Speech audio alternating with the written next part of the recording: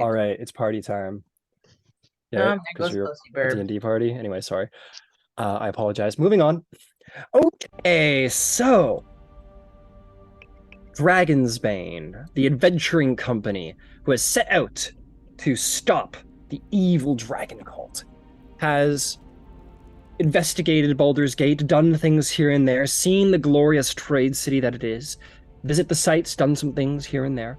But most importantly, you got yourselves all very hired on to different caravans in preparation for the caravan train that is going to ferry the dragon cult to wherever it is they are going. And thus they arrived. The black half dragon, so keenly spotted out by Star, was transported through the city, along with all the goods and riches to the northern Basilisk Gate. And you guys all got hired on with different caravans and prepare to make your way with this caravan north. You recall your mission. As you have hired on with Leosin and Onthar Froom to track down this dragon cult, you know your mission. It is to very secretly, very carefully, track this dragon cult, follow them as they go, hopefully not make them too suspicious of your arrival, and see where it is they are going. For they might just lead you to their den, their headquarters, where all of this evil can be found and stopped at the source. So, that is your mission. You have chosen to accept it. Good luck, Dragonsbane. But before we move on, we do need to do something. Shroud! You, my friend, were not with us last week, so I'm going to have you give me a little persuasion or athletics roll to see if you get hired on with a caravan and how well they're going to pay you. Okay. It'd probably be athletics. Let me pull that up. 52. Yep. Everything's so slow. All right, let's roll. Let's get this out of the way. That's 15 plus 7. So that's what, 22? Yeah, so Shroud lifts up the box above the head and he's like, well, it's pretty cool. Can you do anything else? And then throws it into the air and just like samurai does one of those, and the blade just disintegrates into a million pieces. And he's like, yeah, you're hired. And I'm just gonna say for the sake of ease here, because I didn't know how well you're gonna do, we're gonna just say that the two twin moon elves that hired you, Ciela, are going to do the same for you, Shroud.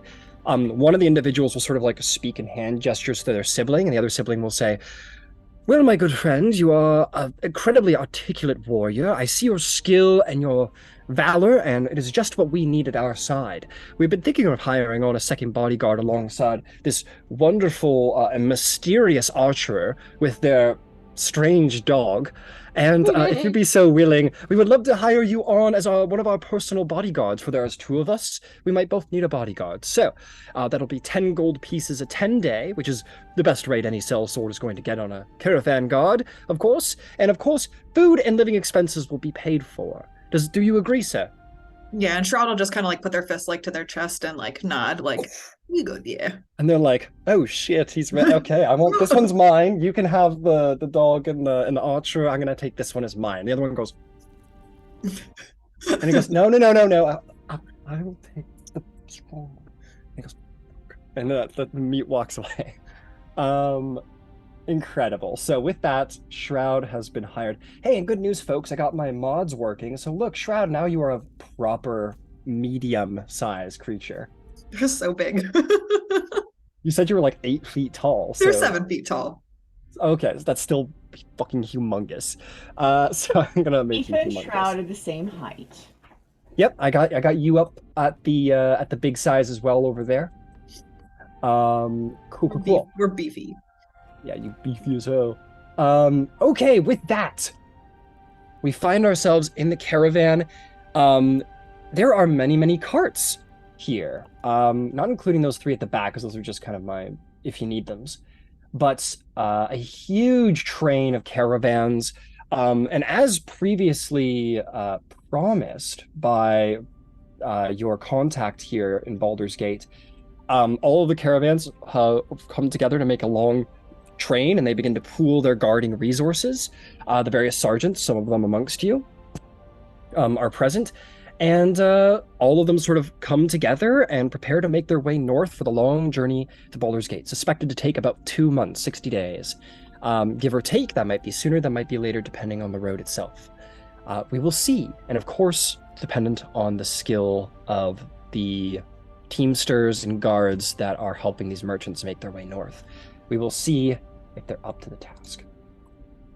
So, as the caravans are coming together here in Baldur's Gate, they've sort of accumulated and begin to start preparing to make their way. Is there any preliminary stuff that you guys would like to do or account for? I'm Yes, gonna explain to the dragon what's going on. Okay, you go to your dragon, you're like, okay, we're gonna go in a caravan, there's gonna be lots of people, don't eat the people. But Lyran Goth says, and just is looking around a little nervously. She's kind of, there's a lot of folks and a lot of creatures and a lot of animals. It's a lot for a baby dragon. Goes, so what do I do? Speaking Draconic, of course. Okay. Oh, you stay close to my caravan, and unless you're hungry, you can hunt in the woods and eat in the woods, but come back here, keep your disguise on. Okay, I hunt in the woods. Yeah. And no flying. No flying. No, I haven't flown yet. I want to fly. Soon you will. Okay. Sort of hobbles off in his like sheepdog uniform. But yeah, we'll generally stay close to you, and you being its sort of guardian and caregiver, it does sort of stick to you, recognizing that like I am safe with you. You're keeping me safe, and it seems to understand that symbiotic relationship. Okay, anybody else? No, Yeah. okay. I'm gonna have Airveer cast Mage Armor, and that's it for now. No, okay, cool. Yeah, and for anybody who's present, and I think it's only going to be you, Aravir, but I'm happy if you want to just like you don't have to bring up Mage Armor to me. That's fine. I trust you to mark off the one spell slot and keep your AC where you want it. I'm not going to be upset for that. So going forward, if you want to just have Mage Armor active and have that spell slot marked off, no problem at all. Okay, sweet. Cool. Okay, well, we are going to go to each individual caravan and maybe meet some NPCs. So why don't we start with Shroud and Ciela? So you guys kind of get there. You two are bodyguards. You see the big, wonderful caravan that your merchants have brought forth. Oh, right, I was so cleverly put down their names over here so I could track them easier. So you find the Saralim brothers, and they are standing by their cart. Nuhar, of course, will speak for both of them. Says, Ciela, I'd like to introduce you to Shroud, a sort of quiet but a strong, silent type of warrior, obviously an imposing figure. And Shroud, I'd like you to meet Ciela and Ciela's dog. Oh, I never got the dog's name. Bot. Bot? Oh, how sweet. Spot. Hello, Spot. Bot. Hello, No, Spot. Spot. Oh, okay. Oh, hello, Spot. It's good to see you, Spot. And he goes, oh my, that's an interesting dog. That's okay. I'm going to stand over here. Anyway, yes. So just it's wonderful to have the both of you. You will both be serving as bodyguards. Shroud, you'll be my personal bodyguard, and Ciela, you'll be my brother's bodyguard. The brother goes, no. Shroud's mine. Shroud, you'll be my bodyguard. Ciela, you'll be my brother Selvic's bodyguard. He's a mute. But he speaks in sign language. Maybe you learn a little bit along the way, but if ever you have a question, I'm sure he'll bring it to me and I can transfer it to you. But he understands you just fine if you speak. Mm-hmm. Fantastic. Yes, and we are going to be transporting exquisite wood carvings from the elves of the Coromirian forests, and we're traveling them up to Waterdeep, and it is going to be a splendid ride, I have no doubt, with the two of you on board. We've hired two other guards who are, they're just sort of bumpkins now. You can speak to them if you wish, but they're just going to serve. Yes, you just make sure that you stay close to us to protect us and protect our goods. Does that sound fair? Yep. Sounds all right. Splendid. Expeditious. We will be on the way within no time at all. Thank you very much for your service. They'll kind of make their way and keep prepping. the carts, and yeah, you'll see there's like 2 guards who just kind of like, they generally just give you like some friendly waves, but they're just kind of there. They kind of keep to themselves and talk to one another. Yeah, and of course you two have your horses, which you are more than capable of bringing on the journey with you. Living expenses will cover your horse's feed and such and such. Fantastic. Is there anything the two of you wanted to do around the caravan? Here, or are you good? Ciela will look at Shroud and go, "Nice to meet you, Shroud." And I'll extend my hand out. Oh, yeah. I think I'll pick up on whatever's going down here. Yeah. Incredible. My God, he's huge. Right? Because I'm like less than half the height, and I'm 5 foot something. Why are they so big? Okay, maybe they're a little bigger than 8 feet. Maybe I accidentally made them like 10 feet tall. So I think I'm gonna bring you back down to medium. That's fine. Yeah. We all know. Yeah. Shroud's 7 foot tall. We get it. Shroud's 7 foot tall. Yeah, because if I do my size thing here, you're like, oh, you're 6 feet. You're about 7 feet. You're closer than you want to have you bigger. Yeah, this is fine. Okay, it looks fantastic. ridiculous the other way. Lyra Goth will sort of like, hasn't met you yet, Shroud. So you'll see the sheepdog, which you know is the dragon. Mm-hmm. But in this moment, it looks just like a big fluffy sheepdog, except for the fact that its tail is a little long and kind of moves a little reptilian as opposed to like a happy dog tail. But this is the dragon, and it sort of just like looks at you. Ciela will go protect her. Mm. Can I put my, like I did with the familiar, can I like put my hand out? Yeah, make me an animal handling check. Let's see here. That is 13. Animal handling. I have a +1 with that. 14. 14. Yeah. Lyra Goth sort of like smells your hand as it comes in, and seems to like accept like touch from you, maybe even a little bit quicker than everyone else, maybe minus Ciela, and just sort of like immediately accepts touch really quick, and will sort of speak in Draconic at you, but Ciela, you'll interpret it essentially as like, goes, scales, metal scales, just like me. Is this Like you. dragon too? No, that's just Shroud. Just Shroud is Shroud. Shroud. Yes. Are you sure? Uh-huh. But he's tough as nails, just like you. Nails. Yeah, it's just a saying. Super I'm tough. stronger than nails. You are stronger than nails. Yes. Is Shroud stronger than nails? Yes. Okay. And just seems to be pretty comfortable with Shroud. And seems to, there's something about Shroud's metallic sort of like hard shell that's sort of comforting to Lyra Goth, and seems to accept Shroud's presence. Cool. Quite easily. I'll pet him. Like I'll give him like little scritches. You start like scratching its head, and it starts to go like looking at you, like a little confused, and then kind of like settles into it, and it's like you can see it's like clearly trying to figure out if it likes this nut or if it's deeply offended by it, and it has no idea. It's completely You just haven't confused. found the sweet spot yet. Yeah, so it's like in Guardians of the Galaxy when Drax starts like petting Rocket at the end. Oh, and yeah. Rocket just kind of like goes placid, and that's what the dragon kind of does. It just kind of goes placid. It's like, I should kill you, but this is nice.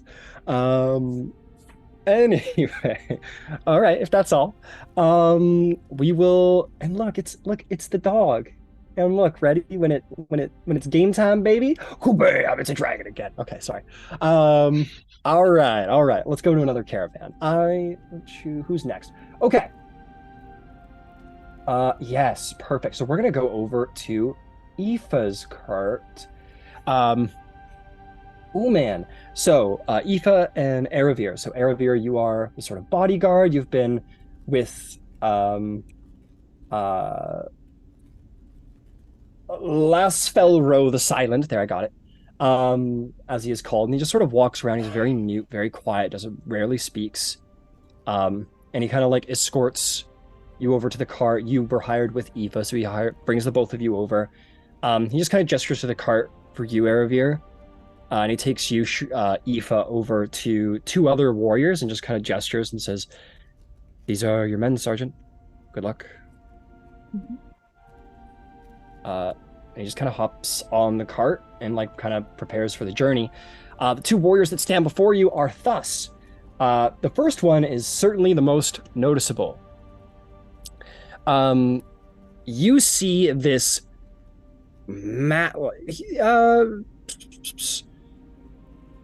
yeah, he's a human, but he is the tallest human you have ever seen in your entire life.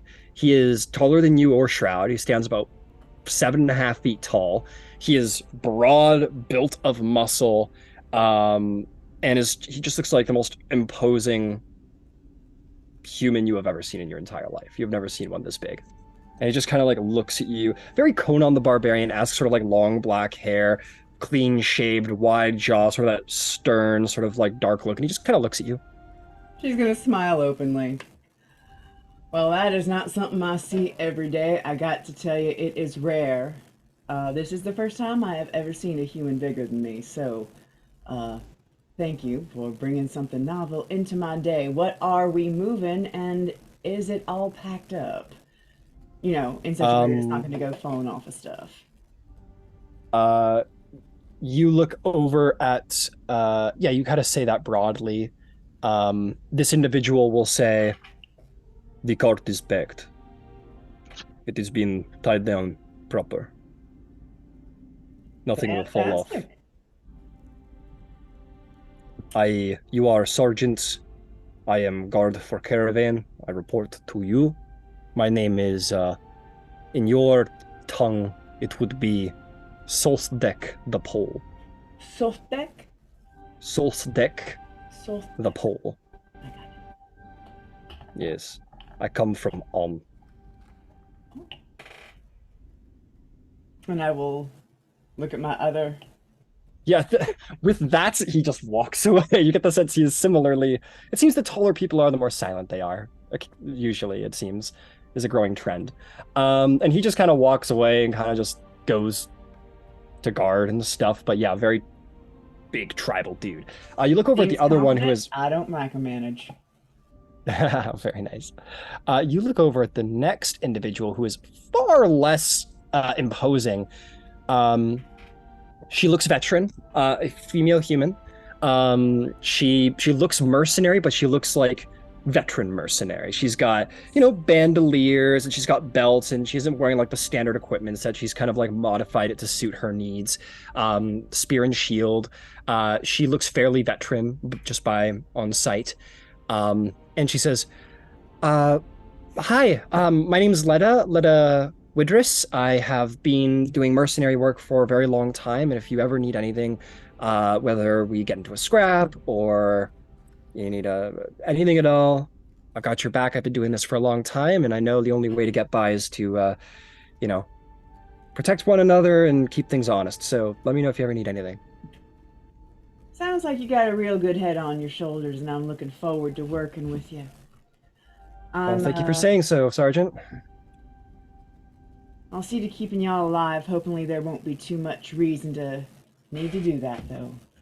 All right, fantastic. Well, yeah, just let me know whatever you need. I'm happy to help. Well, for the time being, I guess we're getting ready to go, but let's just keep an eye out. It's probably going to be real casual until we actually start moving. Yep, fair enough, fair enough. I'll just, I'll go do the rounds. But, yep, let me know if you need anything. And I will go find a Riviere. Yep, and I imagine Erebir may have been watching not too terribly far away, if right next by. And yeah, you can go find her with ease. So Erebir is going to be the best fucking bodyguard out there. Like, she's going to take her role super seriously. So I think she would have been sticking by Les Velro side. That's right, Les Velro. Good job. Jeez. So wherever he Yep. is where I am. Just Yeah, I would say he's checking the horses, and he's just checking the reins on the horses, and you're kind of standing nearby, and you would have got a full view of the little sergeant soldier interaction there. nah, Erebir, like, as he's like trying to like check the stuff, she'll like put a hand on his and say, "That's what you hired me to do. I'll make sure this gear's secure. Don't you worry." Like she's like taking, like she's just gonna be super serious about it. Yeah, he's pretty impressed, and he's like, he's a pretty like silent sort of like, but in this moment he kind of like you can clearly see in his face, he's like, oh, okay, like I found the right person for the job. And yeah, you can like do the reins and everything for him. And as you look over at him, he's just kind of like, he was kind of watching to see you knew what you're doing, and it's very clear you did. And then he kind of like goes into his 1,000-yard stare. And yeah, Aoife, you can approach. Well, while she's doing her thing, I'll actually go up to the horses kind of next to her, and use my abilities as a firbolg and be like, "Good day to you. Hope you're having a good day." Just being real calm. You know, we're gonna go on a journey. We're gonna have ourselves some fun. We're in real good hands. We're gonna take real good care of you. This woman right here, she's got a good head on her shoulders. She's gonna steer us right. Just, And the horses sort of do that like nod and sort of like at you. I will be honest with you. I find it easier to talk to animals than to people.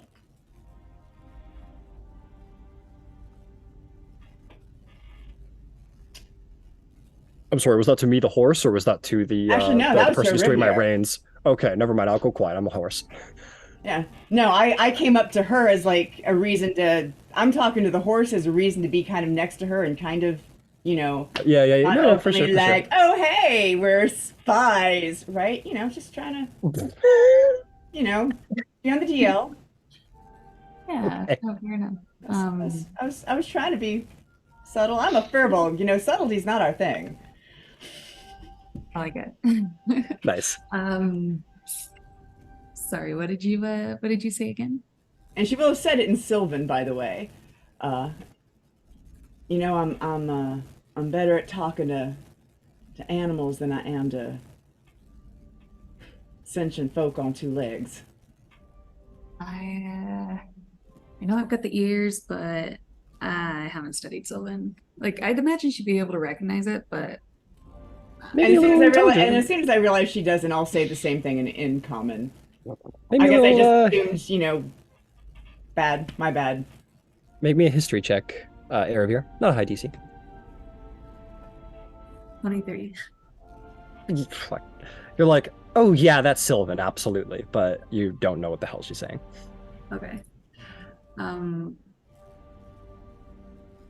Okay. Well, I'm pleased to be along the ride with you. You know, and she'll like lower her voice. I think it's pretty important that we figure out what this gear is, because I don't know. I don't want to do anything illegal, you know.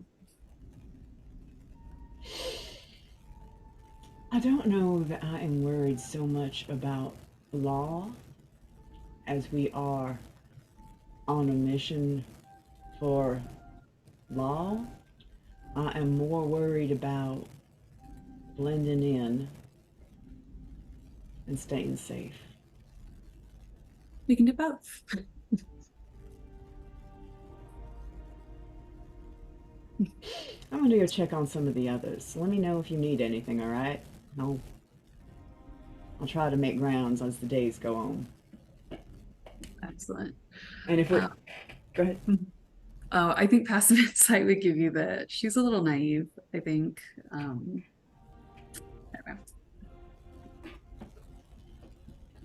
know. Okay. I do want to remind the both of you, because I just completely forgot about it, and I'm looking at it now. As you guys are walking around the cart, you will see this this animated statue with like, it almost looks like a demon, but it's purely made of stone, and it's got like a this like silver chain collar that straps it to the back of the caravan. It's just sort of like walking after the caravan, like some kind of guard dog. Behind every caravan or just this one specifically? Just this guy's caravan. Does it Can I roll an insight check to see if it looks like it's there willingly or if it's there, like, you know, against its will? No insight check required. It's colored, so it's probably there against its will.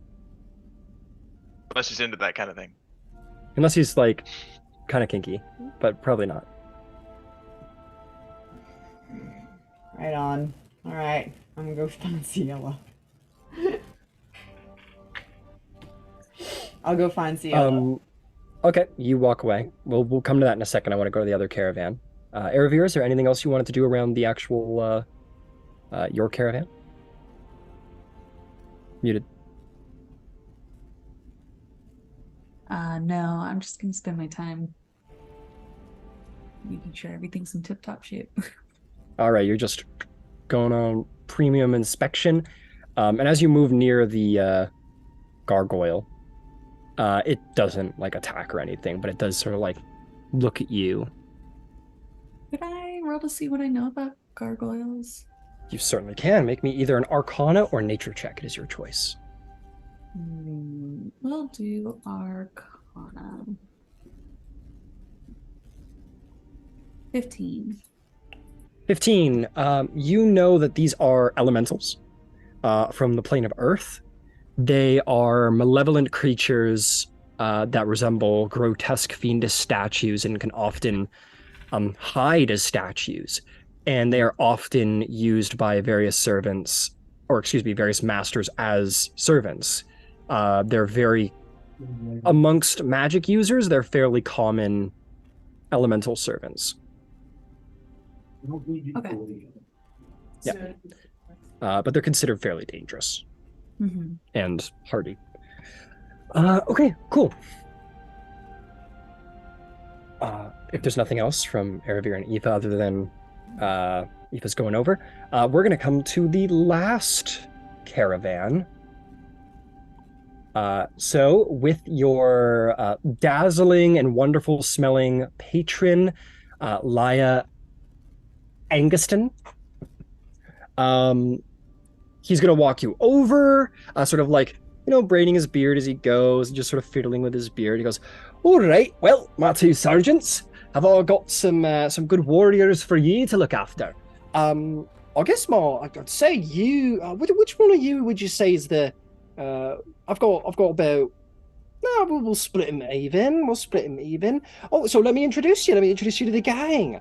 All right, it's Terence, right? Yeah, that's right. That's right. All right, Terrence so Marigold. Terence Merritt, lovely to have you, Sergeant. So Terence, Sergeant Terence, here are going to be your two guards you're responsible for, and he's going to show you to two individuals. The first of which is a dwarf. He says, this is Tidget Skesh. She is a strong and cunning warrior. And over here, we have a little bit of a newcomer to the guard. Her name is Orvastia Esserin. Orvistia. Yep. Orvastia Esserin. I'm happy to post any of these names in the chat if anyone cares for that. Oh, please. Okay, so this is that's the one guard, and this is the dwarf. The next one coming. Yeah, anytime be like, could you post that in the chat, and I'll be happy to do so.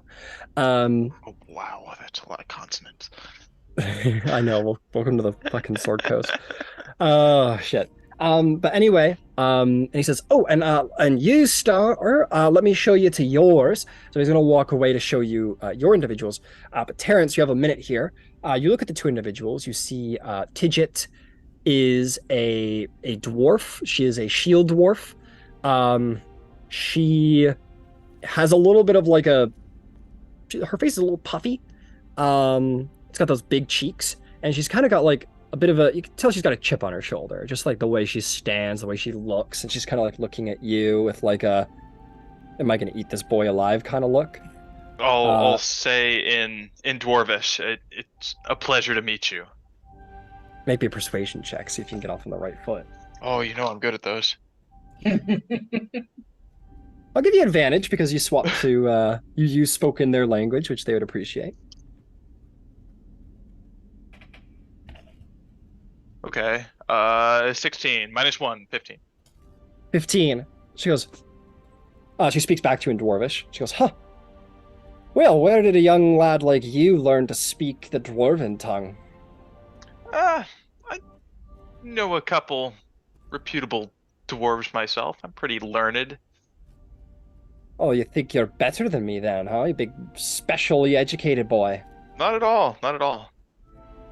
Huh. All right. Well, he said my name. Is there anything else you needed? Not at this moment. We'll have months to chat and get to know each other. Right now, it's just learning names. All right. Well, you may be sergeant, but it doesn't mean you're the boss of me. So stay out of my way, all right? I think I could do that. She sort of stomps away. I like that The one. next I like that one. Oh, God bless you, Terrence. And the next one who has a bit of it looks very tense at that. Much younger, about your age, actually, Terrence. She looks very fresh-faced, very new to this sort of business. You see Orvustia. She goes, hi, Sergeant, sir. Terrence is fine. Oh, okay, Sergeant Terrence. Or just Terrence. I don't want to get it wrong. It doesn't matter. Neither is wrong. Okay, I'll call you Sergeant Terrence. I want to show due respect. I'm very excited for my position here on the caravan. I'm gonna do everything I can to be the best guard that I can be. Let me know if you have any tips or if you feel anything's wrong with my performance. I'm happy to make amends and do the best I can. Absolutely. You're doing great. Thank you. Is there anything I could do right now? No, just make sure everything's secured and we're ready to move on out.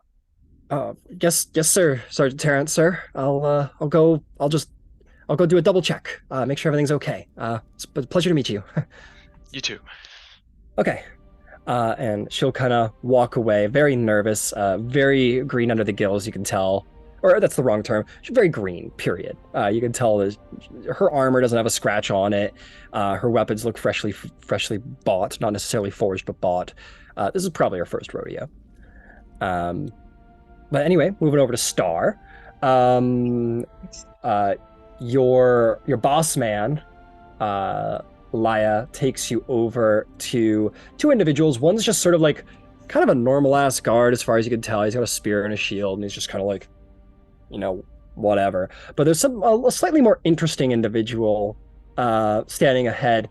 He says, "This is Aldkin H. Toll. She's been doing the caravans for quite a while now. Got lucky with her.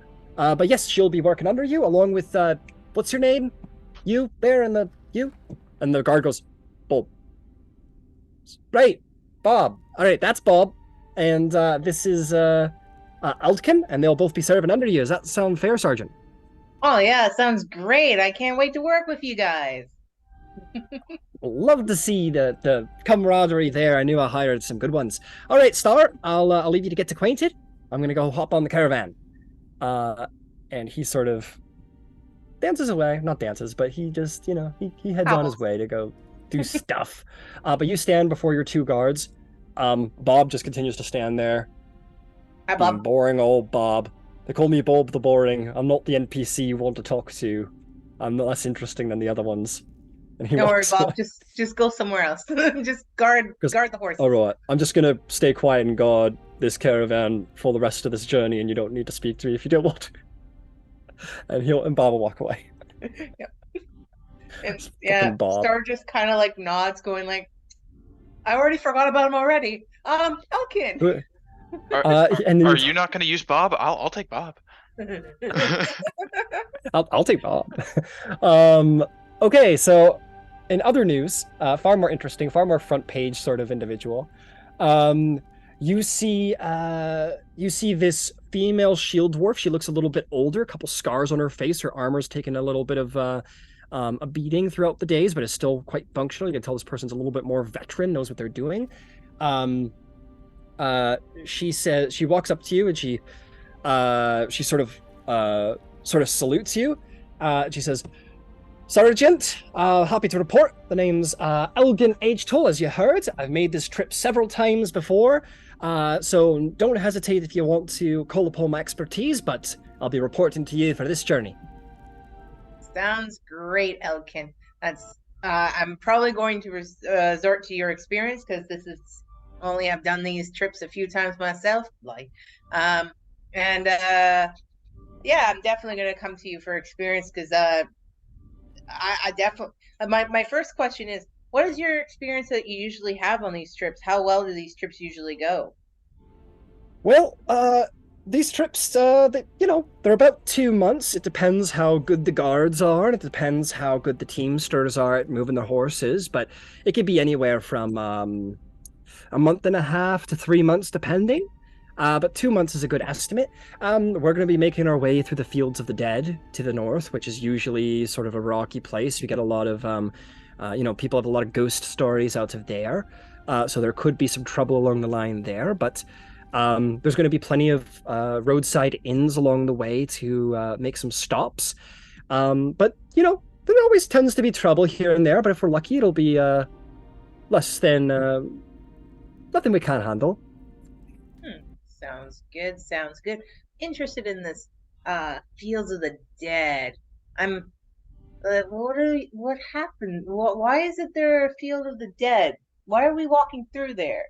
Oh, well, let me tell you. There's I don't know the history specifically, but apparently there was a great war, or many battles were fought in the fields north of Baldur's Gate in Altergard, and those battlegrounds have been sort of haunted by by the blood that was spilt there and the lives that were lost, and there's often stories of hauntings and such, and frankly it's the only way north. It's the only way north out of Eltergard or Baldur's Gate. To go around would probably add a couple months to the journey, but it's not so dangerous that ghosts are coming out or anything, but it is a place to be cautious of. I don't expect anything terrifically troublesome, but it's good to be safe.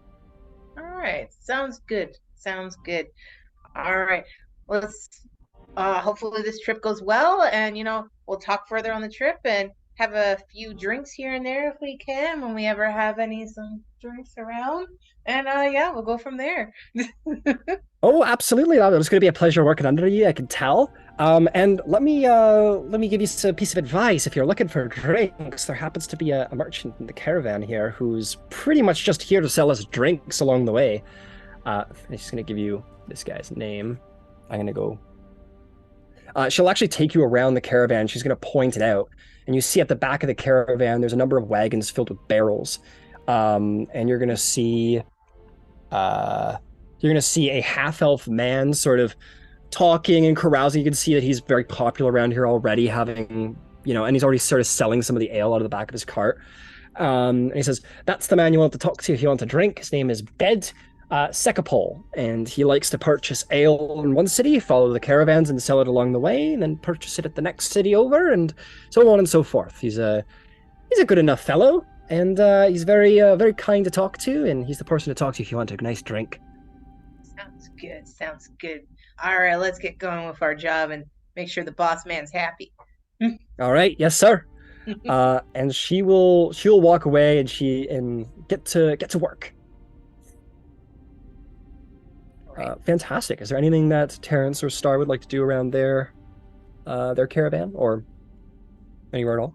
I'm just gonna approach Terrence and be like, "So, my guys sound great. I don't know much about this. I forgot his name already. Bill? Bill? Was it? Bill? Yeah, maybe Bill. Yeah. Interesting fellow. I didn't really get to talk to him. I've already forgotten about him, but he's there somewhere. But I'm sure he's gonna hang around here somewhere. I mean, he got hired. Yeah, he did. But yeah, no worries about Rob. How's your two doing? Yeah, they're doing great. Flawless, no notes. They just seem to be doing their own thing, and I think that's good. Now to just, sit back and kind of watch, I guess. Yeah, admire these big horses. Yeah, these horses are still way too big. I love it. I love these massive horses. You know what? It's a fantasy world. It's a fantasy world. No, they need to be that horses are big for unusually pulling large these. in this world, but Use your imagination, God. the horses are like they're the right size for the size of the carts is the thing. If you make them smaller, it looks ridiculous. Why can't they be giant horses? Why you gotta ruin my fun? I shouldn't have even mentioned it. I'm fine with the giant horses. I think No, they're it's great. okay. I'm ruining their immersion. I need to fix it. No. They're just No, big. no, no, They're no, just no, big no, no, horses. no. Okay, I'll make them Oh, big. I'll make them big. Star was gonna See, be like, the thing is that they breed the horses extra big because of individuals like Shroud and Aoife. They got to be ready for when those people come around. Are you saying we're thick? Are you saying we're thick? We're saying you're dummy thick. Dumb thick. So thick they had to breed thick horses. It's so big that Faerun had to be like, okay, guys, we need to breed the biggest fucking horses we can, or we're not going to stay in business. I'm just gonna say Star goes up to one of those dead horses and he's just gonna be like, You think I can get up on that? You have got up on it. You look at your horse that you've been riding for the last several days, and you're like, can I get up on it? I just like picturing Star trying to like climb up and like lifting their leg and like trying to like that Yeah, image that's of pretty itself. funny. Like, yeah. Can't stop he, it. he just struggles anyway. He just goes like, okay, now I'll stick to my own horse. They at least bend down for me. It like does the thing for like Aragorn and Two Towers where it like lays down so you can get on it. All right, fantastic. Okay, cool. Why don't we just head over to Aoife's? Aoife's gonna go track down Ciela, which shouldn't be too hard. You're all in the same caravan. Yeah, you make your way over there to see that Shroud got hired on with the same caravan as Ciela. And yeah, they're just kind of keeping an eye on things as they go.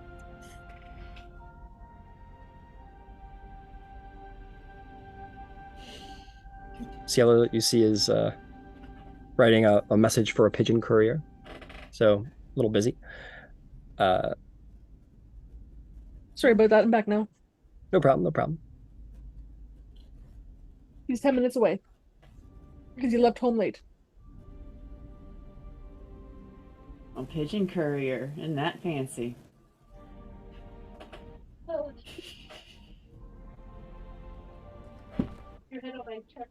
So yeah, Aoife, you approach Ciela.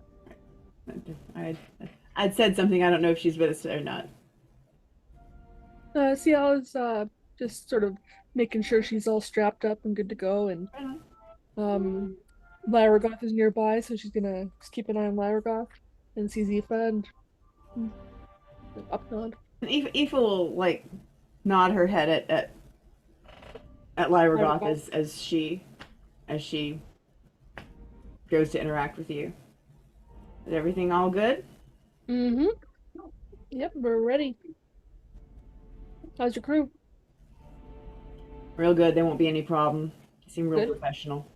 Good. Yeah. You feeling okay? Yeah. You know, it never occurred to me. Lots of things never occurred to me. I never really thought I'd be here doing this. Do you think law matters right now? Pardon? Law. No, say it again, the whole thing. Do you think law is important, like following laws and rules? I think that some rules are meant to be broken.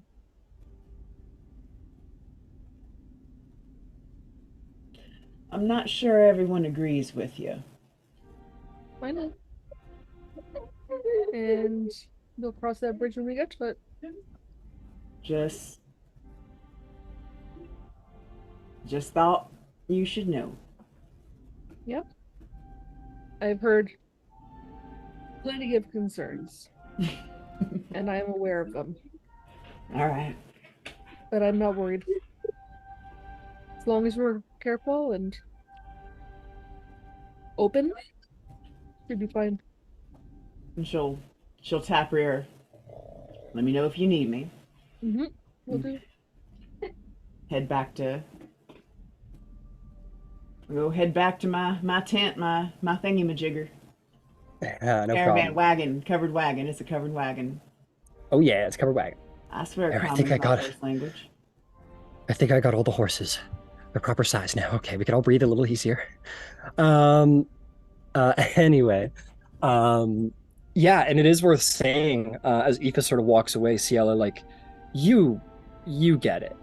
Like, you've been on you've sailed ships and so on before, but the same law that applies on the ships applies out here. You're in the wilds. The law is back behind those walls over there. When you're out on the open road, the only law is the law, you know, that Law of everyone agrees to survival. follow. Law of survival, and quite often it's survival of the fittest. And you know, there's no guards out on the road waiting for you. You guys are the guards. You guys effectively are the law around here. So we will see what happens out on the wild frontier. It's a little bit of a cowboy situation out here. And Ciela's gonna Um, right on top of the caravan, so she can keep an eye. Yeah. and your horse tethered behind the thing, the caravan. There we go. Fantastic. It is worth saying, folks. Craziest thing happened. I wrote down all kinds of important information for last session, and it completely vanished. I don't know where it went. I'm pretty sure I did say that there was going to be 6 caravans. No, that sounds a little low. I think 8 caravans. So, as far as the dragon cult goes, you guys look around and you are going to see there are 8 wagons filled with stuff. Each one has a teamster, and for anyone who wants to know, a teamster is just someone who just makes the horses go, sits on the carriage and makes the horses go. And each one seems to be tended by a fairly normal-looking guard. Yeah, but keep in mind, this caravan is full of individuals, and as the journey goes on, individuals are going to come and individuals are going to go. As you stop at different inns, you'll pick up passengers and maybe drop off passengers and so on and so forth. Train is always a revolving door of new individuals. But yeah, you guys all pack up your stuff. The caravan gets ready to go and begins to start making their way, and all of the carts sort of file into this very, very long, almost 20 carriages worth of individuals and goods and guards and such begin to make their way through the Baldur's Gate streets or outer streets, past all of the many neighborhoods where hustle and bustle is going on, over Worm's Crossing, where each caravan, the merchant pays a sum to let the goods out of the city, and for all the individuals, you guys will all be paid for by your patrons, and you begin to make your way off into the world. So, as you guys are going, you will be informed that every 6 days the caravan is going to stop, and they're going to just have a day of rest so that the beasts of burden can have a day of rest. But in the meantime, you guys are just going to truck on and sleep in the evenings. Okay, and as you guys are going, we're going to start with a random event. As the morning is pressing on, where is the individual? We have an individual around here somewhere. There he is. You, Ciela, are approached. Or actually, you're up on the top of the caravan. I gotta change my plans slightly. Let me ask the party. Does anyone have any expensive-looking personal mementos, sort of just on their person? Not even necessarily expensive, but just sort of interesting.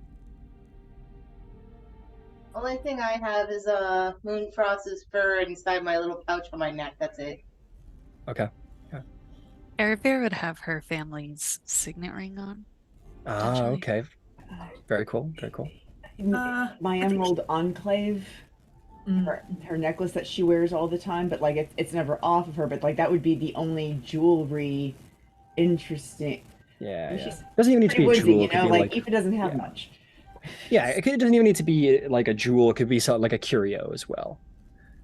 Shroud? So Shroud, I think, still has that amulet from Bahamut that was taken off of what Songrad? yeah, Songrad, that's now been passed down. And then again, I don't know what else would be considered interesting. They do have a few random instruments on them as well that they've just taken with them. Fair enough, fair enough. What about Terrence or Ciel? Terrence, I know you have your shield. Can't hear you. Can't hear you, Terrence. Yeah, I have my shield, which may be interesting, may not be, and I have my parents' wedding rings on a necklace that I made on the way. Gotcha. Oh, it just has your cool bow. Yeah, you got your cool bow. Okay, I'm gonna roll a little dice and see. Ah, fuck.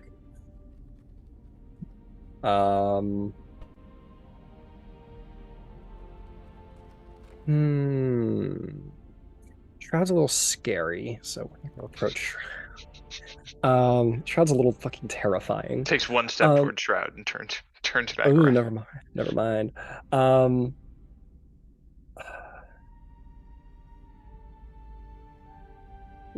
That's not for the sake of the story. And see, let's look up on the cart. We'll do Aravir. We're gonna do Aravir. So, as you guys are making your way along, one of the carriages sort of pulls up next to yours, Aravir, as you're sort of sitting on the front. Your patron, I'm not going to be able to remember his name. His name's too fucking complicated. Lasfelro is just sort of like hitting the reins and is just kind of like off in space a little bit. One of the carriages sort of like rides up next to you, and you're going to see this gnome individual. Oh, sorry, halfling, I believe. Where are you? There we are. You see this halfling man. He's a Lightfoot halfling, and he has a huge nose. He has like a ridiculously proportioned nose. Like it's very big to their face. And he rides up next to you and goes, "Pleasure to meet you there, ma'am. How are you doing?" Just fine. Oh, I can't. There you go. Sorry. Go again. I'm doing just fine today. How about yourself, sir? Oh, I'm just fine. Losvius Longnose. That's my name. Osvius Longnose. Oh man. I will. He gives you a business card. No, I'll put it in the chat just in case we want to keep track. Losvius Longnose is the name. I'm just a teamster for this here cart. You would recognize this is one of the Dragon Cult carts, by the way. Oh shit, that's fascinating. He goes, "Say, I couldn't help but notice you have a magnificently interesting ring there. I just haven't seen anything like it in some time." Well, thank you for the compliment. Does he have anything on himself that's particularly interesting? Not really. He's a teamster. He's a halfling teamster. So Yeah. he's just like he's wearing like traveler's clothes. Maybe he has like a dagger at his hip, but he's he looks like a commoner. That's okay. Well, your team of horse, they look really nice yourself. Are you on the roads often? He goes, "Oh yeah, I'm on the roads here and there. I like to spend some time, making my way from place to place. I've been doing teamster work for quite a while, but I love to make friends on the road, and curiosity just gets the better of me. So if you don't mind my saying so, I'd love to try and purchase that ring off of you if you'd be interested. How does let me think here. How about a gold?" Oh, no, thank you. Look, gold's a little on my right. Yeah, gold. I'll give you a gold for the ring. How's that sound? You're very flattering, but no, sentimental and whatnot. Oh, you saying no makes me want it even more. You sure I can't persuade you to take it off your hands? Can I take a look around the cart and just kind of make sure I'm not being like distracted or something? And I don't know. Yeah, make a perception check. Absolutely. Okay. Just punch him in his long nose. Yeah. You're distracting me. I don't know. I've got a job here, right? I gotta Yeah, yeah, yeah, you got it. I'm shooting for 18 here or something. Okay. Perception, right? Yep, perception. 23 again. You look around the cart. You would probably see Aoife on her horse, and the two guards under Aoife's command, along with the gargoyle that's sort of just like making its way behind the cart. The cart looks very well guarded. The guard that's responsible for the caravan, the Dragon Cult caravan that you're talking to, he's just beside the cart, and as you look around very keenly, you don't see any signs of trouble. Your cart is very well guarded. Okay. I'll He goes, "Oh, come on, I mean, it's a whole goal just for a little ring. You can't kind of not take it off your hands." Can I insight check him? Yeah, make an insight check. Okay. 7. 7. He's seems Super to want that ring. He seems to Yeah. want that ring. All right. I'll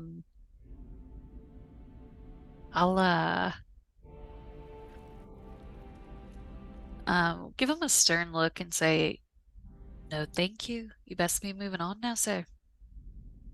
And he goes, "Oh, I'm gonna get it off you. Don't you worry. You're gonna surrender to my offer. Sure enough, it's just such a fascinating thing, and I just gotta get my hands. We'll talk later. We'll talk later." And he kind of sort of like hitches the horse, and it kind of like falls back to go behind your cart, back onto the road properly. And I will say, throughout the day, Aravir, as you're like making your way, and you guys could have like a rest stop, he'll approach again and be like, "Oh, still no."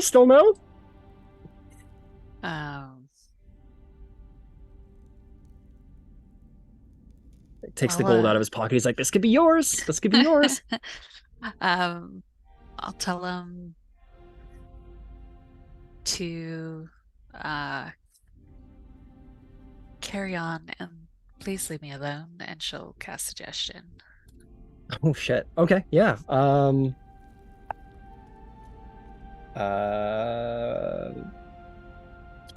I don't think does the job. No, needed a 16. And he goes, "All right, if you say so." And he'll walk away, and you can carry that concentration for the 8 hours, for the rest, certainly the rest of the day. And he does leave you alone the rest of the day per the power of suggestion.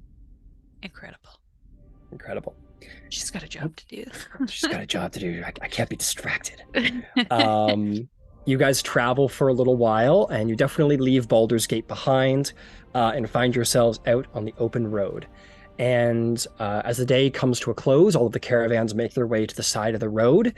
Night falls, and campfires are lit. Horses are sort of unstrapped so as to give them comfort to sleep in.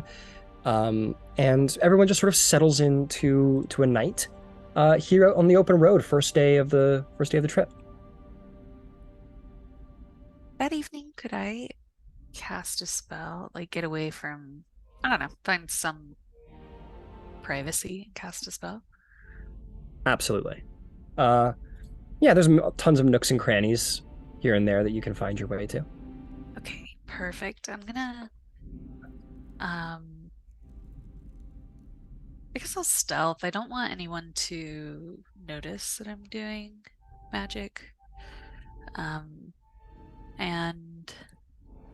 I'm gonna ritual cast augury. Ooh, okay. Yeah, maybe you make your, night falls and darkness comes. It's very hard to keep track of anyone in the pitch black. So you maybe make your way away from the caravan a couple 100 feet, and find yourself a nice little private space to set up an augury ritual. And you do. As the ritual takes hold and you feel your senses connecting with the weave of magic, what would you ask of the augury?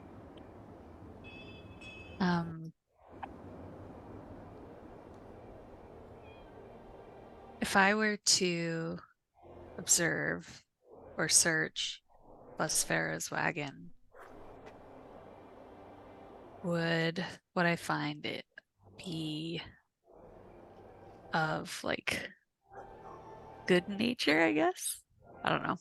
Not So the nature- harmful. So just so you know, the nature of the spell is Whoa. Yeah, so I'm trying to ask, like, if I found what was in the wagon, would I think it's good stuff or bad stuff? And maybe I just pick one and you like answer, right? So does that make sense? My goal is to find out if it's illegal. Maybe that helps. oh, your own patron's wagon. You'd be like, Yeah. okay, it's fine. You find a way to phrase it. Such as like, yeah, absolutely. The augury will come forth with the answer, and it will say, wheel. Oh, okay. Thank you. So there's so if you went, and to just make sure I'm explaining that correctly, basically the spell's telling you, like, he's a good guy. the stuff in his cart is good. Okay. Got it. Yeah. Perfect. Thank you. But also Nicholas. just as a okay. note, I'm gonna say that this is good, but for future auguries, it is meant to determine the result of an action, as opposed to information about a person. Yeah, if I were to search the wagon, like, would the results be? Yeah, so it's like framed around searching the wagon, right? Oh, If I so was you're to go in asking there, me- would I be upset? Yeah. That's Okay. that's a good way to phrase it, Terrence. Yeah. Yeah, that is a good way to phrase it. Okay, fair enough. Definitely a good way to phrase it. Yeah, so you get wheel. Yeah, that's it. That's all I'm allowed to say is the DM wheel. Perfect. She'll thank her goddess and whisper to Ari, the little kitten. Hmm. I'm just so curious what's in the cargo. Would you mind having a bit of a look when no one's around? And when she does go in, I'd like to kind of see through its eyes. Yeah. Okay. Make me a stealth check for your cat. Okay. I just need cat stats. Sorry, I was not prepared. Okay. Stealth. +4. Incredible.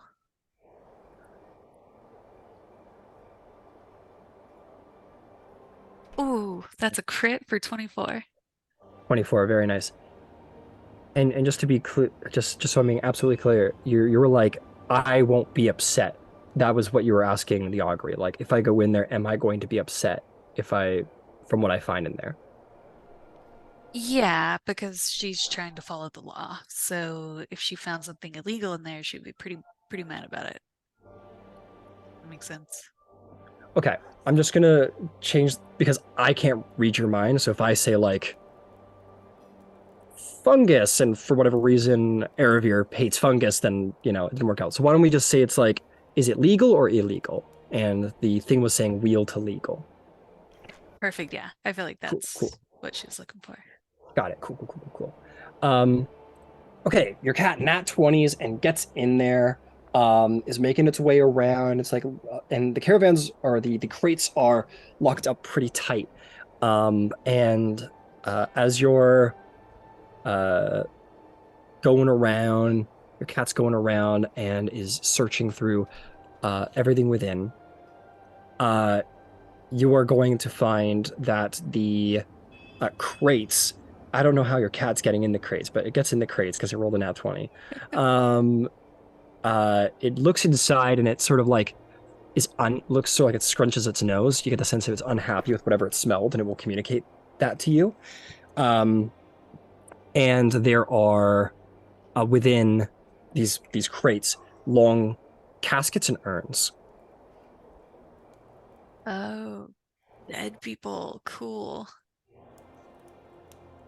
I see why you were clarifying. All right, so that's that. She'll like call her cat back. Yep, your cat sort of disappears into the plane and reappears at your shoulder. Cool. Yes, and you know that you are now transporting bodies. Sweet. Okay, fantastic.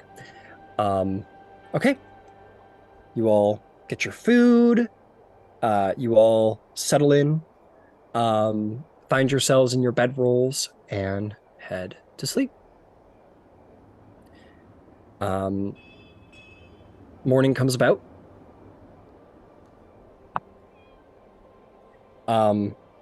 As you awaken, all of you will get a long rest, should you require it, and Aravir's ring is gone. Oh man, I had a feeling that was gonna happen.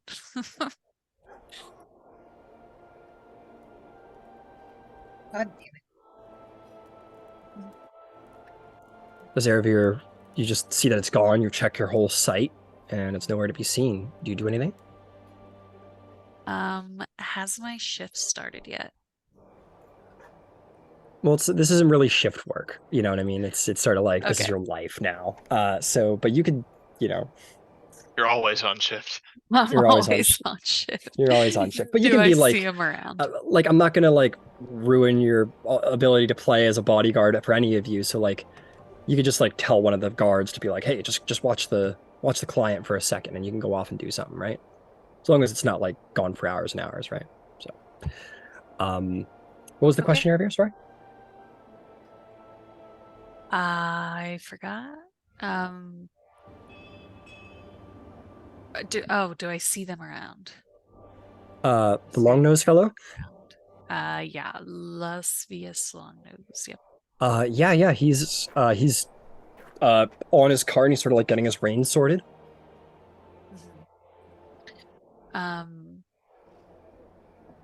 Okay, I don't have a plan yet on how to get this back. Actually, just kidding. I do have a plan. Do I see Star around anywhere? Yeah, you see Star, who's probably talking with talking with his guards, perhaps. Yeah, I'm just talking away, going like, oh yeah, this morning's great. Had a long sleep. Yep. Airfare will kind of like stump up a little bit and definitely seems a little agitated and like gestures over to Longnose and says, oh, I'm pretty sure that bastard over there stole my ring after I wouldn't sell it to him. So I'm hoping you could help me out a little bit. I understand you might have quite a bit of skill in this area. Oh, you want some help? So, do you want me to just steal from him, or do you want me to? Oh, good Lord, what do you mean? Just steal from, well, it's not stealing, right? Because it's my ring. Okay, I'll just steal from him and maybe something else, maybe, yeah. But yeah, sure, yeah. No worries. No, nothing else. Just the ring, please. All right, Yeah, what I does the know ring what you look like? mean. Wink. Got it. Don't She's like, what does this mean? What does that mean? Well, don't worry. Okay, what's the ring look like? So I make sure I steal the right ring in case he has multiples. Yeah. Sure. I don't know what my family's crest looks like. It would be, I don't either, but we're gonna make it up. It's basically what would be described to you, Star, is this like it's not like it doesn't have like a sigil quite on it like a human house, but it is like this it's this like silvery leafy ring with like little tiny little emeralds encrusted across the top, or emerald like gemstones. Okay, sounds good. All right, sneak plan. All right, can I sneak up to this guy, and as long as he's nowhere near anyone, he's just getting on his horse with his reins, right? He's working with one of the guards there. Okay. All right, so I'm just gonna sneak up and do the sleight of hand. Okay, yeah. You want to just like pick his pocket? That's the idea. Basically, just walk by and kind of like bump into him and go like, "Oh, I'm sorry, buddy. I'm just sorry," and just kind of steal the thing off of him? So like you're going for his like coin purse? You're gonna try and like what do you mean? Like you don't see he's not blatantly wearing the ring by any means, you know what I mean? Okay, so I'm trying to think of a way this is gonna work. You could go like try and like search his bag like in the back of the caravan if you wanted to like stealth up and like sneak in the back and try and go through his stuff. Okay, we can do that first, and then if not, it's gonna be on his person, which is gonna suck. Yeah, you could try and he has a little pouch on his side, so you could try and snag that if you wanted to. Okay, so first let's do the caravan, the safer one, and then we'll have to snatch his purse. Yes. Okay, make me a stealth check to see if you can get into the caravan without curious eyes. Let's hope with all hope that I get a good number. Please give me 19 plus 10, which is 29. Yeah. Yeah. Airbear, you're like, remember, whatever you do, don't kid. And like, as you look back, Star's gone. Everyone's lost track of Star. Star's already in the back of the caravan. You're like back there in the covered stall while they're working on the reins, and you're quiet. Go ahead and make me an investigation check to see if you can like search through the caravan, see if you can find the ring. Okay, come on. Give me a nice number. 15 plus investigation, right? Investigation plus 2, that's 17. 17. You start going through the back and you find his stuff. You're like looking for his bag. You find his bag. You go through the bag. He's got like a tinder box and all kinds of like explorer's pack kind of stuff. No ring. Okay. I will also say as you're back here, like you wouldn't have gone through them yet, but you know that you're like sitting on top of like the loot from the dragon cults. You know. Fine. But there's no point in stealing it back because we're following this guy anyway. He's in the same caravan. I'm assuming he's not leaving. You'll probably be alongside him for the next 2 months, so. But yeah, I will make note of that so I can tell the group. Okay. Yeah. So that means if the ring is not in here, I have to go and get the purse from him. Hey, make me a sleight of hand check, see if you can pick his pouch. All right, let's see what we can get. Come on. Oh, come on. 9 plus 7 is 16. 16's a pass. Do you want to take the whole pouch, or do you just want to kind of stick your hand and take its contents? I might just get a bunch of coins and not the ring. I'm gonna steal the pouch. It's all mine now. Okay, you steal the pouch.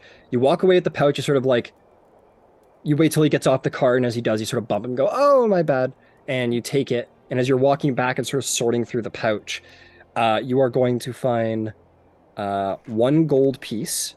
You are going to find 15 silver, and you are going to find like 5 copper. But where's the ring?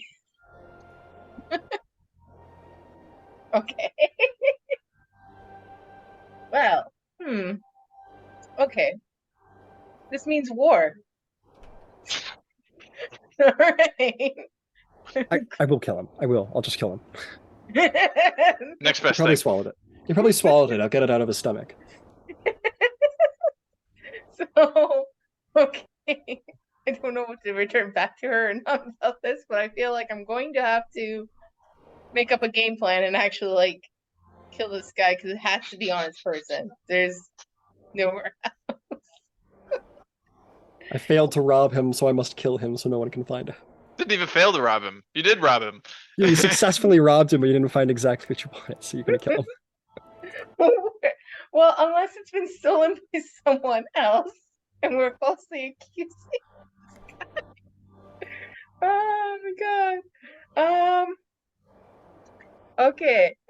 I need to successfully rob this guy or kill him. No, you don't. Well, you have successfully robbed him, so you won. I have to like kill him now. It just doesn't have my item.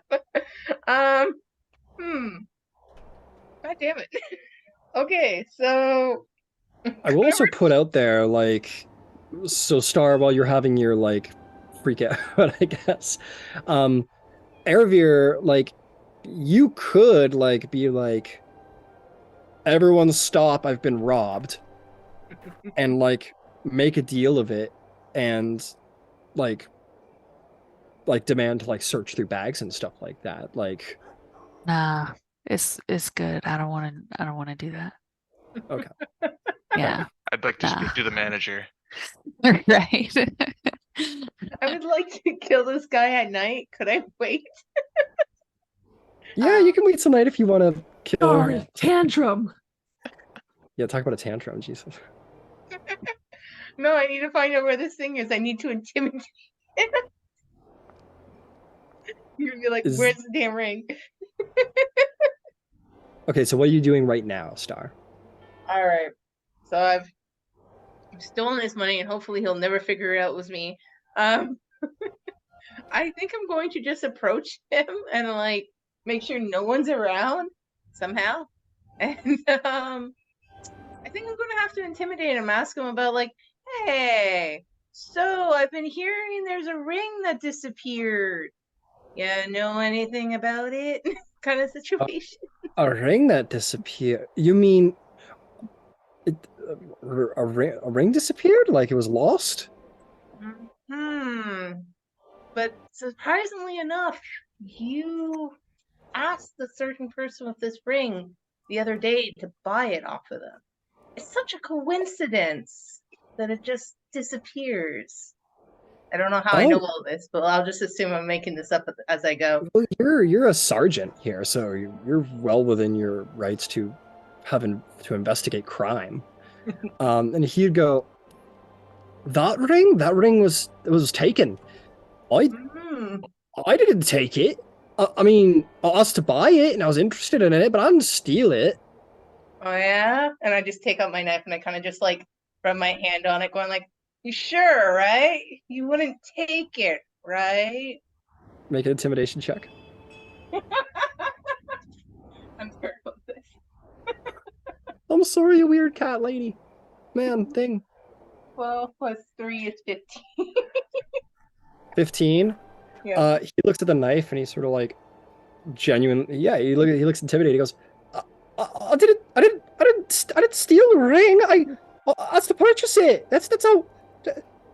I'm being framed. This is sort of a misunderstanding. I didn't take any ring. All right, then tell me who you might think have stolen the ring. I have no clue. I just met this. I just met the half elf yesterday, and I'm just frightfully curious. Is all. I see things and I get obsessed with them, and I didn't steal it. All right. I'm gonna let you go, but if I find out you run, and I mean that, if you start running, don't worry. I'll be back with this knife.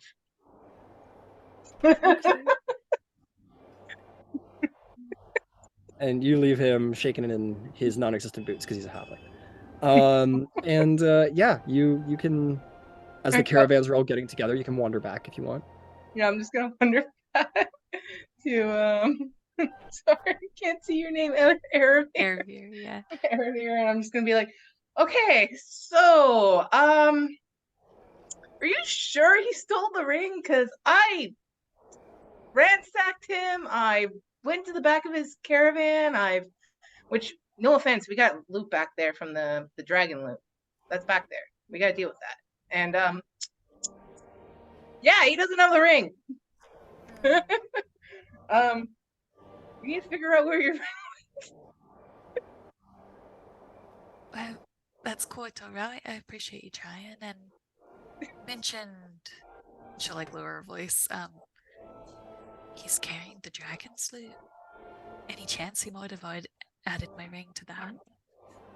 It could have been, but the thing is that that's a lot of dragon's loot. I'll say per your investigation check, you're pretty sure it wasn't added to the loot. Like all of the boxes and bags and everything seem to be like nailed shut and whatever, and they don't look recently tampered with. Yeah, I'll carry that over. Yeah. So no, it couldn't have been mixed up in there. especially such a delicate ring that you have. It can't be mixed in that. So the question is, we need to investigate, where did you have this ring on you? I'm assuming it was on your person, but maybe we need to investigate where you were sleeping and find some clues. Um, Because unless you want me to kill the guy, I don't. He doesn't have the ring on him. no, I'm quite impressed you didn't kill him. In fact, I think that was the right way to go about it. Good job. And well, perhaps I've got some spells that could help us out a little bit. If you get to talking to him again, I could try to read his mind. Okay. Well, we can try that again tonight. Give him some time so he kind of think about what he's done. You know, I've kind of gave him the good scare. So we'll approach him tonight at dinner time and, do our chores for a bit, make sure that, all our guards are doing well, and we'll return back and kind of pester him later. Certainly, I wouldn't want to compromise our real mission. Yeah. Let's just do that.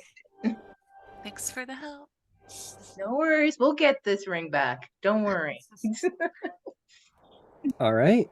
As time goes on throughout the day and the caravan sets off, day 2 is fairly uneventful, which is a good thing, at least by the standards of everyone else in the caravan. And there are plenty of opportunities where the caravan takes breaks, where the two of you could make your approach if you wanted to. Oh. Okay. Okay. Well, I'd like to cast Detect Thoughts before getting up there. Okay. You, as you get within range of that 30 feet, you kind of like say the incantation and set it off in preparation. I'd also like yeah. to recast it if it runs out, just as like a heads up. Okay, I'll let you know. Yeah, you see him, he's like sitting next to his guard, and he's, you would see that he's actually probably, I'll say he's a little, like, you catch him when he's alone. I suspect that's what you guys want to get him. He like gets off the horses and he's like hitching it over, and the guard's like in the back, just like doing the rounds, and he sort of hops off and you two approach, and he kind of has a look of like, you can see like a clear anxiety. And as you come into range, you hear in his head basically like, oh fuck, like this, I just like a clear anxiety. Before we get within earshot, I want to reinforce with Star. Now, please, no killing people. I don't think this is worth making it too big of us over. All right. No killing. But he must give up the information. So we might have to beat him up. Just so you know. Oh man. You guys are also in the middle of the caravan. Just as like you're alone to a degree, but people could still look over and see you're having a conversation, right? Mm-hmm. Like nobody's. I can't kill him in broad daylight. It's not happening. Yeah, you guys are all in a caravan on the road for mutual protection. Nobody's wandering off into the woods by themselves. You know what I mean? But anyway, you guys approach, immediately sort of hear like, oh, here they come. I didn't. And as you get there, he goes, he immediately speaks to you, Aravir, and he goes, I'm sorry to hear about your ring. I'm terribly sorry about that, but I promise you, I didn't do anything. In fact, I was robbed earlier today, believe it or not. I think there's a thief on the run. I lost all my coin, if you can believe it. I'm sorry to hear what happened. I promise I had nothing to do with it. Read or Detect Thoughts. The Detect Thoughts is basically like, this is like, I gotta convince her that this is a misunderstanding. I mean, I was robbed too. Maybe the thief's on the loose. I gotta get them to believe me. I know it's suspicious. Like clearly just like anxiously going over in their mind, and seems to be saying like how am I gonna talk my way out of this? Like obviously they think it was me, and like I gotta convince them it wasn't me. And he seems to, it would confirm, reading his thoughts, that he seems to be innocent. Well, So, buddy, I'm sorry we came back again, but My friend here wants to speak to you just clearly, just to ask you a few questions, just to clarify, and then we'll move on, okay? I Oh, swear. all right. Just don't hurt me or anything. I didn't do nothing wrong. Mm-hmm. Well, The guard at this point sort of like comes around the corner and he keeps his distance, but you see he's got an eye on the conversation. well, if it wasn't you, then who could it have been? I have no idea. I woke up yesterday and all my coin was gone too.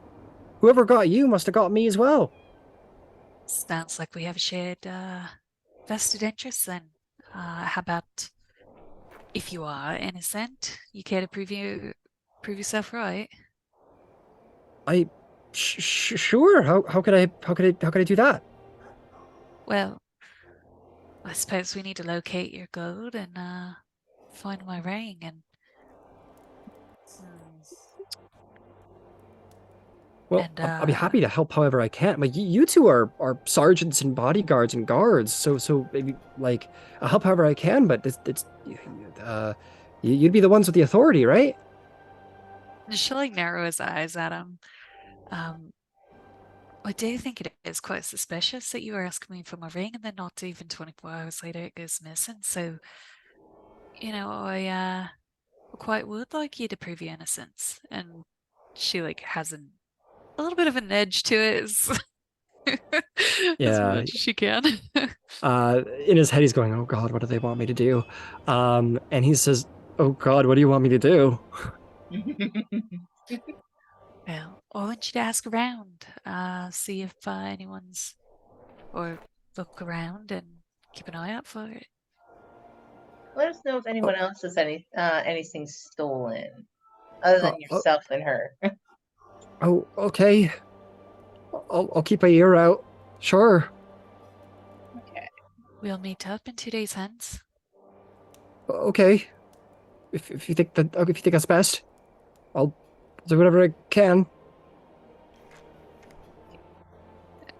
Do I get the sense he's just like trying to placate me, or maybe he's like actually gonna try? Well, in his head, he's going like, "Oh God, like I'm no investigator. I mean, where do we even start? I could like, I don't even I have no idea who would have done this." And you can see he's like, this is very much sort of the mafia showing up and be like, "You better get me my money." And he's like, "Oh God, I gotta make money and give it to them somehow." So, yeah, you get the sense that he has intentions of trying to figure this out so that he doesn't get shanked.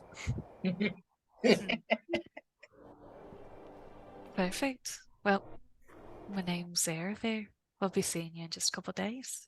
And she'll take off. Okay, you take off. Okay.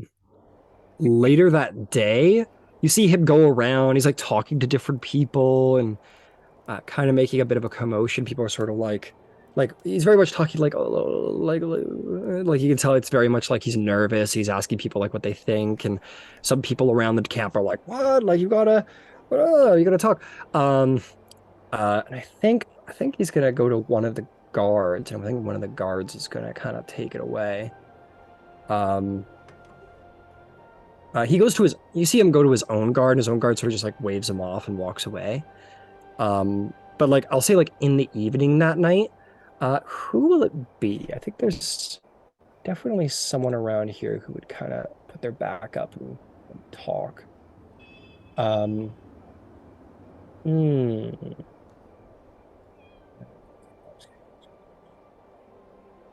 Ooh, actually, this is pretty interesting. You see this human individual, rather well dressed, well dressed, but in a traveler's cloak nonetheless. He sort of says, he starts going around with this individual, the long-nosed fellow, this rather well-appointed human. He starts going around and talking to different people with like a guard or two at their back, and he starts saying and like pointing his finger, and they start going through bags. And you can see Longnose is like looking a little like, oh, I've kind of like set the match a bit. But this other sort of younger, no, not too young, sort of middle-aged human sort of starts seemingly like taking point for his thing for him, is helping him out. And they start going through bags, and eventually they get to this one this one merchant, this like, no, he looks like this like, oh no, it's a guard. Excuse me. One of the guards actually started going through one of the guards' bags, and it was like a guard on a caravan that's unrelated to you guys. Oh, that's And they not go through Bob. his bag, and they pull out the ring, and they all start shouting, and shouting's going off. They start going through the bag, and they're like, "Where did you leave the coin?" He goes, "What coin?" I don't know. And they start like yelling at him, and essentially that guard gets like kicked out of the caravan, like to the side of the road, and he's just like sort of like left to fend for himself in the wilderness. But Longnose and this human individual will approach you, Aravir, at the end of the day. That individual says, Aravir, was it? Yes, that's right. Any news?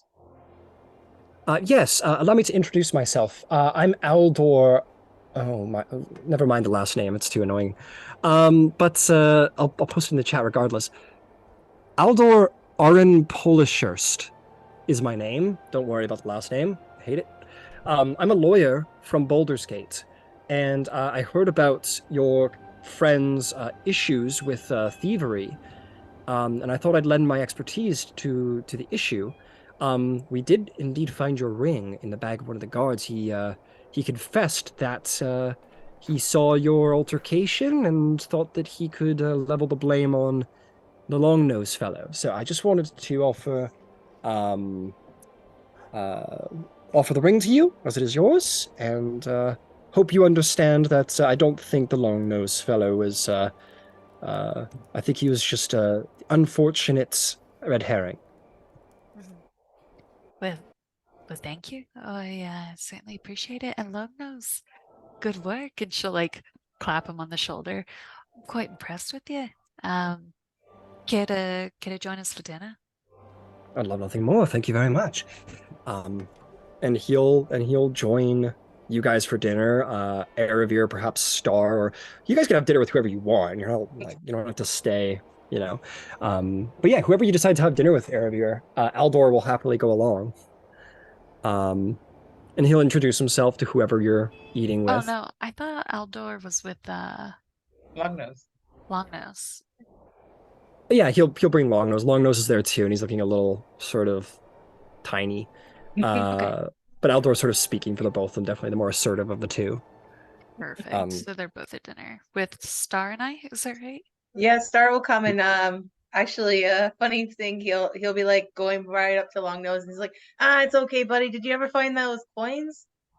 No, we went through his bag. He didn't have nearly enough on him to have been the thief. How much were you missing, buddy? How much were you missing? He like looks at Aldor and he sort of like gives him a nod, and he says, "I was missing like a gold, 12 silver, and about 5 copper, Huh. something like that."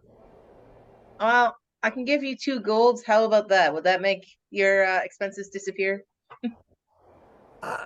It would certainly be a very kind charity. I thank you. Are you sure? Is this like? Well, we gave you a Do I lot have of to pay you trouble back? today. We gave you a lot of trouble, and I think that would be nice to just get it off your back and just to take the 2 gold, make you happy. All right. Do I have to like pay you back with interest? Is this that kind of thing? No, You're gonna break my legs if I don't pay you back? no. I'm a good fellow. Let's have a drink, and we'll have a lot of chats, and don't worry about it. It'll be all good. Okay. And he looks over at Aldor, and Aldor's like kind of like looking between Longnose and Star with like a break your legs. Yeah, but you guys all get to chatting, and Lovius sort of like simmers out, and you guys will begin to start to recognize that he's just nosy, no pun intended. He's just like he'll ask so tell me about I promise not to make another offer about the ring. I've learned my lesson, but would you mind if I asked about the ring? Like, what is it significant in some way? Sure. It's just my family's crest, and well, that's about it. Oh, your family? Where are you from? I'm from the Misty Forest. Oh, I see. I see. You're a noble of the Misty Forest. That's very. Is that why you're heading north, or are you heading back home? Uh, no, I suppose this is my line of work now. Oh, all right. Yeah, all right. So bodyguard by trade. Very, very interesting. How does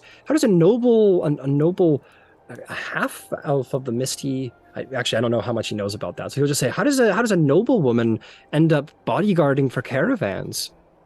Well, funny you should ask. It was quite boring in the forest, and I was seeking a bit of adventure, so I decided to study dragons, no less. I've been traveling around for a couple of years with an expert and have learned quite a bit.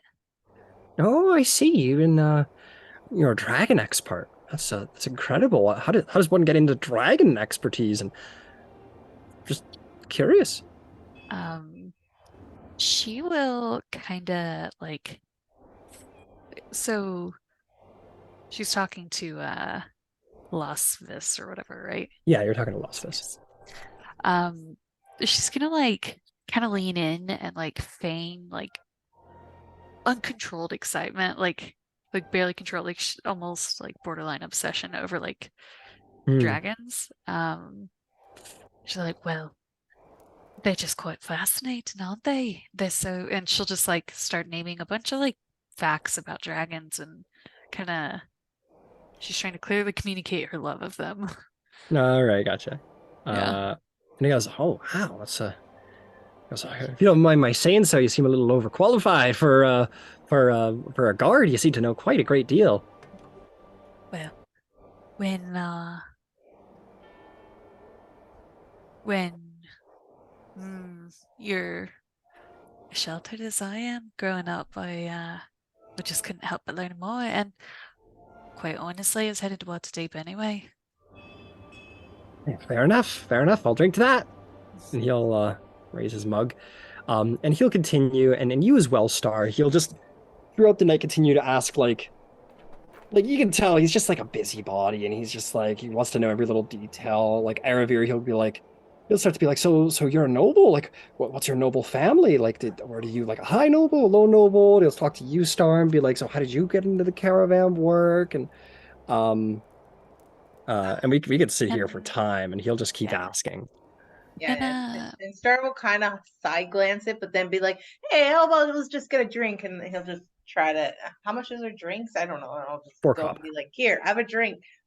Let's not talk about that. It's too much stuff. Let's just talk about like this adventure that we're on right now." There we go. Oh, sure, we talk about the road. So Aravir, and he'll the moment that you like deflect Star, he turns back to Aravir. Seems to be getting traction with her. Aldor will talk to can you, Star. But yes, Aravir. can I try to ask him questions about what he's doing on the Yeah, in the caravan and what his job is? I don't know, that kind of stuff. yeah. You kind of turn it back on him, and he sort of speaks with like a politeness, but clearly like like getting through that part of the conversation to get back to talking about you, interesting traveler on the road. But he'll say, "Oh, I'm just I go here and there. I'm a teamster by trade, so it's hard to settle down roots anywhere when you're constantly on the road. And I guess my love is the road and the people on it. And I love to hear about what everybody's. I admit I've been, you know, they. My name is Long Nose, but admittedly that is a bit of a nickname that I've picked up. People tend to think I'm nosy, and I suppose I am a little bit, but I just can't help myself. I just like to know secrets, you Yeah, know? I can certainly empathize. I like to know secrets too, and um, in fact, I'm curious how you've been getting along with your clients. Oh, yeah, no, I got hired on by this I never met my actual employer. It was sort of through their middlemen. Um they were sort of like they had this like weird canopy thing, and they're being carried along. I suspect it was probably a patriarch in the city or some such. But I talked to one of their middlemen, and they hired me on to drive one of their carriages up to Waterdeep, and they hired on a guard from his personal from whoever it is, their personal guard, and he keeps an eye on things and helps me out around the wagon. And then that fellow took off before the caravan got out of the way. Oh, he's no longer here? He sounds like quite the interesting individual. I know. I was hoping that he'd be here. It seems like such a mysterious and interesting benefactor. But yeah, he hired a bunch of teamsters from around Baldur's Gate to drive their carts and left some of their guards, and then took off ahead of everybody before we got out of Baldur's Gate. They hired us and immediately set off. Well, surely they must have left someone in charge. They just told us to, like, well, I suppose the guards are technically who I'd refer to.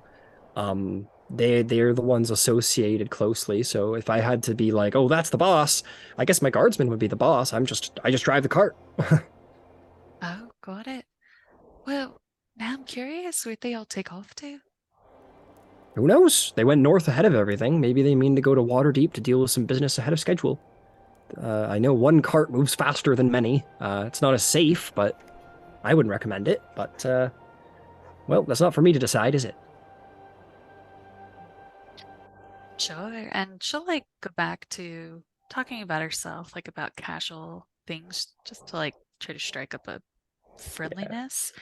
Is there, I mean, I can obviously like see the map here, but I'm curious if that translate to the real world, where like, do the cultist wagons have like a certain look about them that signifies them as like all being together? Does that make sense? Yeah. No. You look around and you can pick out which ones probably belong to the dragon cultist ones, because it seems to be a little bit of like a one-to-one situation where there is a teamster and a guard, and they kind of just keep to themselves a bit. But they are scattered throughout the caravan. It's not like there's like 8 caravans off to the side here and those guys are like keeping to themselves. They are sort of mixed in with the rest of the caravan. But you know, you can tell probably which ones are dragon cult ones and which ones are not. But this isn't Okay. exactly one-to-one, because there's like 8 dragon cult caravans, and then there's like probably like another 8 regular merchant ones, and then throughout the journey there will be caravans entering and exiting from the train as well as you go. So it's not one-to-one exactly, but they are scattered throughout. Okay, cool. Sounds good. Yeah, I'll chat him up and then head to bed. Okay, no problem. And with that, the mystery of the missing money and ring was half solved, with the return of the ring and charity that didn't quite equate to what was taken, but that's okay. And Longnose will continue to like ask around about like the thief who took their money, and everyone's like, no, it was that one god for sure. It was that one god for sure who got kicked off the train. It's probably back to Baldur's Gate by now. And Star seems to, for the most part, get away with it, but Longnose remains curious. Fantastic. So we find ourselves on day 3. Obviously, there's a long rest.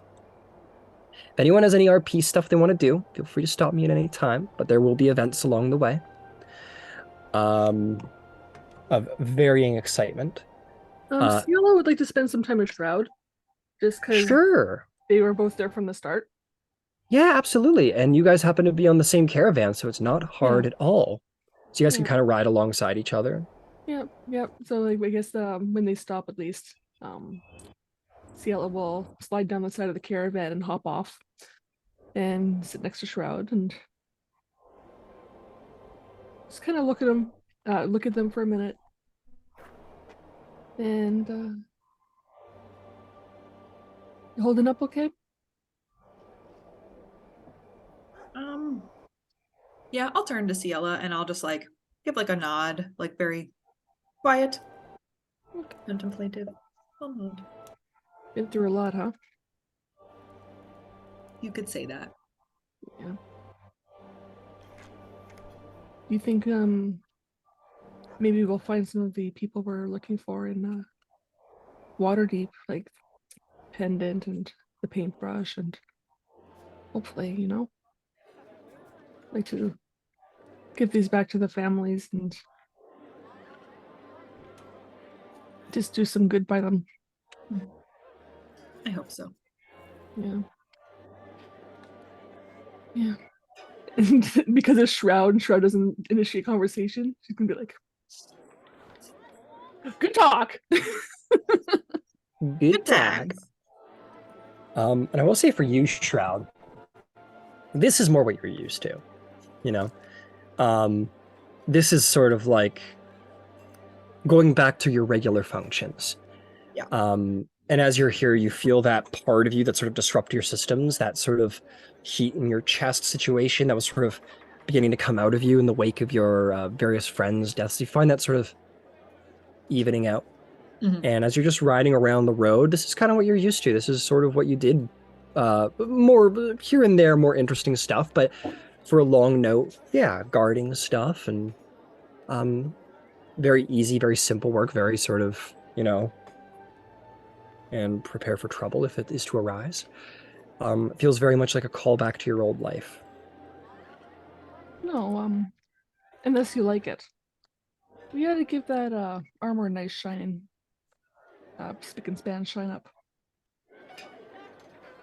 Get you all looking spiffy. A Tin Man moment. Hmm? Said yeah, like a Tin Man moment from Yeah. The Wizard of Oz. Yeah. Yeah, they'll hear what you say and they'll kind of look at themselves. Yeah. Your sensors will note that you are in need of polish or something. Shining, yeah. Yeah. I mean, Or at least red a is low good part. You color did on just you. get like a new exoskeleton, so you're a Yeah. little. Yeah, don't get me wrong, red's a good color on you. But the bad thing about it is that depending on who you come across, they may be able to smell and distinguish different smells and who, like what species, and so it might be an idea to disinfect that so that people won't necessarily know where we've been. I've learned to be cautious. Okay. I trust you. Trust you. You have no idea how much. And Cielo will kind of sit and lean up against Shroud and put a head against their arm. You feel that warm feeling ever so slightly sort of return to your internal engines. Strangely, Shroud, but your sensors give you no insight as to why. Mm-hmm. Yeah, and they'll sit there and they'll let that happen. They won't freak out about it or anything. Yep. Don't push them away. They'll let it happen. And Cielo, after Real quiet. Yeah, after sitting there for a while, Cielo will give a good slap in the arm. Yeah. And just check to see what Lyragoth is doing. Lyragoth is sort of sitting beside you and is getting sort of antsy and knows he's not allowed to talk around the patrons who are sitting there and are sort of looking at you, or the one that can talk is looking at you and is and Shroud is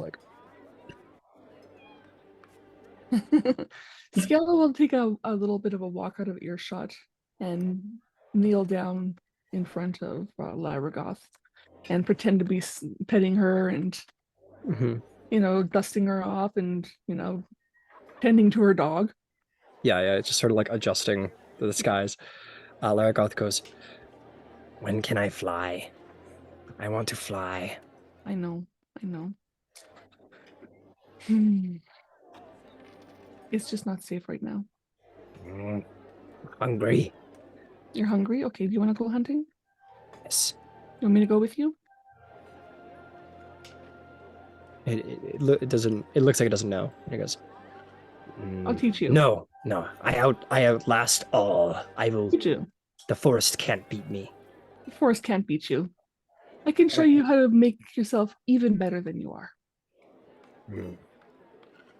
Okay. Okay, so she's gonna go to Shroud and ask to watch the twins. And are they in the woods right now, or are they in the wide open? Lyrangoth? No, us, like the caravan. Oh, you guys are all in a train, and like I would imagine that like the train's not moving so fast that you can't catch up with it. Like they're just sort of like But is prodding it like going along. through a forest right now, or is it plain land, or what is it? There's patches of trees, but it's mainly grasslands. That's sort of turning into hillscape at this point. Okay, so Ciela's going to get on her horse. Okay. And come on, let's go Spot. And ride towards, at least over the hill so they can't see them. Yeah. And I guess go hunting with her dragon. The dragon like starts like you get like the sheepdog bullshit off of Lyrangoth. Do you want to take the because so they can, and then they like stretch their wings out wide because they haven't been able to stretch their wings in 3 days, and they do it, and then the sort of like the wings start, and then it like almost jumps off, and you can see he's like trying to gain flight, and kind of like we're gonna see how well it goes. Yeah, there's like a little preliminary one, and then kind of like goes low to the ground, and sort of like dips its head and moves upward and just beats the wings, and the dragon goes about 20 feet into the air on the single beat of a wing, and then sort of like, and it's very shaky, but it's teaching itself to fly. Okay. And it's very shaky, but after about like no time at all, like very much like a horse learning to stand after being born. Like it takes like a little bit of time, but within the first bit, they're able to run. Lyragoth like figures out flight pretty quick, and becomes a terror of the sky. It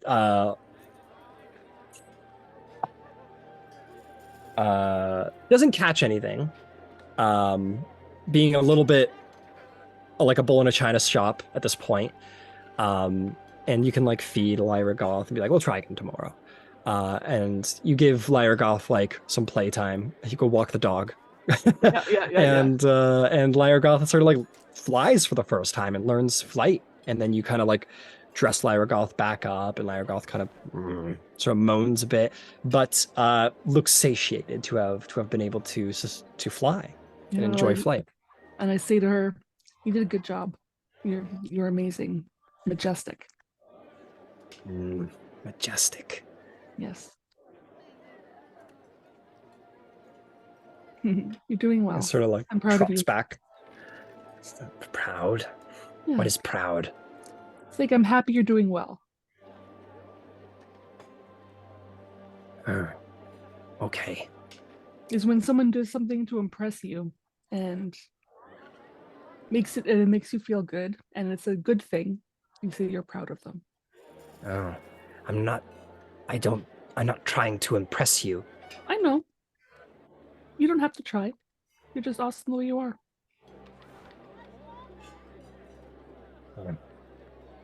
Oh, okay. I'm proud of you too. Thanks. You should get back. Yeah, he starts like trotting away back to camp, but definitely has a little pep in his step, or her step. I'm getting there. Yeah. She has a little pep in her step now. She's feeling a lot better, and she's learning more and more about sort of, metaphysical concepts, and such and such. But yeah, things go well. The dragon learned to fly. Awesome. And he'll get back, and sorry about that. My dog, I had to go and need a bit of run, but Shroud. Perfectly understandable. Perfectly understandable. You need to take your dog out and perhaps train. I can tell you're a person of nature, and where better for a beast than amongst the trees. Exactly. Thank you. No problem at all. No problem at all. And CL will spend some time with the mute one and start learning the language. Okay, make me why don't we call it make me an intelligence check, just a flat intelligence check. 3. 3. This guy's like, and you're like, I don't know what the fuck what is this? And he's like, what the, you're just waving your hands, and you got a little frustrated. Your Yeah. Lyregoth's a little bit of a quicker learner than you, it seems. Yeah. But anyway, yeah, we'll keep it going. Day 3 comes to an end. No issues on day 3. You all get a nice long rest in as well. On as you guys go to rest, you find your first sort of roadside inn, and I'm not going to speak about each and every one of them, but you're going to come across them as you guys travel various tiny little villages that are too small to put on the map, and various inns for travelers along the road. And you guys find a place there, and it quickly fills up, and all of you are purchased a place to sleep within the inn. And a couple of people who are part of the train sort of shuffle around. And some new individuals join the train, some old individuals leave. I'll let you know if anybody that you know leaves the train, but nobody does. Next day comes around, and it's day 4. Here on day 4, as you've made a few days travel north from Baldur's Gate at this point, you bring your caravan into the countryside known as the Fields of the Dead. The roads begin to twist and wander through hills dotted with ancient battlefields, dolmens, and barrow mounds. Common wisdom holds that it's a very bad idea to light a fire on a hilltop at night in the Fields of the Dead, because the light attracts monsters from miles around. Crossing this territory will take several days, but during which you'll notice that the guards, especially your more veteran guards, like the one that you have Star, the one you have Terrence, and so on, and the merchants themselves and teamsters who have done this trek a couple times, they all grow a little more tense, a little more edgy, a little more nervous.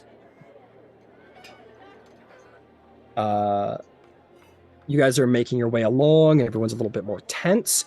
And there's going to be a little event. You're going to see that one of the new travelers who just sort of joined on with at the last inn as you're making your way through today. You notice that this guy's an asshole, and he fully mistreats his horses. He like lashes them to keep going. He allows their collars and girths to chafe and sore at their hides. You can see they have like red marks around their neck and around their hides. He doesn't, and when it's break time, he skimps on feeding them. He feeds them about half feed each. He whips them angrily when they're arching. The animals, he gets angry when they don't pull hard enough, and he just like whips the shit out of them. Just a shitty guy who takes it out on his horses and doesn't treat them well at all.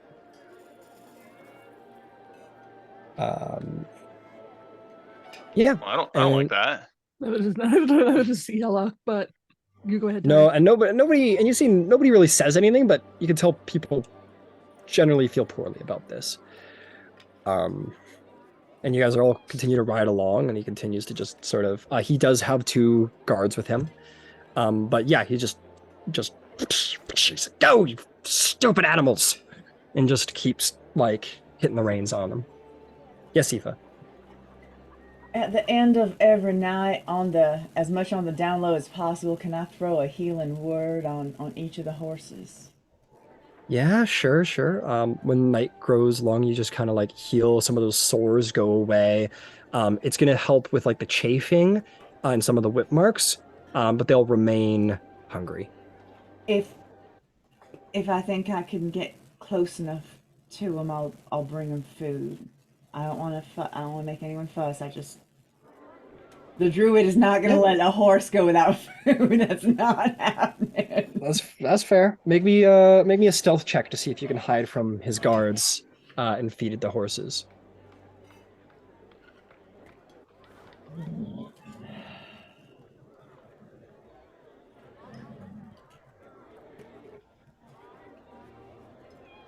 $14.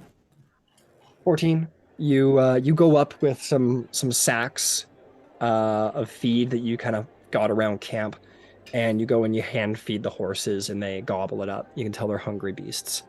No one is the wiser.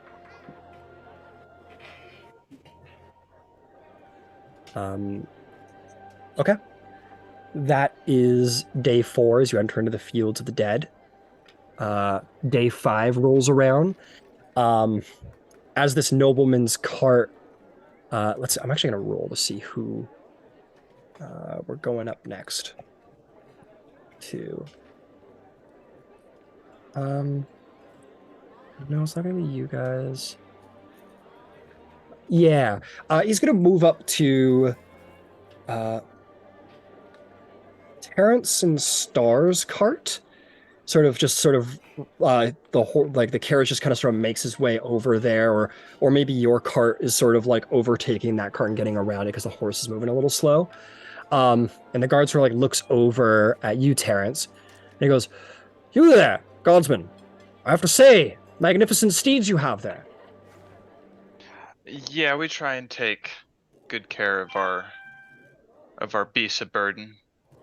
Excellent. I'm a fairly wealthy individual.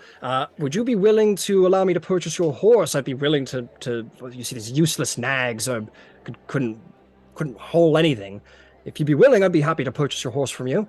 So you can beat them to death, like you did with these horses. He sort of he says, "Speak to me that way. Watch your tongue. You've been hired by this caravan, and I'm one of the merchants on this caravan. Mind your tongue. Now go."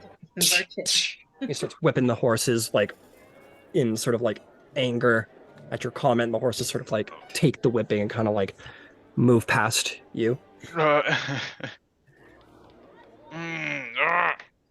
And Star just goes to Terrence going like, can we prank him somehow so he loses the horses? Yeah, mid whip, I'm gonna cast hold person. Okay. Yeah. Let's see if he saves on a wisdom saving throw. No, with a 6. As the whip goes back, he suddenly like and kind of like freezes, but the horses kind of keep going, but they keep their head low, and he goes, "What's going on?" You see his guards sort of like look up, and one of the guards sort of puts his hand in his sword and sort of half unsheathes it. And he says, sort of in his whole helm and everything, he says, "Sir, unhandle the merchant now." Okay. I'll drop it. You drop the concentration. He goes, You bastard! When we get to Waterdeep, I'll have your head for that. And he starts like kind of like yelling, and the knight sort of unsheaths or resheaths his sword. And yeah, go ahead. Say, "Sir, calm down," and then I'll cast calm emotions. Hey, okay. And he's going, "You bad? Are you what?" He kind of. You makes a wisdom saving throw, I don't think, but like. Charisma. You try and calm his emotions, but he's infuriated and he's having a whole tantrum, and he rolls a natural 19. And he goes, "You bastard, get out of my, I don't want to see you for the rest of this trip. You get out of my face this moment." And he starts whipping the horses extra hard, and the horses sort of like teeter on past your horse, Terrence. Okay. As it's going, maybe like an hour later, he's just like whipping the shit out of them, and one of the horses just kind of stops and collapses onto the ground. And he's like losing his shit at this horse. And he starts just like whipping the shit out of it. Like he's red in the face, and he's losing his shit, and he's just like, "Get up, you fucking useless nag, stupid beast!" No. Are we all observing this? No. It would be very hard to miss this interaction. Aoife throws out. Are they still near us? Grovel. No, this would be like an hour later, but it would be very easy to see it. What's that, Aoife? Grovel. Command. Command. Okay. He rolls a 10. Oh wait, no, hang on, he's got a different stat block. What's your DC? I doubt he's gonna be able 14. to beat it. No, yeah, he doesn't beat it. He's suddenly like, he's just flipping it, and he just sort of like drops to a knee. Parents, get him. Is how I'm gonna say. The knight and his other guard, the knight half unsheathes his sword. He's wearing, like, this is a knight. He's wearing like a tabard and everything. And then the other guard sort of like, a lightning begins to shoot around his hands, and he goes, You'll have to stop what you're doing right now. Are you guys okay with this? Are you What okay? he's doing? Are you okay with what he's doing? They kind of the mage goes to like look at the knight, and the You knight think kind he of like treats people any better than this? Look at what he's doing Yes. out loud. he is my employer and he is my companion's patron. We have invested in his protection. You must stop striking. You must stop attacking him immediately. Desist. Oh, we haven't attacked him yet. I'm gonna brush by him, and if they don't stop me, and check on the Oh, horse. they'll stop. Yeah, the knight absolutely puts himself between the guy, but he's like on the ground going, like, what is going on? Foul magics! And he's just like red in the face. The horse is like, and it's like lashed and beaten, bleeding. And the knight puts himself between you, Terrence, and goes, I can't let you through. Can't. Or just won't. Please understand. I am a knight in the service of his family. There's nothing I can do. What does he have on you? It is for my honor, sir. I am honor bound to protect this man and his family, whether I like it or not. There's nothing I can do.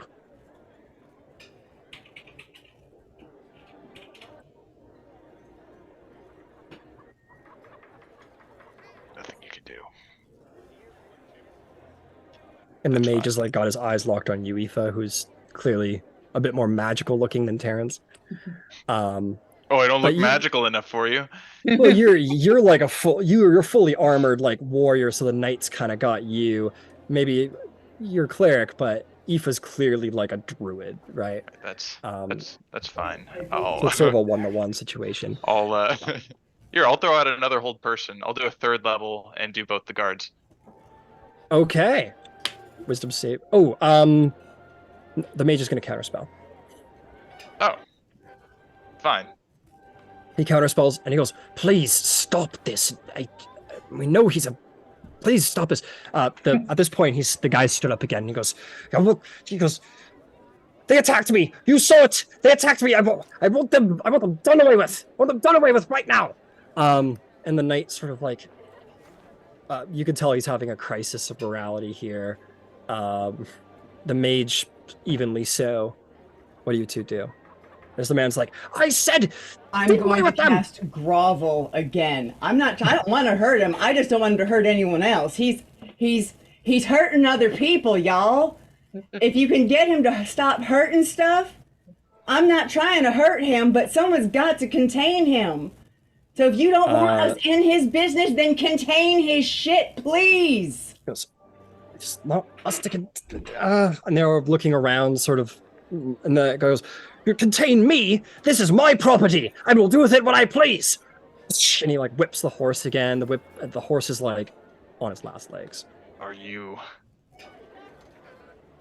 going to stop us? I want Terrence and Aoife to make persuasion checks at this point, as these guards have they're having a crisis of morality here, and we'll see if you guys can win them over. Is something obvious is happening if we notice it? In a second, I want to stick with Terrence and Aoife just for a moment. Natural 18 for 17. 17, nice. Aoife? Natural 18 Yeah. Nice. for 18. My heart is pounding, guys. The knight sort of like looks at you, Terrence, and he says, "There's no honor in this," and he resheathes his sword, and the mage sort of like looks between you, Aoife, and looks between the knight, and you cast grovel again. His hand comes up to counterspell, and he doesn't pull through with it. And you allow the grovel to go by, or he allows the grovel spell to cast. He rolls a natural 19. The nobleman doesn't fall to his knees, but he goes, what are you doing? Protect me! I hired you for good money! The mage takes a pouch off of his belt and sort of like throws it at the merchant. He says, keep your damn money. And the knight turns on him and says, you do discredit to your family name, sir. Stand down. And they will join the two of you. And he goes, the man's red in the face. He goes, no. And he's just like losing his shit. And I will say, Terrence and Aoife, you two are sergeants around here. You guys are the marshals. You're the sheriffs around here. So what you say goes. All right. Do we have a brig? Cast whole person. Okay. Yeah, cast whole person. He fails this time and he sort of seizes up. And the knight will he'll just say, I'll get a rope. All right. And he'll go ahead, Terrence. Call over my guards to help you out. Or Vestra and Tidget. Yeah. Tidget comes over and it sort of starts yelling at the fucking noble guy. And we'll say they were with you, Terrence, because you too, Aoife, your guards were with you too when you guys approached. So you guys, it was very much a standoff and they were on the losing side.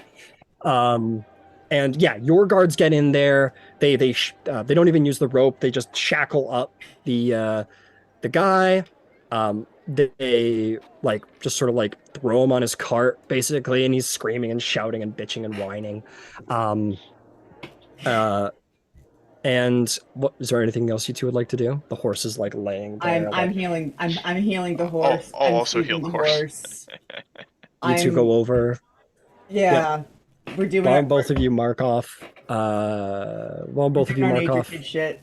Whatever spell slot you would like to contribute. Why don't we say 2 seconds. So a second from each of you. If that's fair. Yeah. If you think that's fair. Oh, yeah. And the horse's lash wounds sort of regenerate, and that will also help the other one. And the other one sort of like is healed but continues to lay there. Aravir, I'll come back to you now. You see this sort of standoff has come to an end. Was there something you wanted to do? Yeah.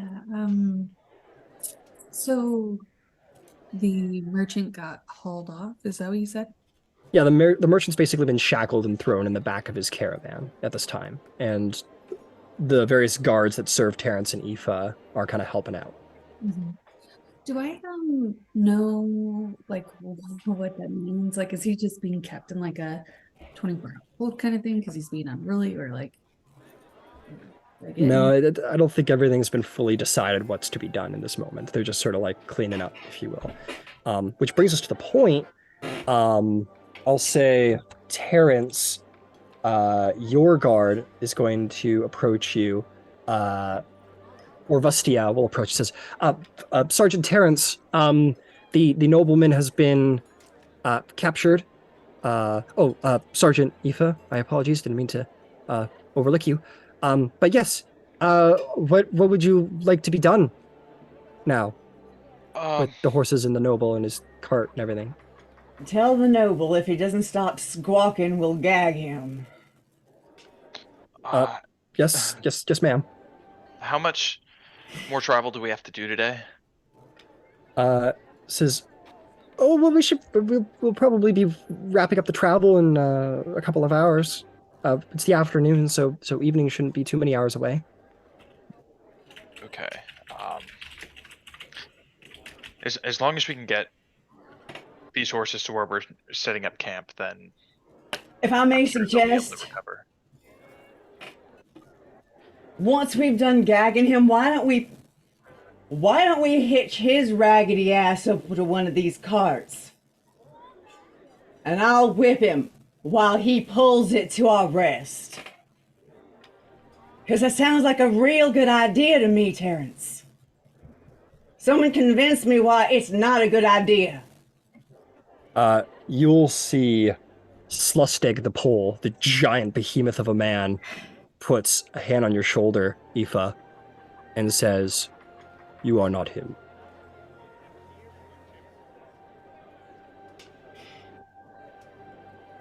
That's fucking beautiful. That's all he says. And if he just like settles right the fuck down, yep, nope, you're right. You're right. I'm just pissed.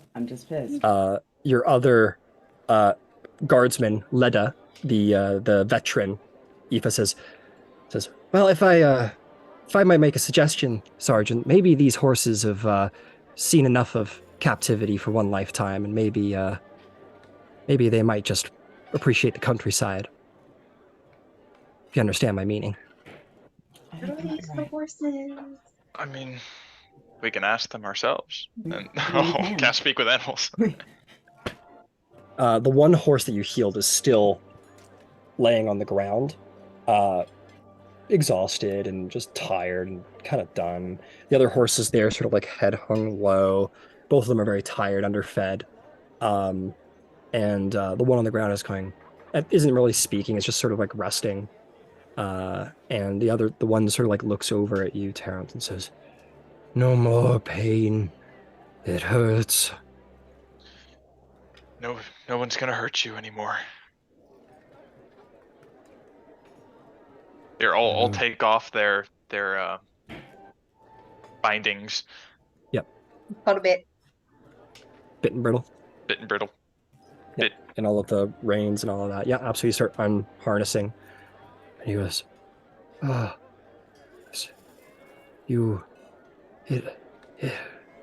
it hurts. But you helped us. It'll get better. What do I do now? What do you desire? The horse sort of like looks around a little lost, a little uncertain. And you, Terrence, being a cleric of your ability of speaking to enough sort of domesticated animals that like, that's sort of the point of domestication is that they kind of don't know another way. Especially a trained horse that's been broken. And it seems to genuinely not know what to do with itself or know that that freedom isn't even an option. It says, I don't know. And it sort of starts like nudging the horse on the ground with the end of its nose, who's like, it hurts, I'm tired. I've got more healing. You sense that it's not hit points that are hurting, it's exhaustion levels and emotional hurting. It's the soul.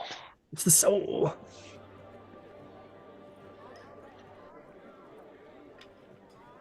The horse looks at you, Terrence, and says, "What should we do?" Right now, rest, recover, get your strength back.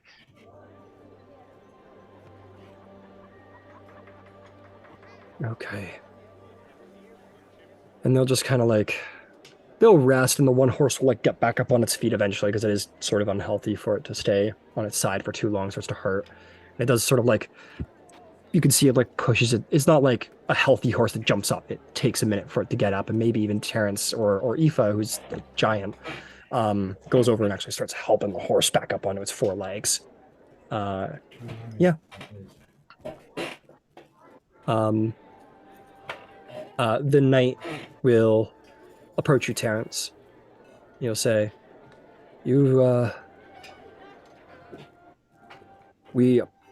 I apologize for my apprehension. I hope you understand that honor can be a difficult thing to hold. Yeah, I hope I didn't get you or any of your loved ones in trouble by doing that. No, it says, a knight's code is all he's worth. And if we disrupt our honor, we have no worth in the end. So, You helped me see what was right, even though it was plain in front of me, which I regret deeply. Who exactly is that guy? He is, he's been making his way north from Baldur's Gate. He is a patriarch there, you see. I've been talking with my companion, who happens to be his personal mage bodyguard, and I, his house bodyguard as well. We were thinking we would take him back to his father and inform him of what had happened on the road and allow him to decide for the character of his son and what is to be done with me and my companion. And we will accept the consequences of our transgressions and defamation of our oaths to his family. I hope his father's more honorable than he is. I admit I find that men take after their fathers, but let us hope that this man is just a bad apple of the bunch. Never met his father. He's unharmed. He is. He is. But regardless,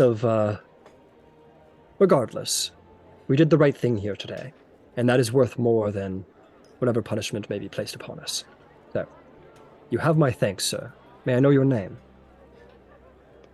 My name is Terrence. It's a pleasure. Terrence, you and your friend, I hope you don't forget what happened here today, and that doing the right thing is always worth it in the end. That is what you've taught me, and I hope you carry this for all your days. I will. Thank you. Lathander, keep his eyes upon you. Enchantia to you. And he'll sort of nod to you. The mage just kind of like magics him along. They kind of like, the cart's kind of left on the side of the road, and basically the mage will say to you, Aoife, and says like, with your leave, I mean, you're the sergeants around here, but we were going to take, the knight thinks we ought to take the young man back to his father to be, punished and sent to his room. We were figuring we would just maybe spend the night on the side of the road and then make the 5-day journey back to Baldur's Gate with whatever caravan comes down the road. I wish you Godspeed. Thanks. And whatever you guys decide to do, if you want us to stay or go or whatever, we'll do it. But I don't know if the caravan can afford us. This man, he's got deep pockets. But Well, let me find out. I'd like to. Y'all are all right. I'd like to keep you around. we appreciate it, I'm sure. But the knight's a stubborn man with his honor and all to consider, and I'm not one to back out of a contract or get paid less than I'm worth. So I'm gonna take care. Yeah. What do you want? What are you gonna do with the horses? Keep them with you guys? I think one of them might not be able to be kept. But the other one, yeah. Fair enough. We'll see if they make it through the night. Hopefully they will. Well, sorry that this all happened, but there's shitty people in the world, I guess. Well, good luck to you too. Thank you. Yeah. All right. And they sort of move the wagon to the side of the road with the patriarch shackled in the back. And he has gone quiet mainly because a certain very angry chip on their shoulder dwarf he's been like, you let me out of me. She's like, no, you listen to me, you fucking piece of shit. And she's just been like yelling at him and her, and she won the yelling match, it seems, as he's gone quiet. And you guys keep the horses with the caravan, but the Lord will be returned to Baldur's Gate. Who knows what will happen? And that, my friends, will conclude day 5. Should we in the mark him fields of the down dead. on our enemies? Yeah, if you want to mark them down on your enemies, sure thing. No, I don't. I was being. I'm sure we'll never see him again. I'm sure he wasn't important at all. No. But I will add 2 new horses to the map, but they've been through a lot. Half dead horses. They're half the size. They're tiny horses. Eve is Yeah, gonna they're just throw little. as she can because she's only got like one more second level today, and the other she'll have to do tomorrow. But she's got lesser restoration. She could give one to each of them. Absolutely. Absolutely. I don't believe lesser restoration covers exhaustion, however. It if I'm not does mistaken. cover exhaustion. It does? Okay, Really? very good. Oh, wow. I didn't know that. I thought that was greater. Just give it a double check. The one I was surprised to find out that it did was poison, but it does. Blind, deafened, paralyzed, or poison. Nope, not exhaustion. It's got to be greater for exhaustion. That's greater for exhaustion. Exhaustion's Damn big. it! Fine. Yeah, otherwise people are gonna fucking stay awake forever. Suddenly, nobody needs sleep anymore. Yeah, but then yeah, nobody with has that- first level or nobody has second level spell slots either. That's inefficient. Come on now. Sorry. But still, that's however many days you can go.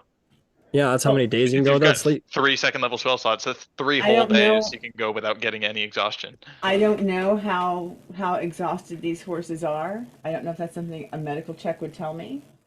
Yeah, medicine check Depending on away. how slow they are, how injured they are, they might slow. Do I know how to do caravan CPR down. on a horse? No. Like I'm not being ugly. All right, you know what? No, I don't. I want you. You were rolling mid yesterday. I can handle mid. It's probably just mid. That's mid. I want maybe a little less mid than that. 15. They are at 4 levels of exhaustion.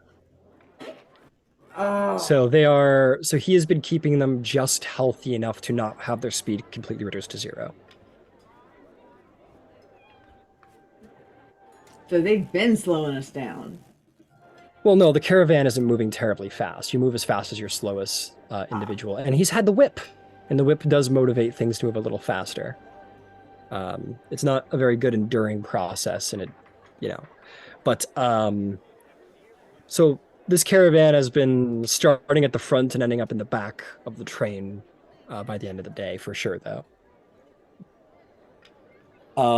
Okay, with that, let's go to a break. It's a little past our break time, so let's go to a 10-minute break, and when we get back, we will continue. Why was he so mean? That was terrible. Because There's He's shitty people in the world. He just There's beat some a bad- horse. Yeah, I'm there's some a druid. shitty, I'm a mean, fucked major up people. cleric. Yeah, good, and you got in there. Fucking baiting us. Yeah, of course I was baiting you.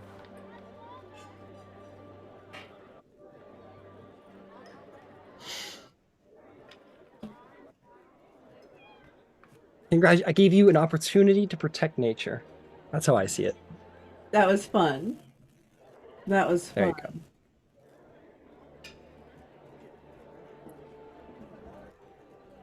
go. All right.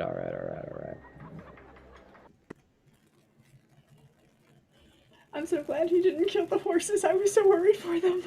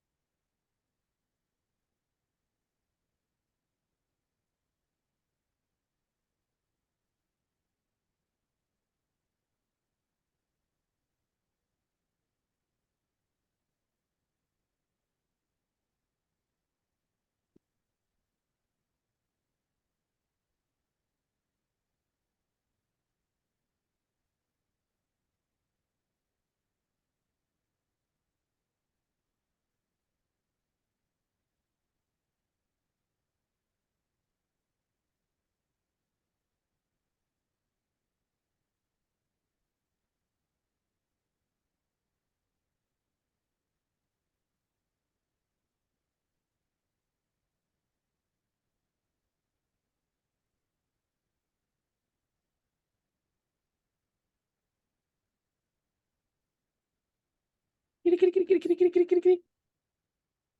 May May. May May.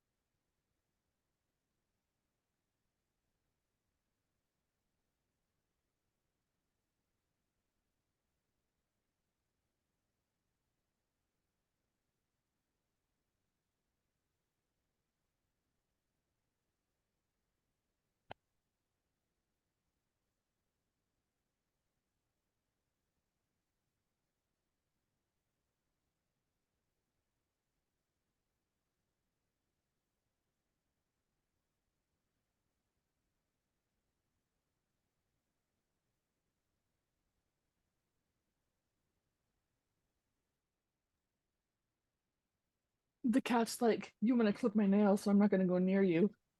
Yeah, my dog hates nail clippings too. Yeah. Now we just let the groomer do it.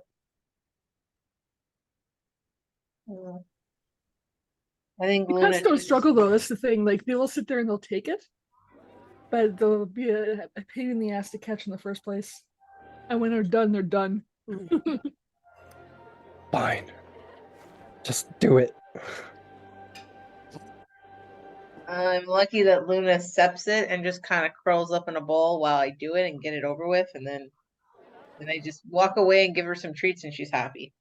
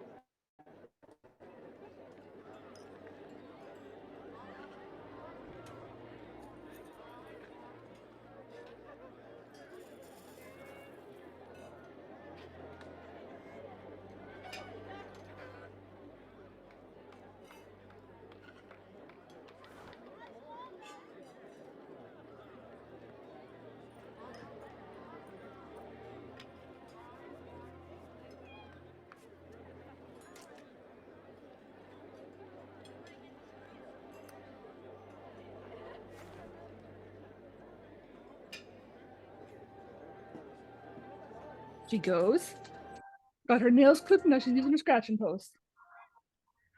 The other one's going to be a different story.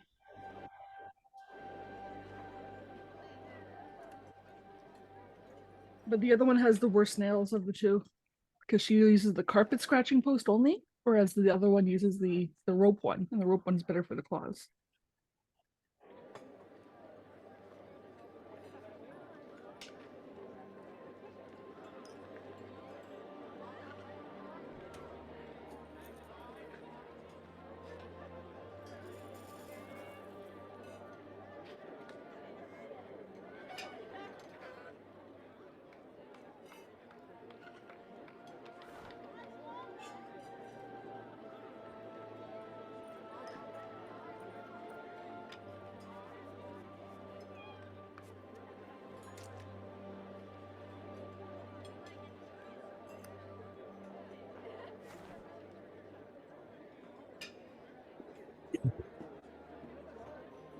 We'll get started in a minute here when Terrence gets back.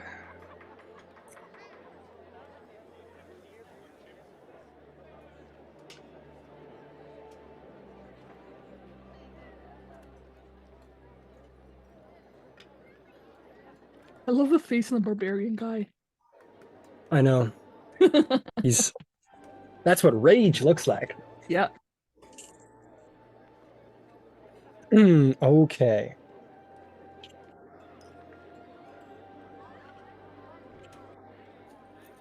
Why don't we hop to it? Gotta wait for Terrence to get back.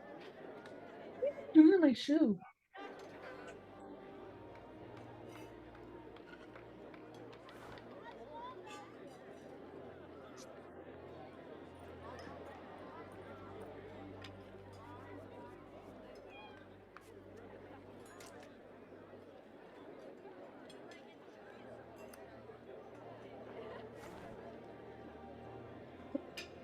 Area.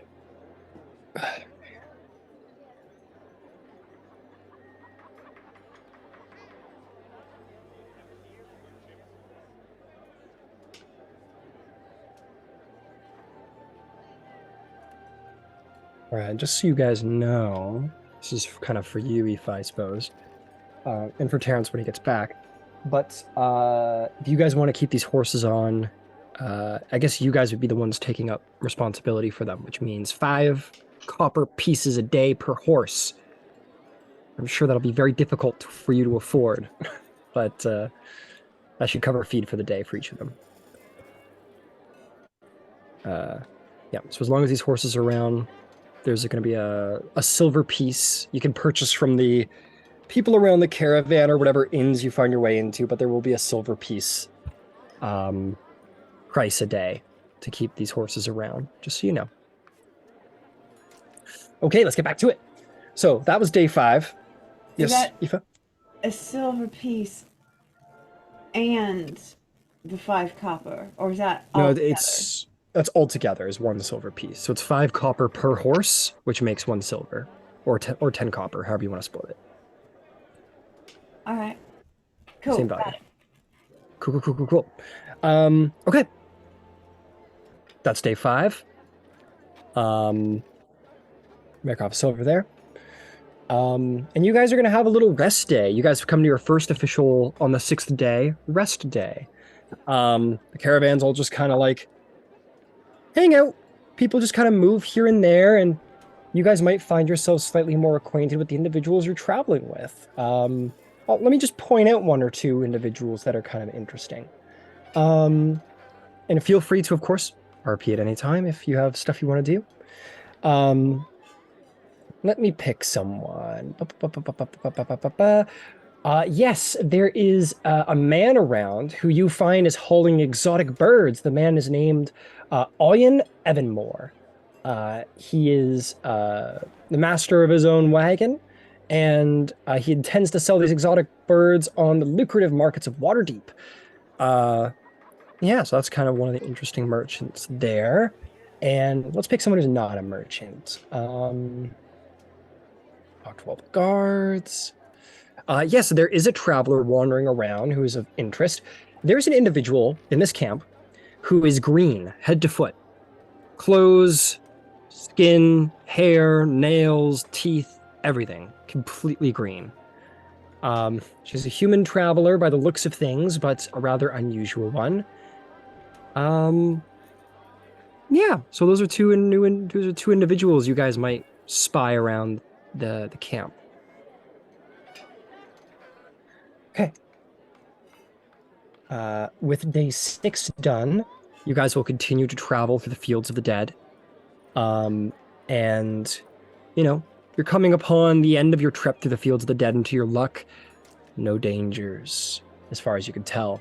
But on day 9, so 3 days after your rest day, something's going to happen.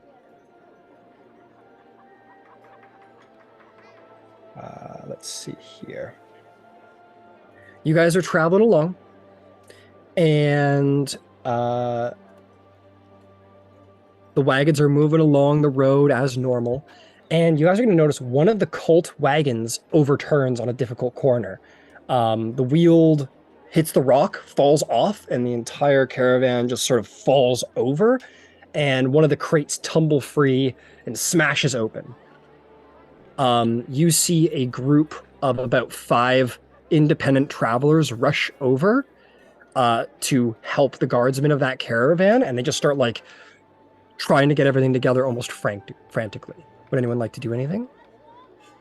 I'll go help. Okay, Aravir's going over. Anybody else?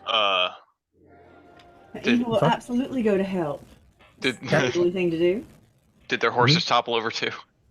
No, the horses are all right. They seem to be Oh. in good health and safe, but They're the, fine. the caravan lost a wheel on the turn. Fiela's just gonna watch from the top of her caravan. Okay, if that's the case, Aoife and Aravir make their way over to that caravan. Why don't we say we'll pick this one? I want to pick one with an interesting teamster to talk to. No, those are my generics. Yeah, I'll pick this one at the front. This one falls over, and as you guys make your way over there, Aoife, you'll be accompanied by... what's his name? Solus Deg, the pole, will come over and accompany you, being the sergeant. He'll keep you company. Yeah, the thing falls over, and as you get over there, you see these people are helping to sort of like put everything away as fast as they can, but you guys clearly see the spilled cargo. Dozens of beautiful jewelry items wrapped in wool for protections. Even a couple of them spill out, but the loot and gems is clearly revealed. And you guys kind of come over. Being dizzy to it all, is everyone all right? Does anybody need a healer? One of them goes, "Yeah, we're fine. We just we just took a spill on the corner there." Are you? Y'all want us to help you right the cart? Can we help? Let's let's everybody put up the sleeves and help. This starts to look a little uncomfortable. One of the guard, that actual cart, looks at Aoife and goes, you look strong. Why don't you come help me with the wheel? Why don't you come help me with the wheel over here? And Aoife absolutely will, and will be just listening to what's going on as she helps tend the wheel. I'm sure I've done this before. All right. Aravir, did you want to do something? Yeah, can I try to help pick up the items and get a closer look at what they are? You go over there. I'm just gonna drop your minis over there for fun's sake. And yeah, you see this group of like what maybe just looked like independent travelers, like see it and almost rush to the aid of these people with almost like a look of like, oh fuck, in their eyes. So Aoife's over here helping with the wheel. Those guys are helping to clean it up. I'm gonna say Solsteg is there with you.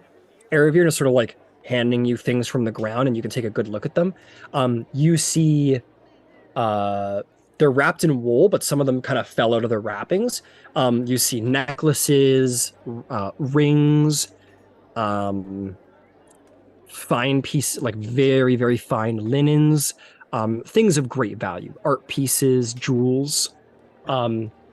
And you get a very clean, clear look at these things, Aravir. And if there was any, at any point, any thought that they're, well, you heard about the situation from Master Leosin. But now you're kind of seeing with your own eyes. You're like, oh my god, like this is real. Like it's in your hands, And you're helping them put it back? Yeah, I'm definitely like helping them put it back. And does any of it look magical or just like mundane, fancy stuff? Make an Arcana check.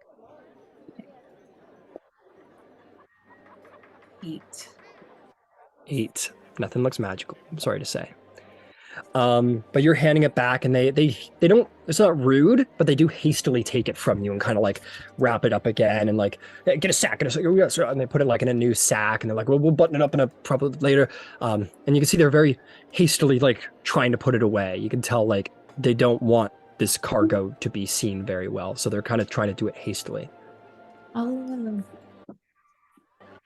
Like, you have context here. Like, other people would be like, okay, they're just trying to put their stuff away, but you have context, so you're like, oh, okay, they wanted it away.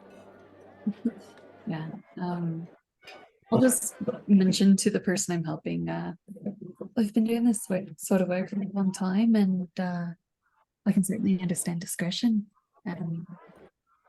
She'll just keep helping. They just kind of discretion. I don't know what you mean. Just cleaning up the. We're just helping, just like you, to clean up the spill. Well, you wouldn't want anyone knowing you've carrying around something like this. Just trying to help, and yeah, she'll finish up and.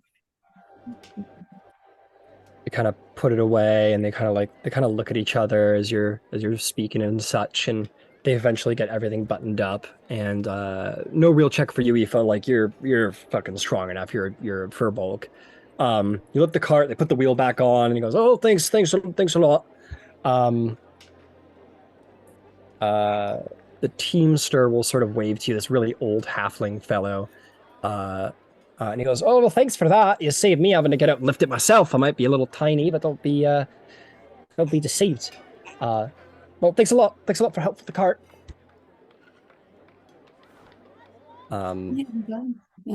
She'll go back to her own cart.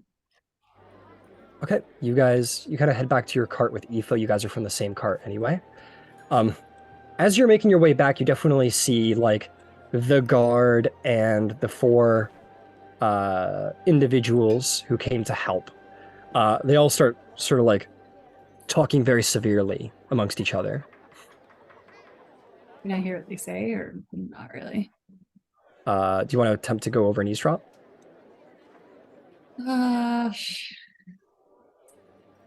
Okay, make me a stealth check. Okay. Can I try to eavesdrop, not by like sneaking over there, but by like trying to blend in with the crowd around? Yeah, that's what I would assume you were doing. Yeah, Oh, it's a little public for like a true stealth, but yeah, I assume. So could that be a performance? No, because if they see you, they're gonna stop talking. It's 15. A 15 on stealth. That is pretty good. Now make me a perception check. 19. Very nice. Yeah, you hear them sort of talking amongst themselves. Let's see. I gotta find my way over there. Where is it? Nope. Sorry, I lost my place. There we go. They're just sort of talking. You hear them lowly saying, like, the travelers talking to the guard. They say, "Oh yeah, like 3 people saw what was in there. You saw which ones? It was the cow thing in the half elf woman over there. It was talking about discretion. She knows what we're up to." And he goes, "Yeah, I'm sure they do. If we got to do something about it." He goes, "Yeah, you're right." And then the big lug, the one guard saw for sure. Okay, we got to do something. Okay, you 3 are in charge. You pick one. Each of you is going to take one of them. And they all kind of like nod at each other and they kind of walk away. I'll find Ava. Yep, Yeah. not hard to do. She sticks out. Well, no quality goes unpunished. Those cultists are interested in taking our heads for seeing what we saw. All right, well, I think it's time to tell everybody then. I mean, like, if they're going to try to, ambush us, we should try to ambush them back or something like that, I guess. Well, we sail on a mission to, I mean, right, but we can't let them kill us. We can't do that mission if we're dead, so we're going to have to deal with them, and since they're coming to us, maybe that's a smart thing to do, is just to, let them come to us and handle business. Sure. I mean, does anybody have any ideas? I'm not saying I have ideas. I'm just proposing some stuff.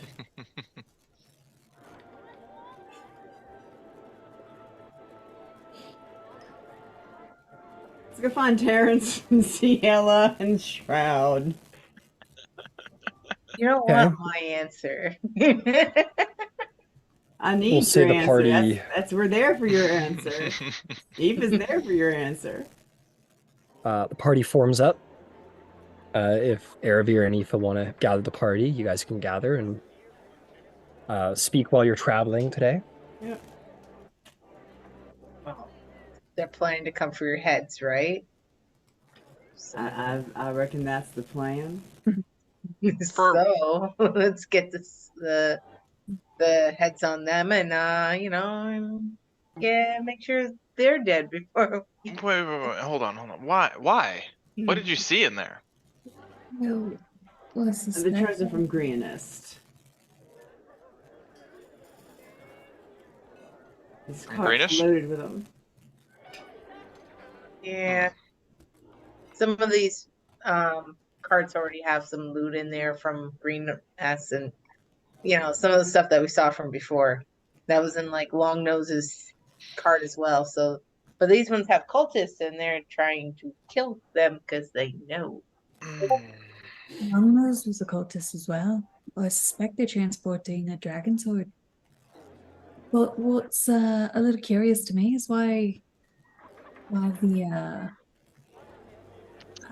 the more, I don't know, fuck, I can't remember exactly what they were called, but like the main cultist or the assistant one or whatever like took off with some others and they just like left it.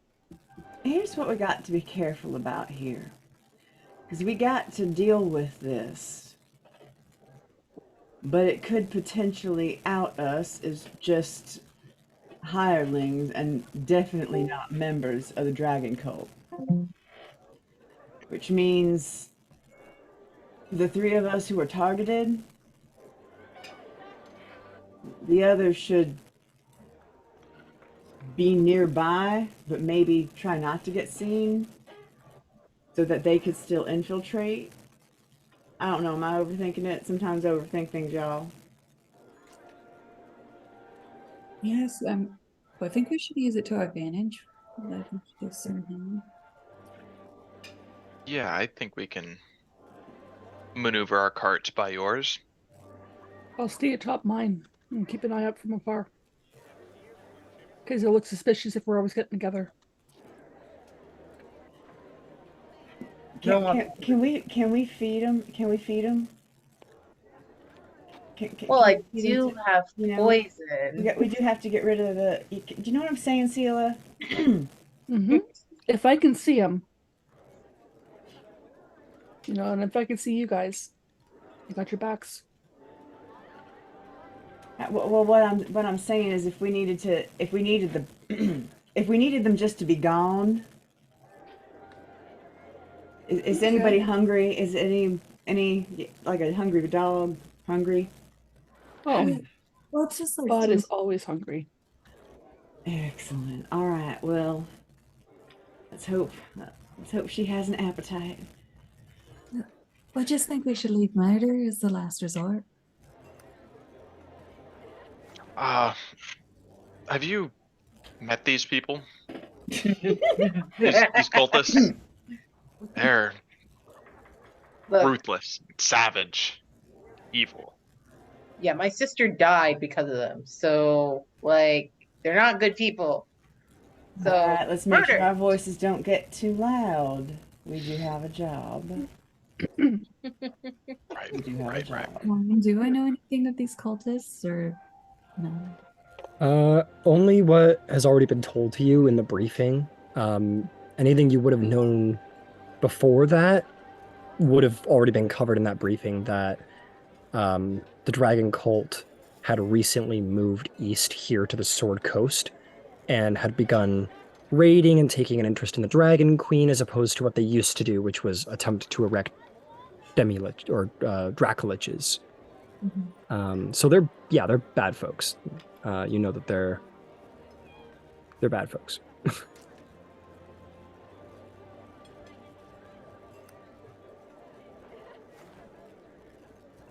If you're thinking of sparing them for rehabilitation, it's not going to work. Well, I just don't want to get taken But for down. information. That's correct.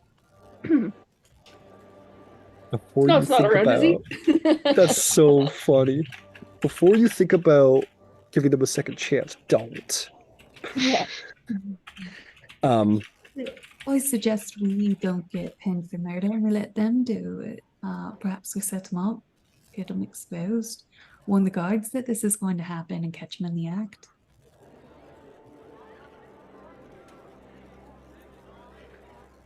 Lyra Goth will say to you, Ciela, quietly, making sure no one's around, go, "What is murder?"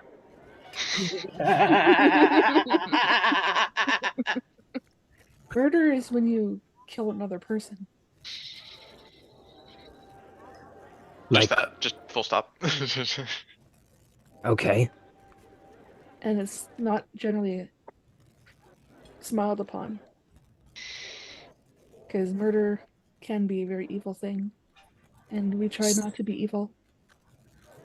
So we are evil. No.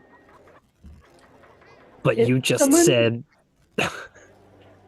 They're coming to murder us first. They are trying to murder us first, and we're going to defend ourselves. And the only way to defend ourselves is to put them down so they can't come after us anymore. Well, that's not exactly true. Best Just- defense, it's a good offense. Wait, are they speaking in? Oh, she's They're speaking in Draconic. Draconics. Never mind. Erebir, you could understand, but... Well, you know, I can't remember the dragon's name. Lyra Goth. Thank you. I think typically it's best to not post resort to murder. You know, Why not? well, because you can get put away for a very long time. They send you to jail and lock you in a little box. Doesn't sound very fitting for you. Who locks me in a box? Or you all in a box? Are you all going to get locked in boxes? Well, if we get caught for murder, sure. Like, that's why you have to use it as a last resort. Why? But we murder all the time. There's when Well, we if you eat. murder- That's hunting. Hunting's different than murder. Yes. It's very confusing. When you hunt, you are not hunting overly sentient beings. They are somewhat sentient, but it's the natural order of the food chain. You're hunting for food. You're not hunting for fun. I could eat them You're feeding. if that makes it They're hunting. It's either murderer or vegan. There is no in between. You did ask I if am- it I am actually not feel that vegan. way after. Well, here's the thing. We gotta be discreet. They can't catch us. Discreet? Yes, it's when you're sneaky. Oh, And if they see you attacking anyone, you will be attacked and maybe locked in the box. so it thinks very carefully, and then it looks at you as if like a little light bulb went in its head, like it's got the answer to the test, and it goes, "So, don't get seen murder, and then murder good." It's still bad. Oh, Yeah. he just like sits on his. He sits on it like he just like plops and like sits and is like over trying to understand this moral It's- concept of If good. we murder another humanoid, like another, it's like Oh, if we you start it's like if you Capella. killed another dragon, that would be murder. Oh, so if I kill humanoid, it's not murder. It's It's only still when murder. it's. No, it's still murder. I give up. He just kind of walks away. He's like, he tried to get it. He couldn't get it. He couldn't figure it out. She, God damn it, she couldn't figure it out. I wish Star yeah. could talk to her because it'd be worse. Like, She's look, I yeah. get Everybody learn paid Draconic to- so you can all make this black dragon more evil. Well, Oh, God. Yeah, I'm gonna not cast tongues. Okay. Right now. Not right now. Oh boy. Cool. I just wanted to see if the Black Dragon understood the concept of murder. That's all. Just not. Everything's murder.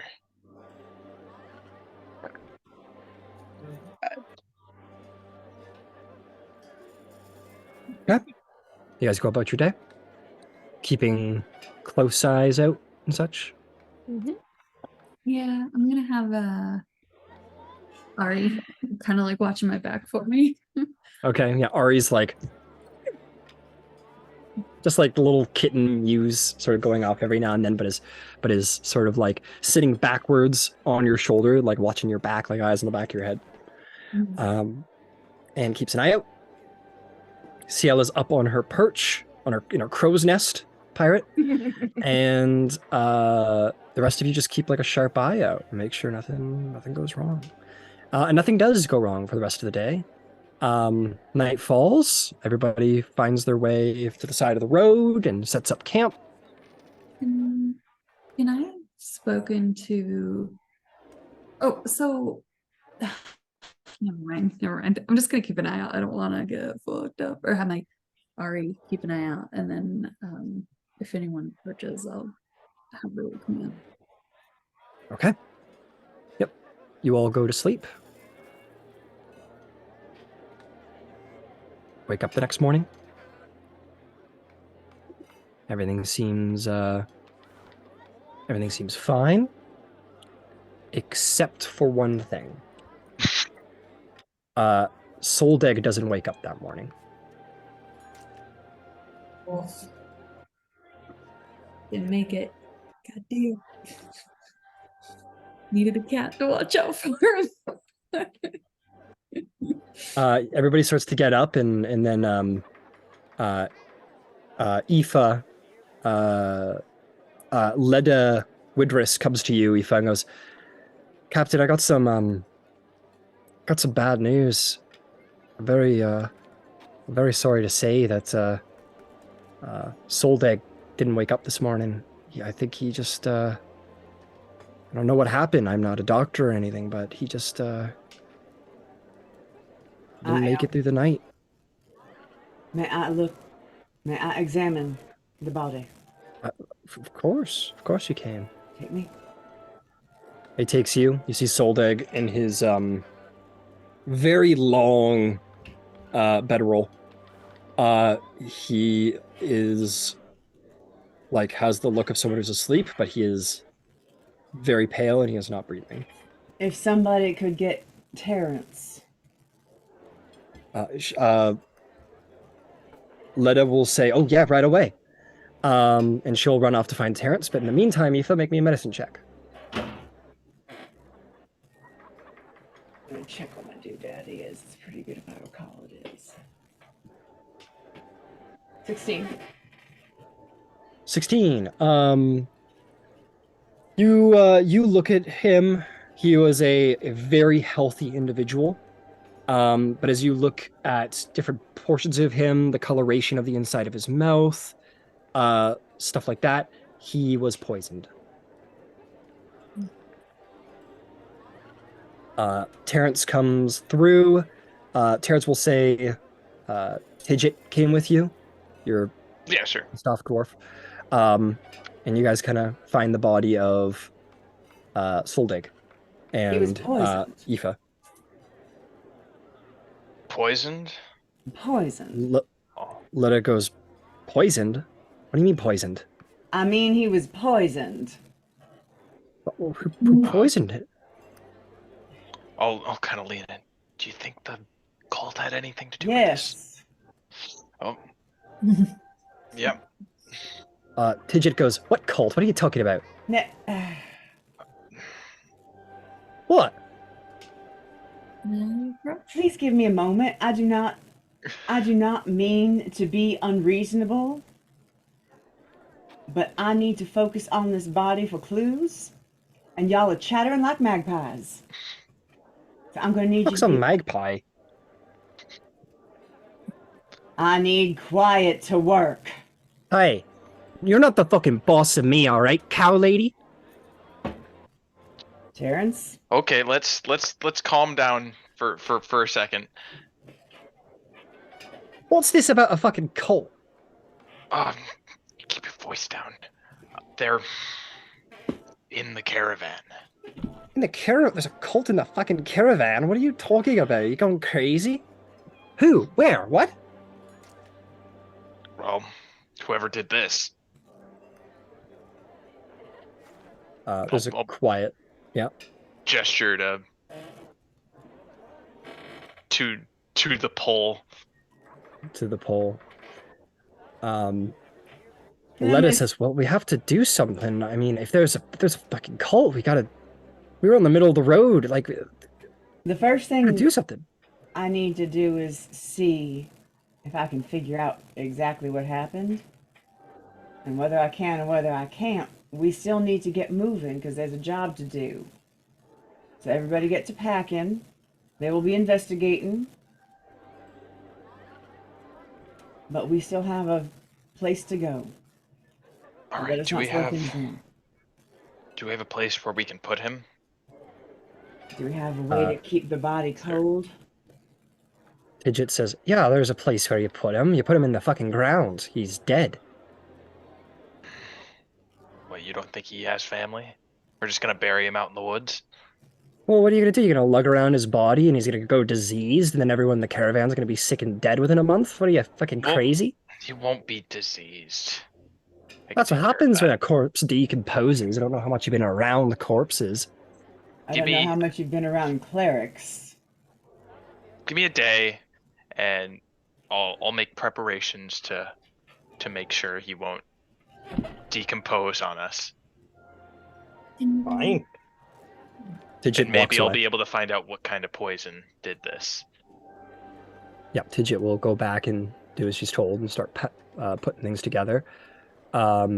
Lita just sort of like nods and leaves and goes and starts doing as you say. Aoife starts getting the cart ready to go. Do you notice this yet?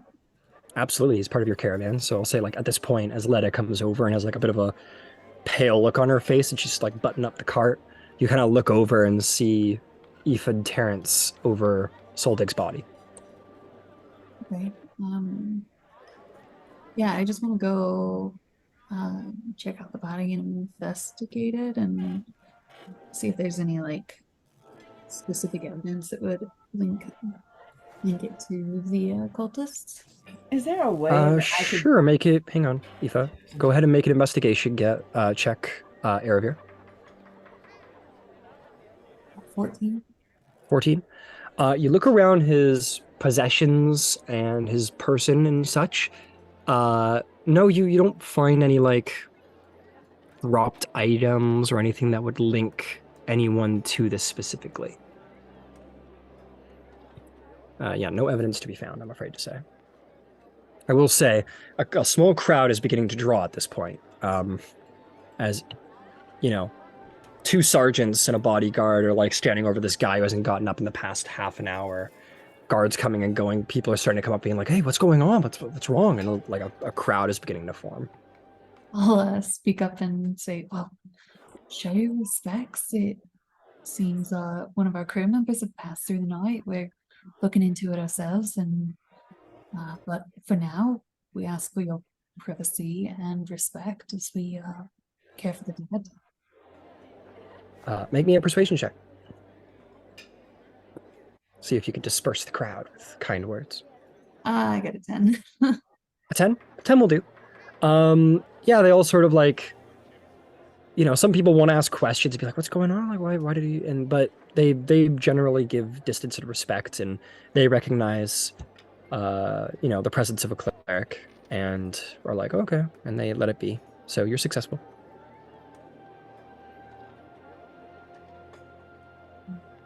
All right, I'm gonna start wrapping up the body and getting it ready to, I guess, travel with us. I think you said Okay. one of the caravans like stored bodies, right? Not publicly. No. Oh, okay. Yeah, Aravir sort of sent her cat in to investigate and found out, but right. I wouldn't know that. Okay. I will say, though, Terrence, Oh, as I you have go, extra horses.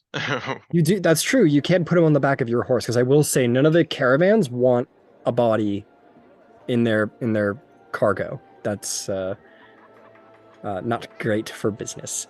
But you can put them on the back of your horse if you wish. Yeah, I think that would work. Okay. Yep, you do so. You prep the body and you put him on the back of your horse.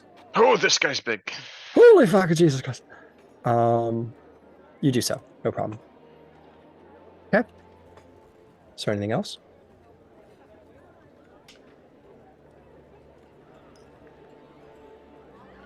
Just, I guess, keeping an eye out for cultists. Be careful with what you're eating and drinking.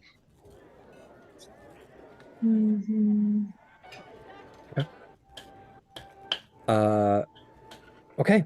You find yourselves here on day 10. You are going to travel for the day. Nothing bad is going to happen. All seems to be traveling well. Yes, Aravir, you want to say something? Yeah, that evening, can I? Well, here, let's hold out for the evening for a second, because something's gonna happen. Oh. Yeah. Yes, Sifa? Concerning the evening, whatever is going to happen, I don't think we should be sleeping apart. I think we should keep watch. I think we should maybe behave a little differently since something happened. That's, Okay. yeah. Can we agree that that's reasonable? Yeah, absolutely. I can But this have my isn't- guards help keep watch. It's not evening yet, right? Is that what you No, were we're saying? not quite there yet. No, but somebody started talking about it, and I just wanted to make sure we didn't get into the and you're sleeping now before. Yeah, I'm not gonna do that. But you guys are traveling along the road, and you are getting towards the end of the traveling day. You guys are like, the carts are starting to like talk amongst themselves to be like, yeah, we should start looking for a place to pull off, and blah blah blah. And as you're traveling down the road, let me just give it a little roll. Yep, Terrence and Star, your cart is going to be at the lead of the train. And you're going to see something in the road. Oh no! As you're making your way there, you're sort of coming out of the Fields of the Dead region. You're almost out of the region, but not quite. Oh, this is the wrong... Oh, my bad. I got the wrong encounter in the back of my brain. So as you were traveling, this is actually going to happen in the afternoon. My apologies. So let me reorganize a bit. You guys are sort of like scattered amongst in the middle, but the train comes to a halt. There seems to be something going on, and towards the front of the cart, people are sort of like having a little hubbub, and the sergeants of the group will be called forth. So that would be Star, Terrence, and Aoife are sort of called to the front of the cart. If any of you had a mind to ask your patron, be like, can I go check out what's going on up there? They might be like, yeah, sure. Or they might be like, no. But that'll be a persuasion check. But in the meantime, Terrence, Star, and Aoife, you guys get to the front of the cart, and we're going to say, ooh, who's at the front? We get to talk to a new merchant. He's the exotic bird guy. That is a teamster. Okay, I like this individual. This individual is at the front. You get to the front of the line, and you are going to see... Oh my god, help me here. There we go. At the front of the wagon, who you've seen around, you see a moon elf woman, one of the merchants here. Her back of her wagon seems to be stuffed with exotic goods from some unknown culture, from some southern culture. You could ask her about it sometime if you wanted to. Lots of carpentry, cabinets and such that are in these beautiful sort of almost tribal designs. She says, "Oh, good! Finally, you've made it to the front. Sergeants, there's trouble on the road. There's trouble on the road, and he's dealing with right away. There seems to be a cart that has broken down, and there's some sort of ambush going on down there. You should go deal with it. Get your best guards or whoever from the caravan and go deal with it. We can't travel on until it's been dealt with. Ciella's gonna talk to the people who's hiring and see if either she or Shroud can go check it out, but one of us will stay behind. Yeah, if one of you goes, they're gonna be fine. If both of you want to go, then I'd ask for persuasion. So if one of you wants to go, that's fine. You wanna go, Shroud, or should I? I can go. Okay, Shroud heads forth. Can I ask my patron as well to go ahead? Yeah, make a persuasion check. DC's a little harder because somebody just died in her. For all he knows, it was natural causes, so you're fine. Go ahead and make me a persuasion check. Okay. For flavor, she'll still Yeah. say, it's for your safety, or want to stop anything before it gets too close to you. 12 on the persuasion. 12. He goes, that's fair. Yeah, go right ahead.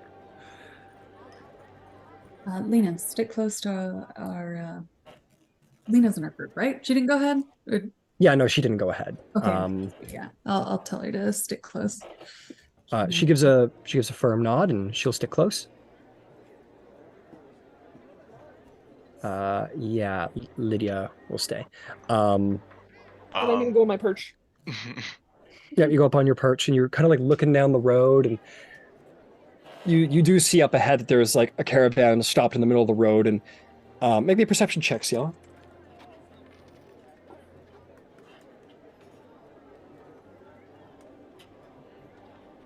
What'd you get? Can't hear you. 21. 21. Yeah, you see a cart stuck in the middle of the road, and it's not moving. You can see just barely, sort of like over the caravan. The steeds look to be dead. Perhaps why they're not moving. And you can just barely see a couple of figures sort of like huddled around the cart, and they all seem to be firing crossbows into the woods on either side. Oh, shoot. But yeah, so the sergeants have been told to, like, if you need to go back and find some more people to take with you, go right ahead, but you need to deal with what's in the road. So if one of you wanted to, say, go back and grab Shroud and then go deal with the problem, that would be okay. Absolutely. In fact, I'll pull back to Ciela just to keep everybody briefed, just to make sure everybody knows what's going on. God, or go get Ciela. Sorry, Shroud went for it. Go back and get Ciela. Team huddle, as it were. Yeah, get the Dragonsbane together. Create a precedence while you guys are hanging out. All right, let's all group up. All caravan must know that there's something wrong with us that we keep grouping up together. Hey, people make friends on the road. Yeah, it's 3 sergeants. We gotta Work coordinate. together. Literally, 3 Yeah. sergeants and 3 bodyguards, right? Yeah. Yeah, like there are reasons for the 6 of us to be together. Reasons And I'll go. that reasonable people would reason out. Oh, are you bringing your dog, Ciela? Yes. Yeah, good. Yes, teach him of murder. He says, we're going to go murder? Only if they attack innocent people. That's when murder's okay, Or us. right? Or us. And they yes. try to murder us first. Yeah. Okay, if it's okay. self-defense, it's okay. Self-defense. Yes. So if you know they're going to kill you, you got to kill them first. Okay, I think I get it. Okay. Okay, I'm gonna see if he gets it. I'm gonna roll a check. Or she.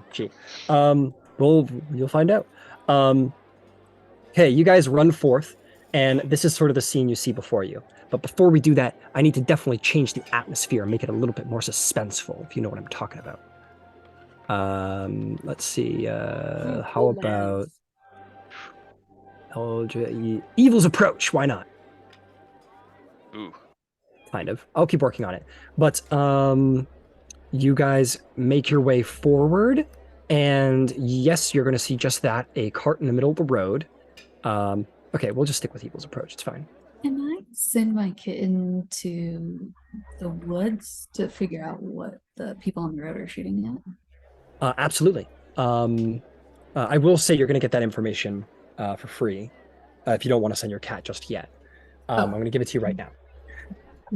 Okay, so, oh, that's the. Okay. You make your way out into the hilly region of the Fields of the Dead ahead of your caravan. You see a freight wagon stranded on the road with its draft animals dead. You see what looks to be a merchant and their 3 guards sheltered under the wagon with their crates sort of dragged underneath, perhaps to protect it from the environment, theft, weather, what have you. They seem to have a very large supply of crossbow bolts and are using those to fend off the attackers. But you see 2 groups of barbaric hobgoblins on either side of the road. You see about there seems to be like a captain and 6 warriors on up above the hill, and the others sort of in the forest in the road ahead of them. They are all just kind of like, they're not attacking, they're not shooting back, they're just kind of like at the wood's edge, just kind of like hiding behind the trees, but kind of like keeping an eye on everything. They seem to be just sort of like, especially, I'll give it to you, especially Aoife, the sort of description, because you're the most, and you as well, Ciela, you two being the most wild people here. This very much feels like jackals or wolves kind of just like circling their prey, waiting for them to get tired, or waiting for the right moment, perhaps. They seem to be just sort of like waiting until they either run out of bolts, or maybe night falls, or waiting for the right opportunity. But you see them there. They look to be barbarians. Though they wear very, very fine armor, they are adorned with wolf furs, painted with warg heads on their shields. They also have different wolf parts incorporated with their armor and clothing. They seem to be of some kind of tribe. I'd allow either of you to make me a history check if you wanted to determine what that tribe might be. Nope, I got a 5. What's your favorite enemy? Humanoid. Roll again. Same roll. Oh, damn. Was it history check? History check. Yeah. A 10, I'll give it to you. A little unusual for them to be so far south. But, where are they from? Highmore's western border on the Serpent Hill with the Misty. So not terribly too far away from their usual. Okay. You could roll as well, Erebir. You can roll a history check as well. You would definitely probably be aware of these guys. 13. 13. Aoife and Erebir, you guys know who these guys are. These are a tribe considered feral, a tribe of barbarian hobgoblins known as the Urshani. And they are considered feral in nature, live a bestial way of life. They tend to roam and work with wargs. They definitely identify with like wolves and wargs. They're just considered like savages, natural savages, and they tend to dwell near the Misty Forest. And there's no talking to them. There's no reasoning with them. There's talking and reasoning with any individual, if you're capable of it. But also, these are also, you recognize, like, they're here to kill and take what they please. They're raiders. They're savages. Yeah. Well. Can I talk to Lyragoth for a second?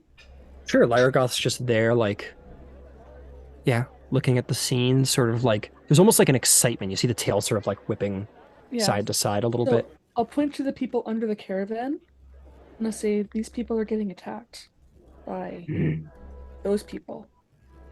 Those people want to kill the other people, so we should defend them by killing the other people. Got it? Why? Because we're protecting the innocent. Innocent? Yeah, people who haven't done anything wrong. If you say so. Yeah. I do. People who haven't done anything wrong don't deserve to get killed. Okay. Okay. But these people are evil and they're going to kill these other people. And they're probably going to try to kill us too, so. Okay. Okay? But we're not evil even though we're murdering. We are defending. I don't understand, but okay.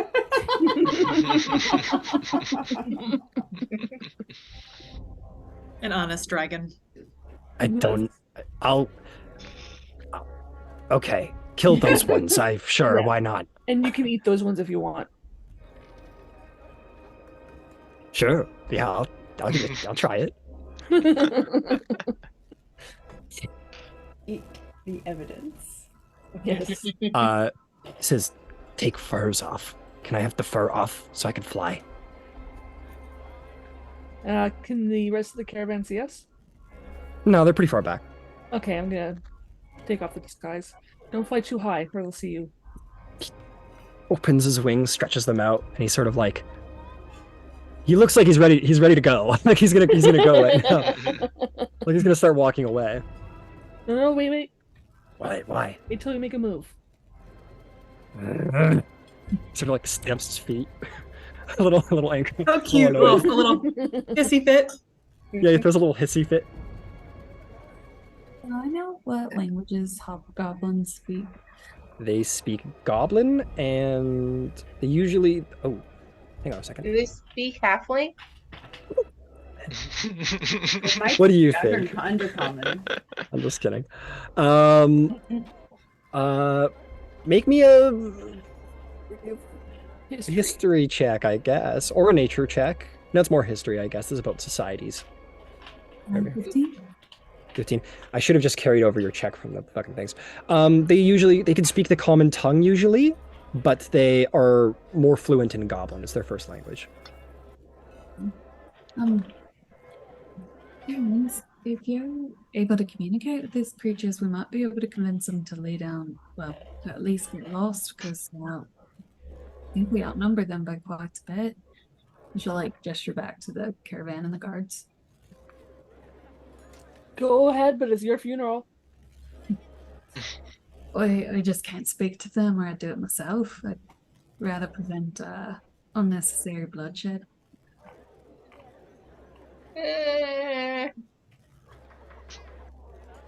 Here, should we try and meet with the caravan first? See if they can explain exactly what happened.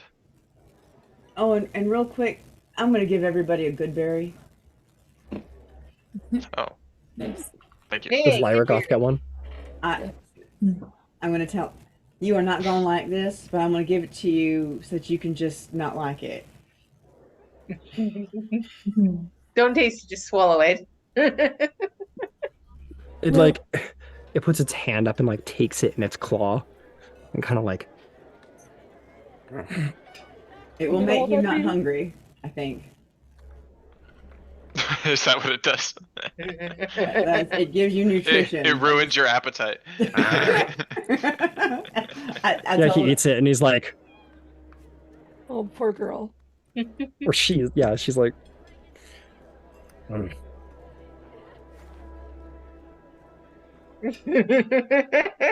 She just kind of looks at you, Aoife, just like, okay, eat it. Why do I accept these gifts? Basically. My hippie aunt always brings me the weird gifts. Yeah, kind of. It's like, okay, now what? Best kind. She looks at herself, expecting something to happen, but nothing happens. And then under my breath, I will say, since this is somebody poisoning people, it's harder to poison someone when they're not eaten. Are you talking to Lyragoth? I'm talking to the group Yeah, that's actually pretty smart. Yeah. because I'm giving them combat snacks, and they're looking at me like, "What? I don't want to eat them because you do that." And I'm telling you, if you eat these, you don't have to eat anything else. Okay. I'll save mine for when I get hungry. I think I've still a few from before. They're only good for a day. Oh, okay. never mind. Yeah. Star just pulls out like a handful of like rotten berry. Oh god. Right. Like it's just a bunch of rotten seeds now. Yeah, there's just like, dripping. Yeah. Ugh. They're only good for, yeah, you can't save them. Nope. You can't save them. They don't save. They don't keep. You can't ferment them. Make some good berry wine. Says who? I have never tried. We should try that. Good berry kombucha. Yes. All right. Later. That is a great idea. All right. So back to Are we back to what we're doing. advancing? Are we advancing on these mofuckles? This dragon's ready to go. Yeah, I think we Yeah, should. you see Lyragoth is Same, like same. literally like acid's like dripping off of like the mouth, like literally salivating, and is like heads low. Like that dragon's ready to fucking go. Let's go, baby. I'm gonna say, Shroud and the dragon just run in. Shroud, yeah. Shroud and dragon want blood. Oh snap. I'll be right behind him. All right. Well, how Let's are go. we doing this? Who's... Well, where are you going? Are you going to the caravan? So just to be clear, there are enemies in the woods, if you can see them. Yep. And there's enemies in the other woods, if you can see them. And then there's the caravan. Where are you going? Where's everyone going? I'm gonna go up a tree. I'm going to the caravan. Caravan. Caravan. Okay, everyone's going to the caravan, but Ciela's going up a tree. Make me an athletics check, Ciela. They're gonna help snipe. Is there a tree in particular you want? So that's an 18 plus you're good. 3, 21. You're so good. You're good. I'm gonna go with one of the trees, like more the central tree. If you see there's 3 trees in a row. Yeah. Actually, the no, center that one's a good one. That one's a good one. Yeah, because I can see everything from there. Oh shit. No. Oh god damn it, Ciela. not you, but your mini. There we go. Always going through floors and shit. You go up a tree. Lyragoth like follows you. You go up a tree. He's like, why? Because I'm covered and they can't hit me as easily if I'm in cover. You He don't have sees to like be- everybody else going to the caravan. Goes, can I go with them? No, just wait here and wait for the attack. When they attack, swoop in and get the surprise attack. It's more thrilling. It's more thrilling. She can come with me. She just like looks like she's ready to blow. She's so just like she's not learned patience yet. The rest of the party goes running towards the caravan, and you guys you guys go running. The guard says, come quick, get cover. And you guys sort of run in. Luckily, there's like a natural stone formation. You sort of run in there. You see this very unusual creature, this sort of half cat, half man individual, is there, and he goes, welcome. You're all crazy. Why are you you come to help us? Yeah, Oh, good. we are the sergeants and guards. This is what we're paid for, is it not? Oh, you're from another caravan. We are. Oh, good. Yes, please help us. We were attacked. We were on the road, and they shot our pack animals, and now they're sitting waiting to eat on us like vultures. If we let the horses loose, do you think you guys can push your cart back down the road? The horses are dead. Yeah, if you can cut them loose Oh. from the caravan. We could try. They might. We'll do whatever you say. We'll give you cover. If they get too close, we'll stop and fight. Okay. Do as they say. He says to the guards, and they kind of like nod nervously. They'll pull out some blades, and they'll kind of like make their way over to, like, the mules, or not the mules. They're like draft horses. And they start like cutting the reins hastily, like looking around. You don't really see what's going on over there, but they start cutting the reins. He says, "Okay, You want us to push? You want it? That's what you want? Push the Yeah. cart back down the road that way? Yep, back to the rest of the caravan. Okay. I'll do what you say. But what about my goods? My goods are under the cart. Under the cart. Yes, so that they don't get stolen and rained on and such. Well, That what's- doesn't seem smart. It was the way to protect them so that they didn't come and just take them from us. well, Well, they're not going to be any good to you if you wind up dead out here.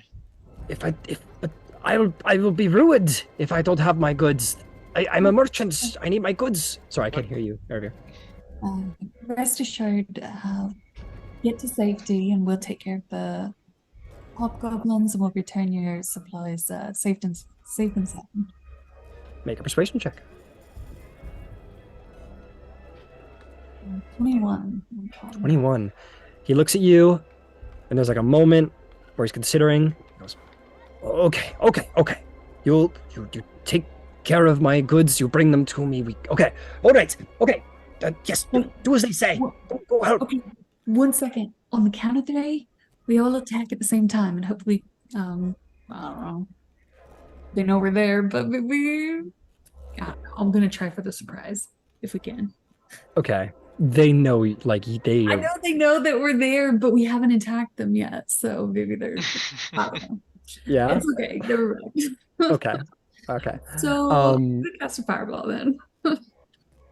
I mean, Okay, so the guards go around the front to start pushing the cart. And Aravir's like, all right, let's have everyone roll for initiative. Oh, shit. oh yeah. I was Here we trying go. to do something before we rolled initiative. Oh, too bad. Hold the trigger. I was trying to. People were talking. Yep. Damn it!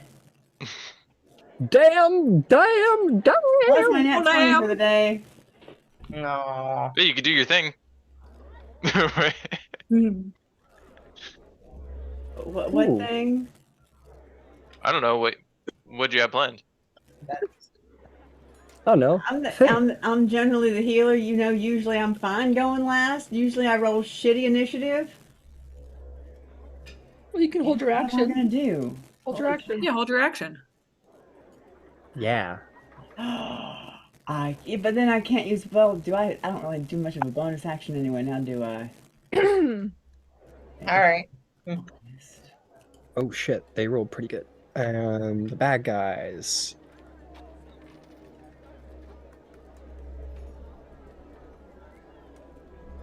Oh goddamn, they rolled really good. Goddamn.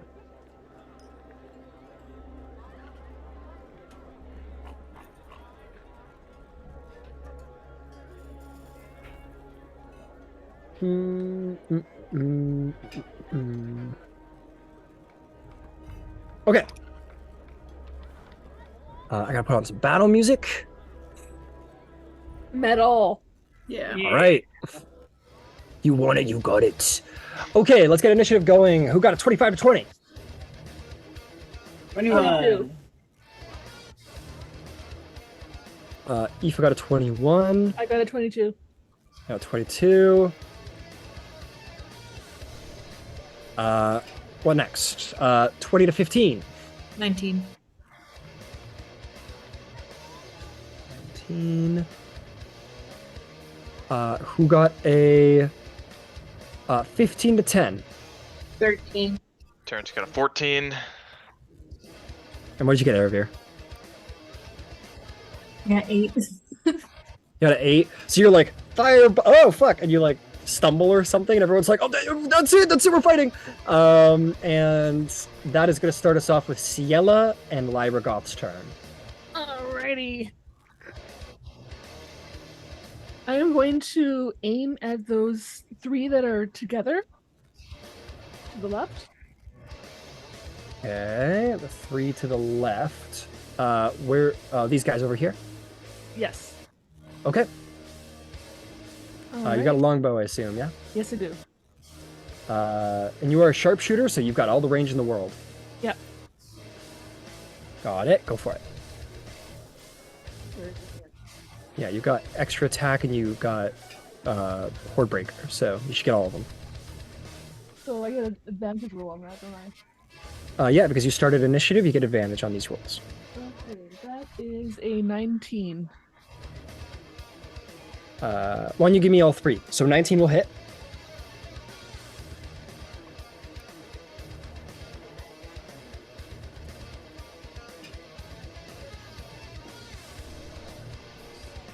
Plus 6. 21. 20, oh, sorry, 13 plus 9. 13 plus 9. Yep. 21, that'll hit. Okay.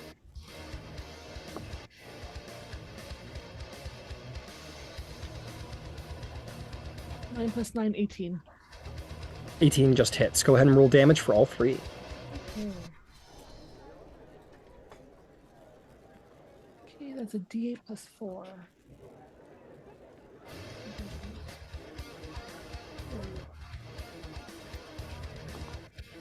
So the first one is a 12. First one's a 12. Plus the extra that I get because they're humanoid. 12 kills him. Okay. It's right in the neck where the armor is weak. Second one is a 7 plus 4, 11, plus the 2 for the Ranger Reborn. That one is dead. That one hits him square on, right where the armor's weak. Okay. And the last one is a 6 plus 4 is 10 plus 2 is 12. And that one is dead as well. That one you find the holes in the armor and and 3 of them just fall over immediately, and you hear a war cry go off amongst the hobgoblins. And I look at Lyra God saying, "Okay, go get him." and it's like, fuck yeah, finally mom's letting me off the hook. Lyregoth is just gonna dash action over to these guys because they look tasty. Well, let's see actually. So 60 feet gets us to here. And if we want to breathe on them, we're not going to make it because it's only a 15-foot cone.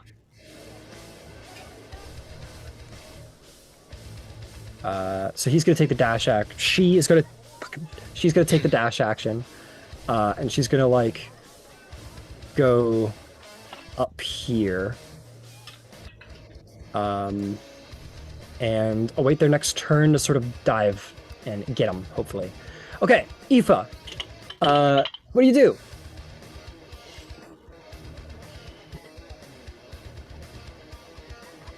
Do I have one of them in my...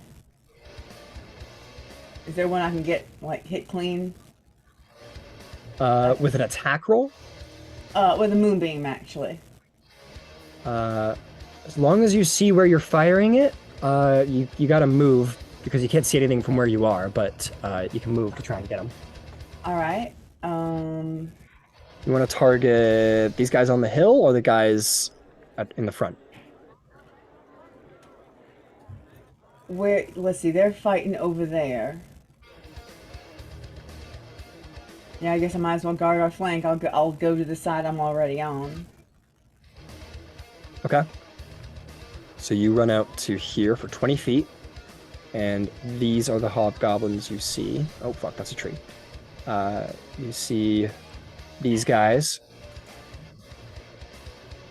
So my goal is going to be to...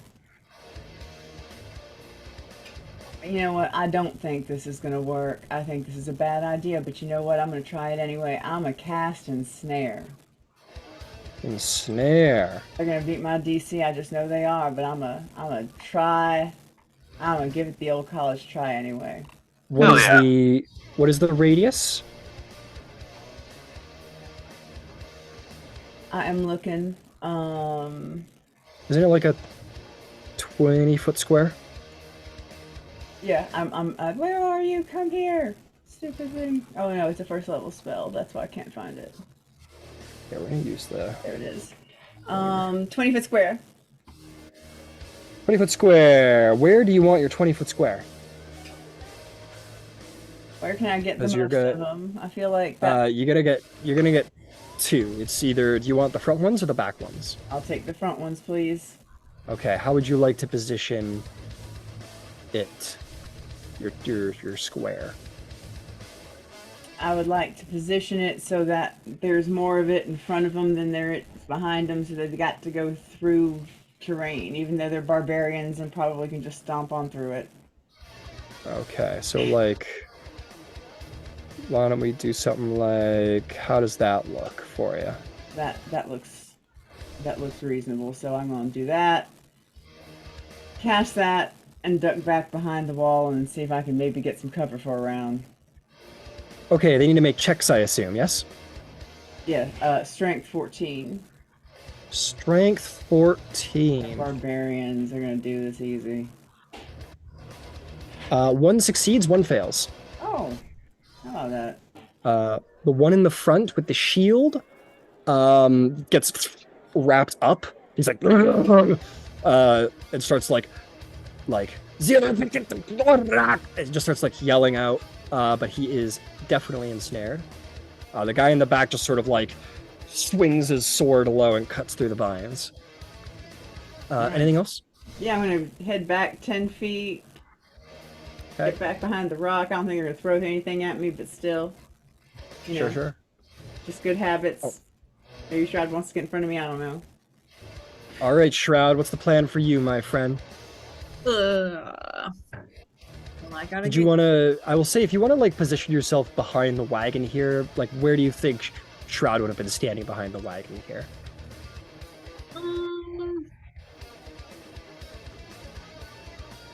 Not like next to Aoife, but like maybe in or around that area. Okay, Yeah. we'll say you're on that side over there. Yeah.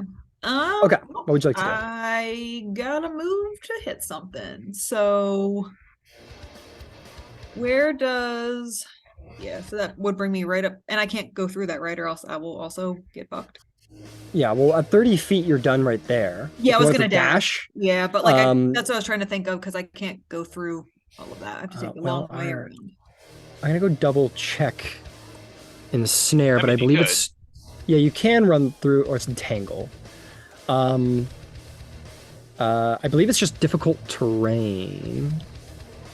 Creature in the area when you cast a spell saving throw. Seriously, that's a spell DC. 20-foot square and a point within range for the duration. These plants turn the ground or area into difficult terrain. So that's it. It's just difficult terrain. Then can I use the rest of the dash action to approach the two in the front? Yeah, at 15 feet, you can get in the range of both of them. Okay. Is that good? Yes. Okay. You just go running through as fast as you can to get right up to them. No problem. Okay, that is going to bring us to my hobgoblin captains.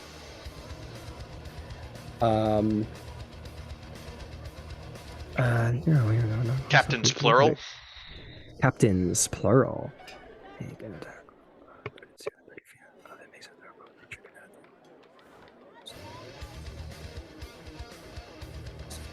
He goes, and starts like yelling out commands at the top of his lungs, and he's going to use his leadership feature. And this one over here is going to do the same thing. And he's going to sort of just charge the edge, and he's going to go, and start screaming out in Goblin. And that's going to be their turns, which brings us to the actual hobgoblins. This hobgoblin is going to attack you, Shroud. Because they're under the effects of leadership, they're going to get a little bonus. Ooh, that's probably going to miss. 12.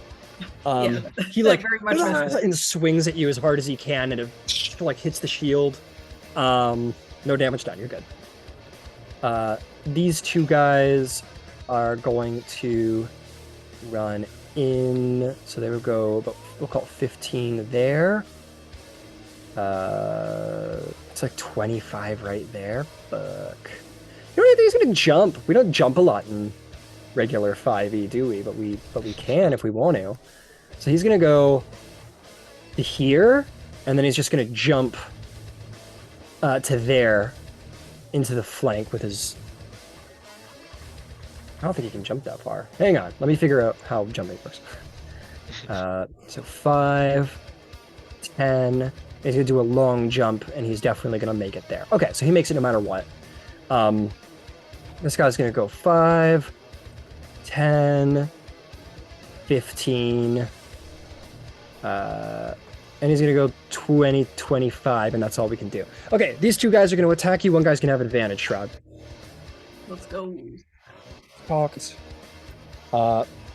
Nope, that's a 13, which hits the shield again. The guy with advantage is going to take a run at it.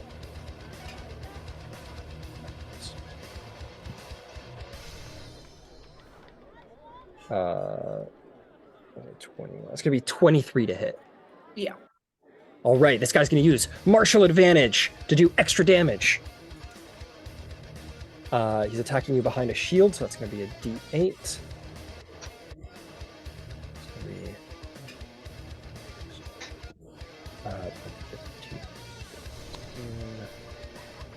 That is going to be 19 points of slashing damage as he runs in and just slashes you as hard as he can, and he picks a really good spot. And you being a battle master, you have a moment of like, okay, game recognizes game.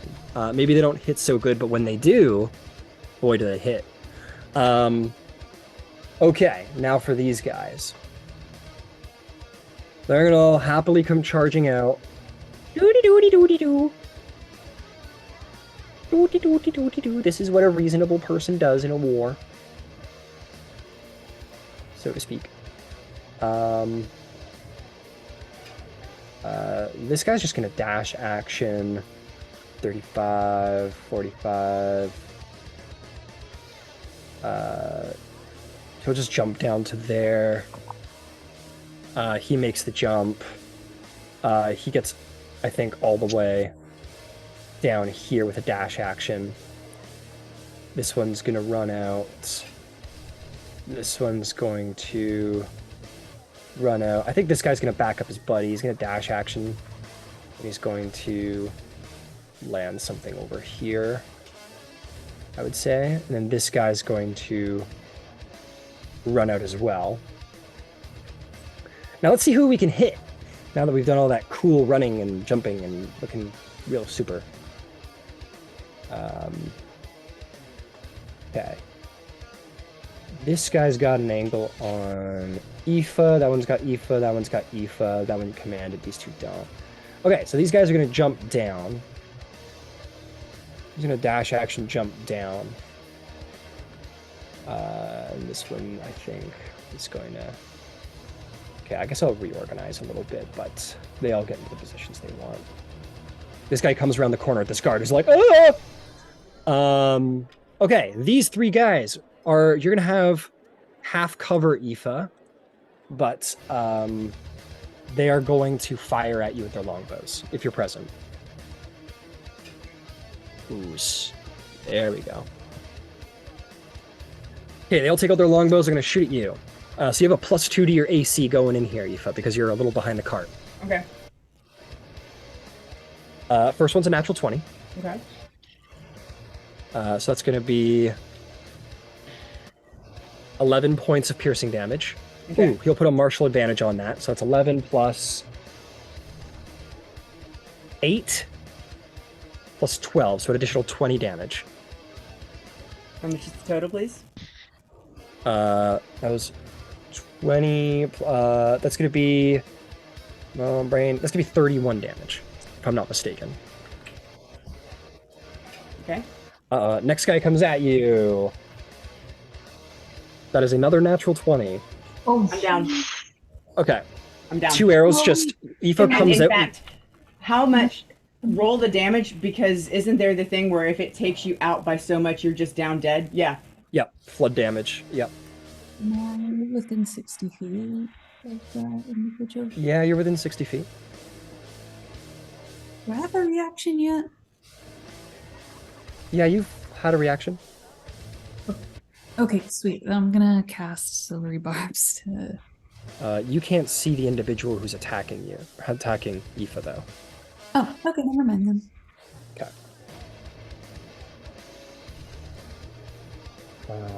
So first things first, it's going to be 20, 20, 25, That's going to be 28 points of piercing damage. Yeah. Oh, she's down. She's done. She's dead. 2 arrows. One just sinks like right into the shoulder, and the other one goes right through the side of the temple, and Aoife falls to the ground.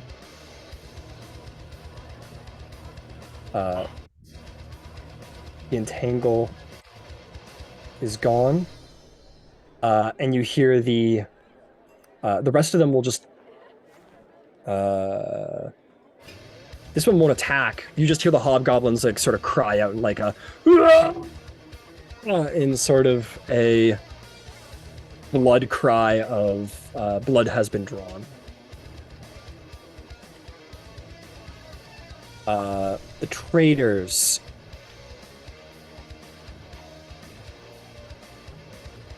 This guard is going to try and defend himself against his adversary. He rolls a nat 20. I don't know why I'm rolling so many nat 20s. That's going to be 9 damage to this guy. But he's still standing. These 2 guys start pushing the cart.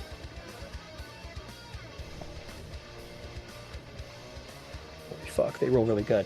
I am not going to move the cart just because this is a bit of a... Or let me see if I can. I'm going to give it a shot. Let me give it a try.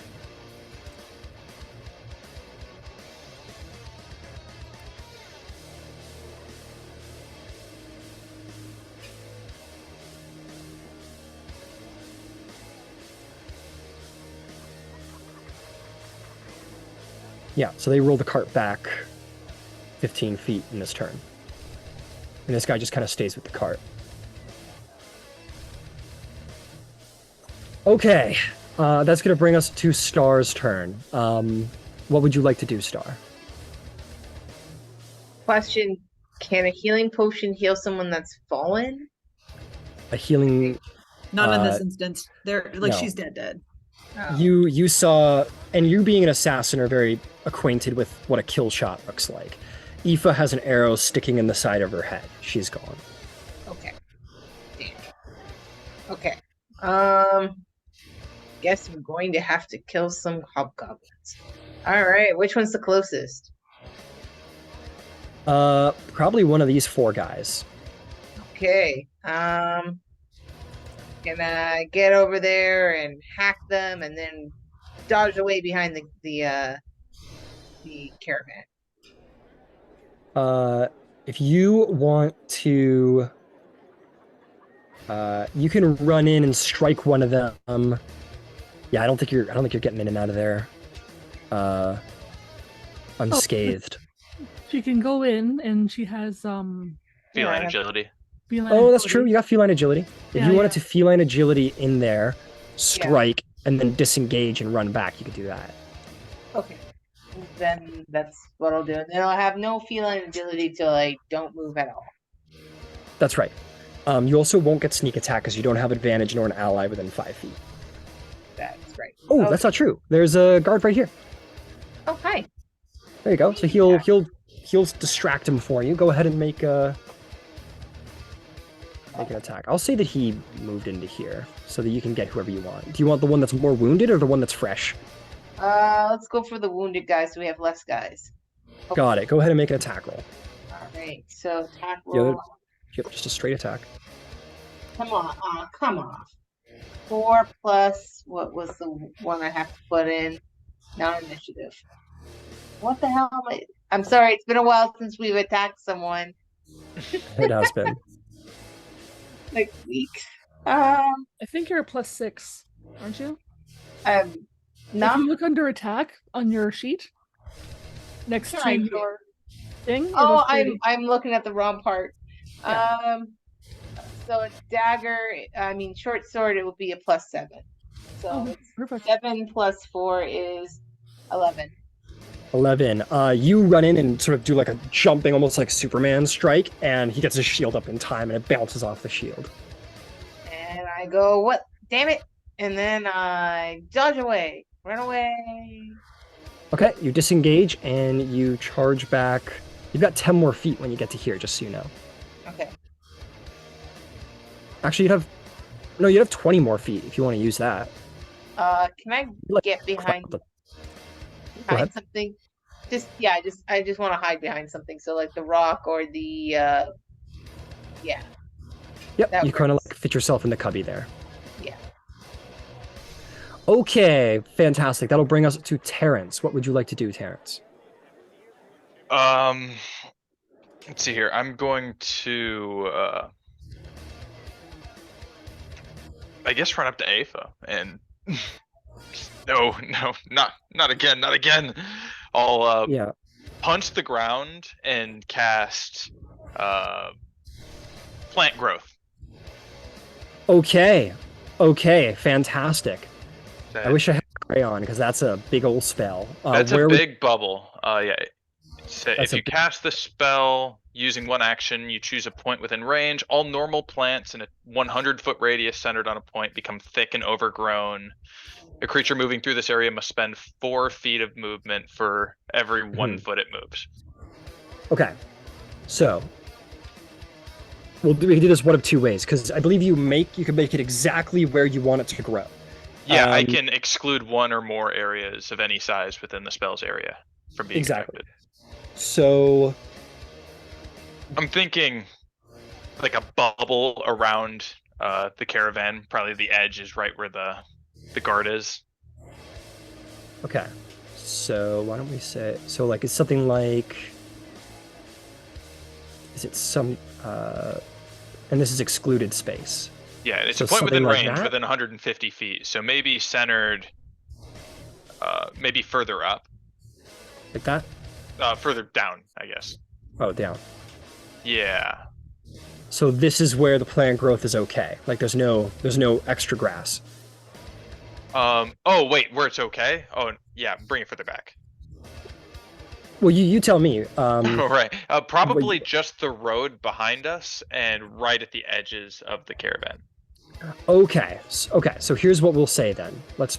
This is probably the better way to do it then. So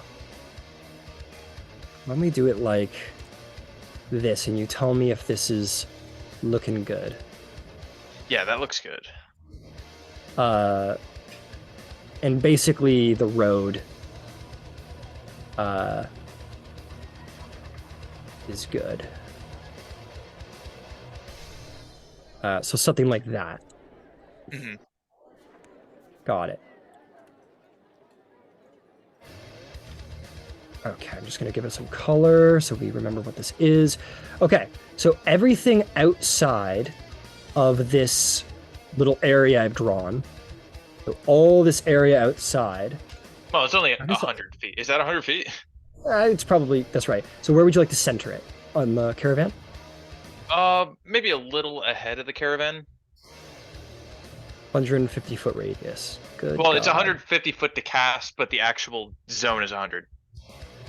It's a point within 150 feet. Got it, and the zone's 100 feet. Sorry, you remember the spell being... I used to use this too, so I like it. Yeah, okay, that's so where would you like... That's perfect? Mm-hmm. Incredible. So everything inside of this bubble on the ground is massively thick, thorny vines that are nearly impossible to walk through. But everything inside of this little green... this space in here is clear. So basically the road is clear on the way back. Okay, fantastic, Terrence. You do this and nature just springs to life around you as the growth of Chantia arises. And this affects friendly party members and enemies alike? That's right. Yeah. Well, fuck. Yeah. They're trapped in there with you. Yeah. Yeah, are you trapped in there with them, or are they trapped in there with you? We'll see. We'll see. And you know what? As a show of solidarity, I will jump into the thicket and right next to the guard that's also in there. Got it. So you don't quite get to him with the, like, 5 feet is worth 20 feet now. So you don't quite get to him, but you get to the edge, like right here. Oh, I can't like jump. Oh, you can jump. That's true. You had 20 feet left. That's true. Yeah, you could jump too. So you can get to here, and you can do. What's your strength score? It is 14. Yeah, you could easily do the jump over and like into the bush right beside the guard. Absolutely. Okay. I think that's just about all I can do right now. Fantastic, Terrence. Eravir, my God, you have. That's up to you to decide, but perhaps your character has never been in such chaos before, where nature has exploded alive around you like a fury in response to the death of this nature cleric and this druid, and you see a friend of yours murdered before you in this raid. What do you do?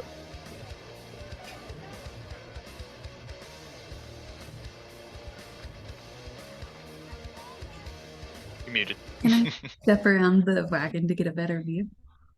You absolutely can. You get to here with 10 feet, and you've got a pretty clean view of everything going on, for the most part. Can I get a 40-foot diameter sphere?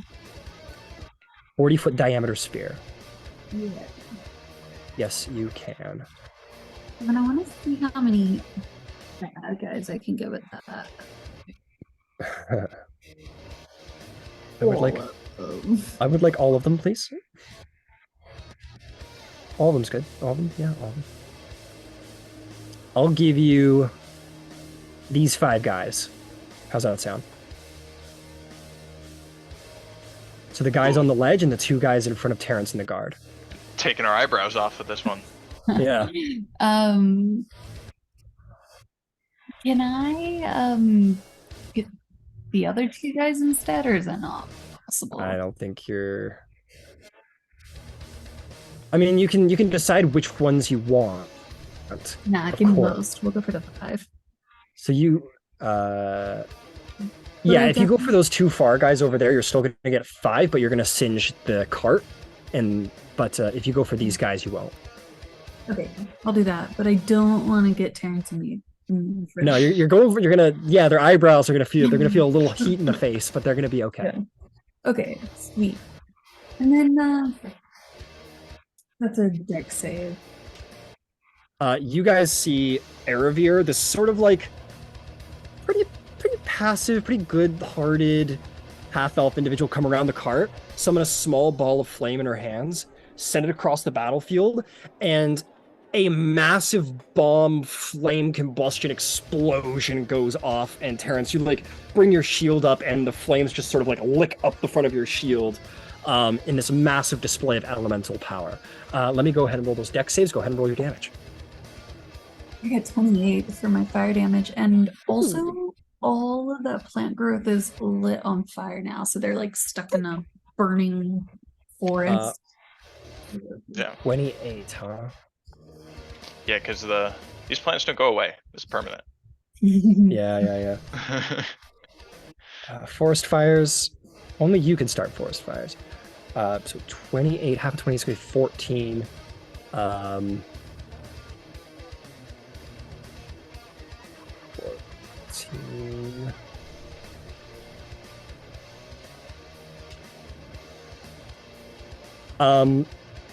The bomb goes off. I'm just going to keep this here so I remember what's on fire. But save or not, or die. Like some guys jump out of the way, but the power is just too much despite their ability to get in or out of the way. And like the grass just ignites, like someone like took a flamethrower to like a cornfield or something. Just fully erupts into fire. Anything else, Eravir? Yeah, I'm gonna use my bonus action to activate my blade song. Okay. You see Eravir after that draws her rapier. Do you have a flavor for this? Yeah, I guess she's gonna like kind of flourish and almost like dancing. And she's gonna make her way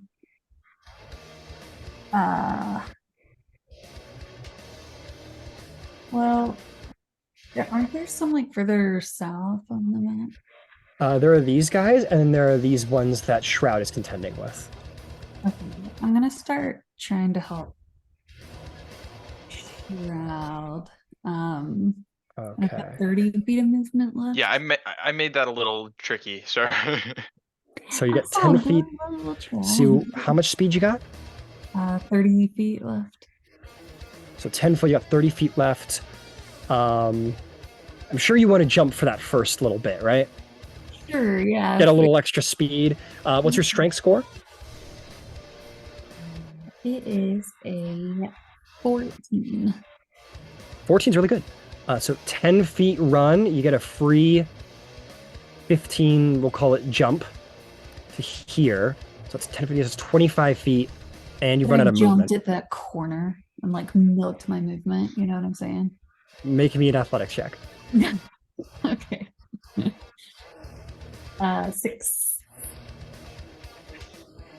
You're like, you go for extra and you go soaring through the air, and like the light sort of like, there's like a lens flare behind you and everything, and everyone's like, whoa, and you like eat shit into the grass.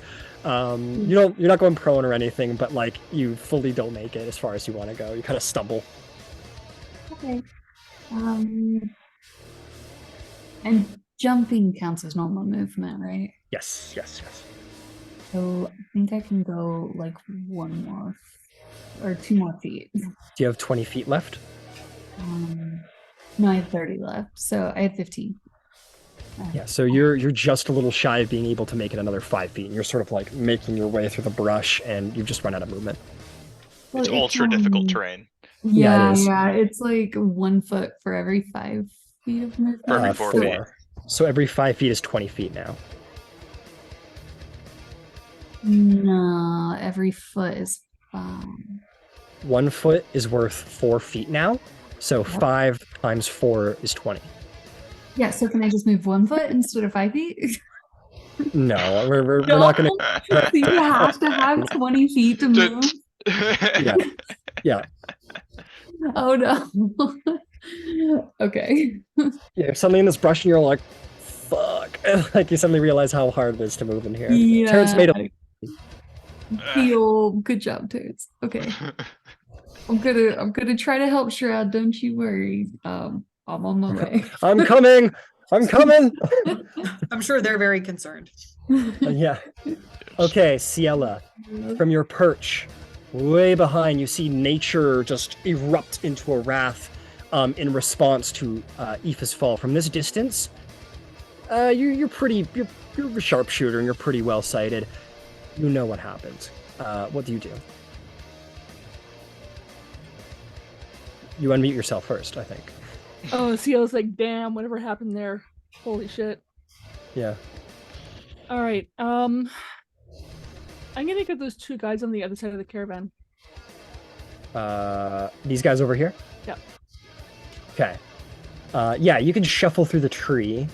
Not too worried about that. We'll call that 20 feet of movement. And you can I don't get difficult terrain. This is climbing because you're in a tree going around. Yeah. But yeah, you can easily catch the 2 of them. No cover is going to be a problem for you. Okay. First one is a 25. 25 hits. And the second one is a 24. Those both hit. Roll some damage. Oh, your dragon's going to be so pissed. No, there's still a guy. There's still a guy. You're right. There's guys on that mountain. First one gets 6, 8, 15 damage. That one's dead. That one gets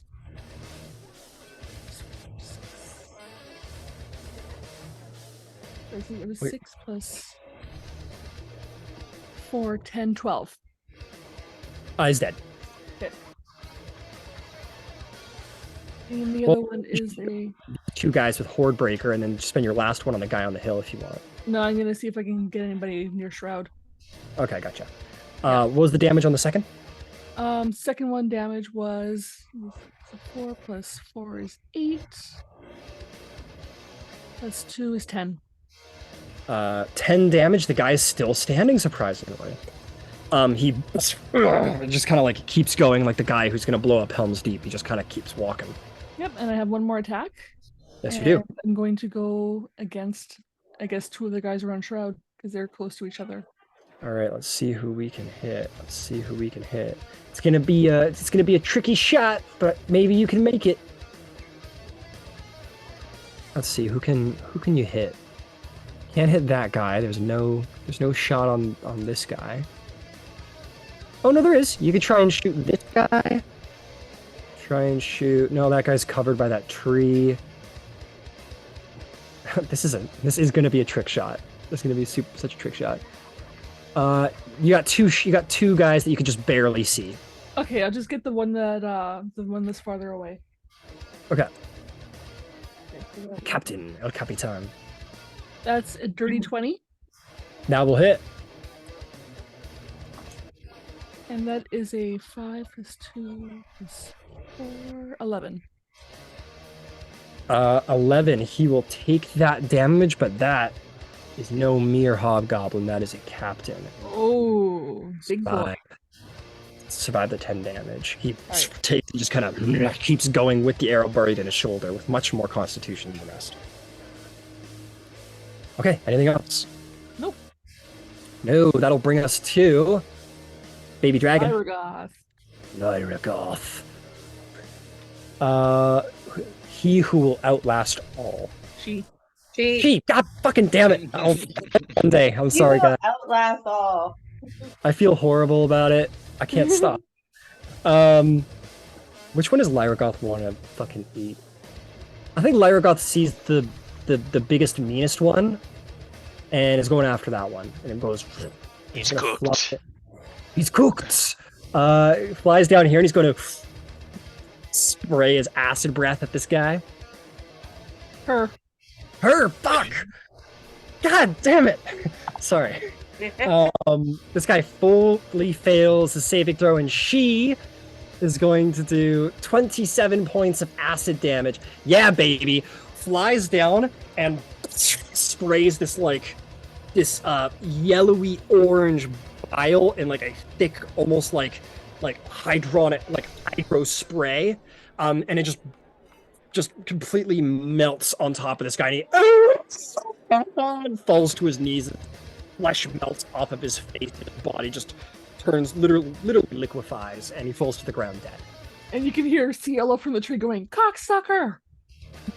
And Lyragoth doesn't understand that language, and is going to learn.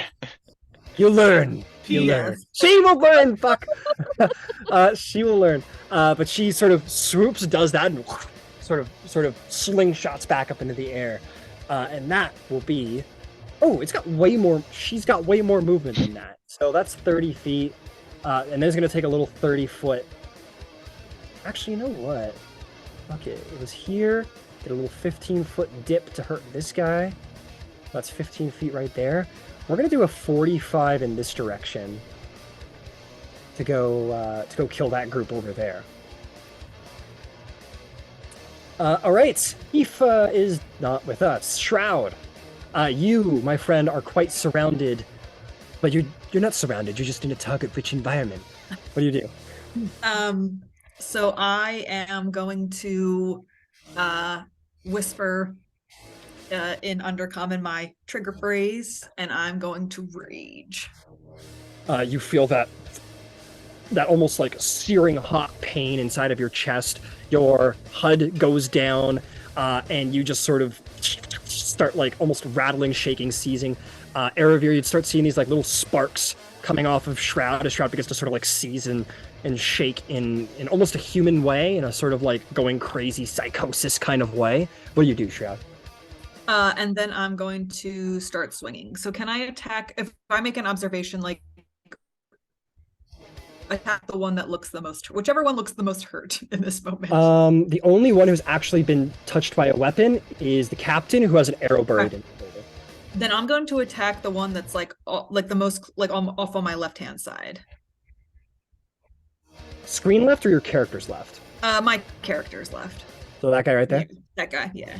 Go for it. That's a nat 20. Yeah, roll some damage. Okay. Yeah, he's and fucked. then let's see here. That is 11, 12, 14 points of damage. You just go into this mad rage, and you just turn around and just fucking behead the guy with one swipe. And his head goes rolling off into the woods. He's dead. And then I'm going to action surge. You oh right, you multi-class. Yeah, action surge, go for it. Surprise! They're like, don't worry, guys. They've only got one attack. I know. And then can I attack the one that's on the up, like on my right, on my character's right hand side? Then. Absolutely. All right. Let's see here. 18 plus 7. That's got to hit, right? 18 plus 7 absolutely hits. All right, and then 7, 8, 9, 10, 11, 12, 13 points of damage. So you go over him with this brutal, just barbaric. You cut the guys off and just go for this wild, wide swipe that you guys get out of the way, but the last guy doesn't see it coming, and you just like, your blade sinks about half, like cuts his arm off and goes about halfway through his chest until the metal stops its movement, and you just draw it back through the armor halfway through the chest. The guy drops dead. Fuck yeah. Anything else? I think that's all of my action economy, so we're good. When I get twitchy, people die. Okay, Shroud, well done. That'll bring us to the captain, who sort of just sort of like roars in your face. We can't move very well, can we? He's going to move to here. He's going to continue to spout commands to the other guy. He's going to move over to here. And he is going to... he's going to hold his action. He like brings his great sword up above you and sort of like gestures to the other guy. We'll come back to that in a moment. The other captain's dead, so we're going to come back to that moment right now. We've almost cleaned up this field. This guy's going to move into a flanking position in which the captain is going to land his blow. He's going to do so at advantage. I don't think so. That's going to be a 16 to hit. Nope. And I'm going to use my reaction to riposte. Hell yeah. Go for it. Let's see here. Mark off the superiority die first. Okay, that's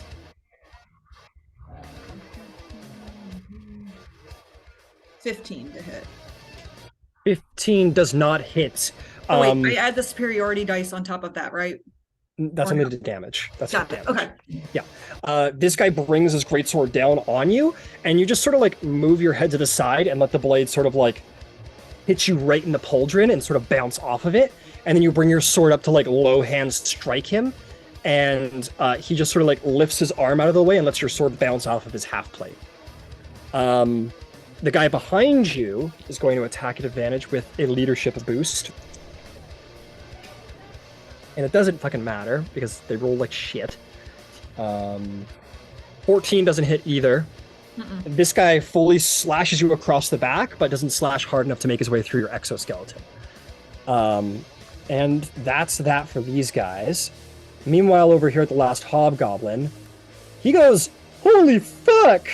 And he's gonna get the fuck out of there because his whole squad of 6 barbarians and their leader just died in a couple seconds. So he goes, "Oh wait, it's really heavy grass." Yep. Mm-hmm. Fuck.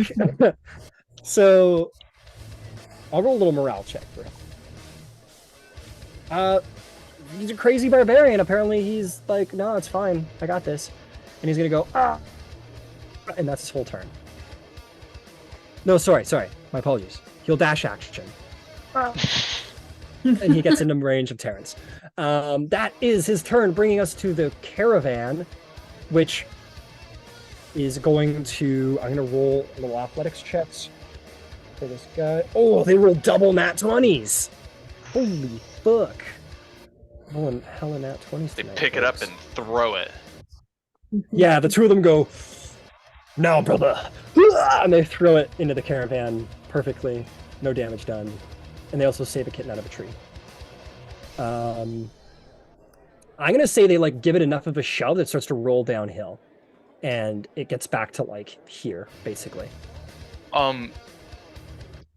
The merchant said he hid his goods under it. What is it? Yeah, so they're just boxes and crates right now. Oh, okay. Yeah. I should like place those though. It's a good point. Yeah, there's like stuff here. Okay. And they go running after the cart because they pushed it a little hard. He's like, "Oh, you idiots! Now it's going to roll down the hill." And he goes running after his cart. And that's going to be this guard's turn, who don't want that smoke because this is all on fire. And he's having a hard time moving, so I think he's just going to dash action 20 feet. And he gets out of there at like 40. I'm going to leave him here because he had to kind of like make his way through the crates carefully. And that's his turn. He just sort of dashes to there. Star, what would you like to do, Star? All right, who's left? This guy's left. All right. And some guys over there.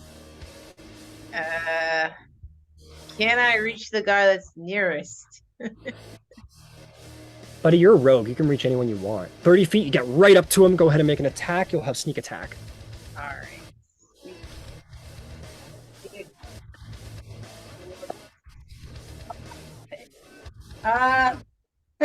2 plus 7, which is 9. You try and slash into him, and your weapon bounces off of his armor. You can take a bonus action strike if you want, and still attempt to get sneak attack. You know what? I'll try. I have lots of help. Go for it. Come on, dice. Be nicer to me. All right. 16 plus 7, I think. So that will definitely hit. 16 plus 7 is a 23. lot. 23. Yeah. All right. Yay. Okay, so roll d6. Okay. D6 plus whatever your sneak attack is. Yeah, Yeah. which oh wait. So a few D6s. No, because the first attack didn't work, remember? Sneak attack can go on any attack you want, which is why a lot of rogues like to dual wield, because if you miss that first one, you still got a second chance to get sneak attack. Okay, so I need 2 d6s. 3 plus your weapon. Yeah. Yeah, 5th level. Okay, this is a Yeah, lot. So Yeah, 3d6. all right, 6 plus 2 plus 3 is 11, plus 4 on the weapon.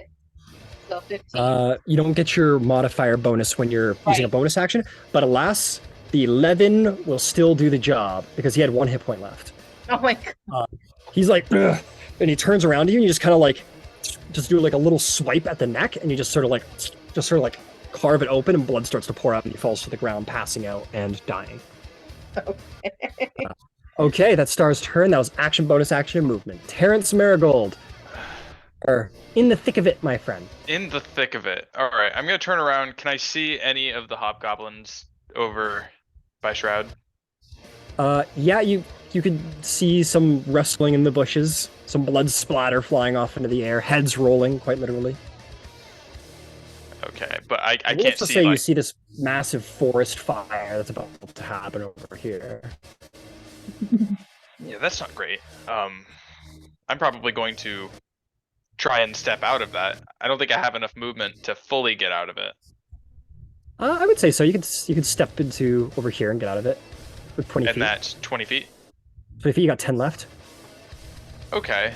Yeah, let's use that 10 to go kind of walk across the line, across all the boxes. Okay, like that. Yeah. Now, can I see the hobgoblin captain from here? Yes, sir. He's All kind of right. obscured, but yes.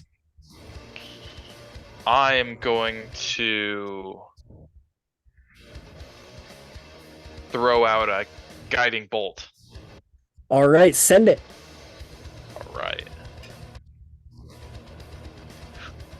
He's going to have half cover because of the brush. Well, that's a natural 20. Oh, it won't matter for him. Probably some damage. All right. That's gonna be a dead hobgoblin is what that's gonna be. It doesn't get doubled on spells though, so that's right. Oh no, double on go for Does it? Yeah, Oh, crit on spell. Oh, I think jeez. D&D 1 said that that's a thing, but fuck that.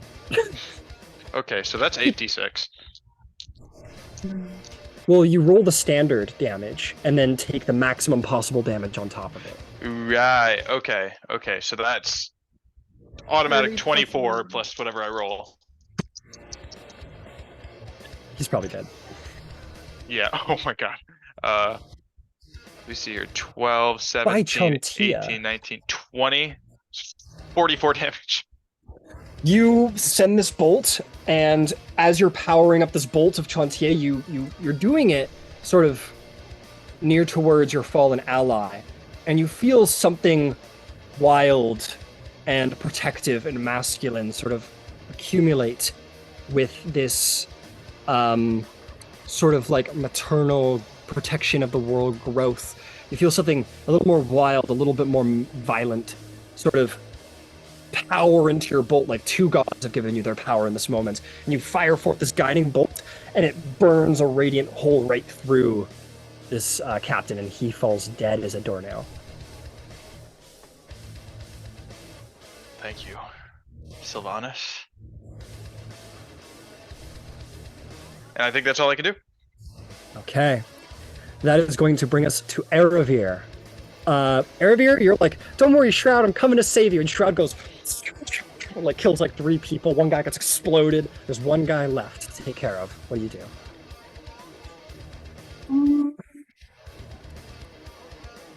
He's right there. Yep, right there. What are you looking at?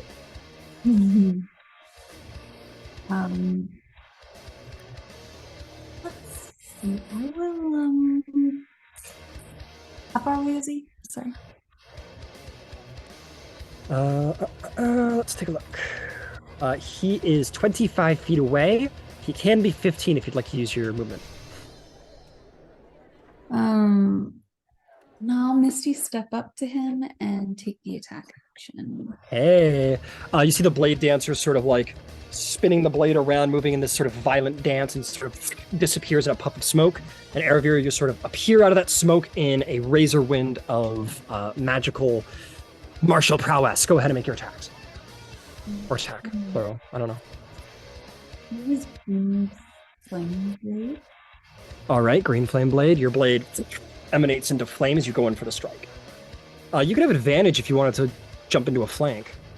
Oh yeah, for sure. Let's do a flank. Go for it. I got a 12. Oh, man. Stabby wizard. Stabby wizard appears, flame blade, and you go in for the strike, and the hobgoblin turns around just in time, and the blade like stabs through the shield about halfway, almost to his face, and you're like, ugh, but his shield like suddenly like ignites on fire, and you draw your blade back and return back to your sort of blade dance in preparation for oncoming assault. All right, yep, that's my turn. All right, Ciela, you see your child going for the kill. Are you gonna take it? Can't hear you. You did.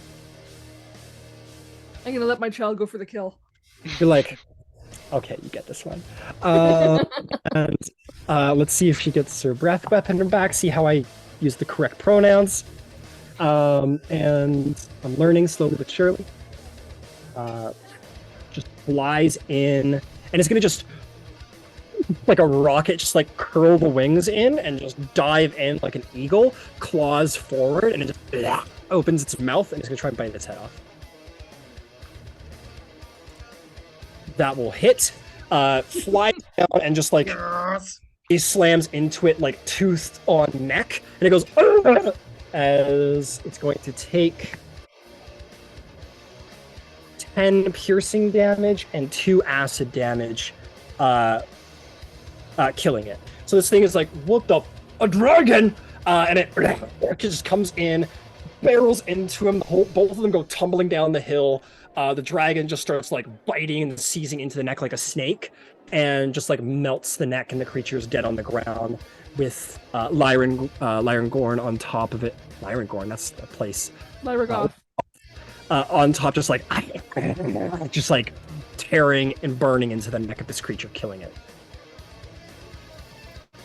somewhere in the grass. Very much like a cobra having seized its prey.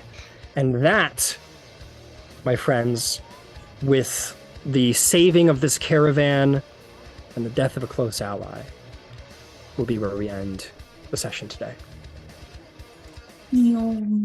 That's some Oh shit. fuck.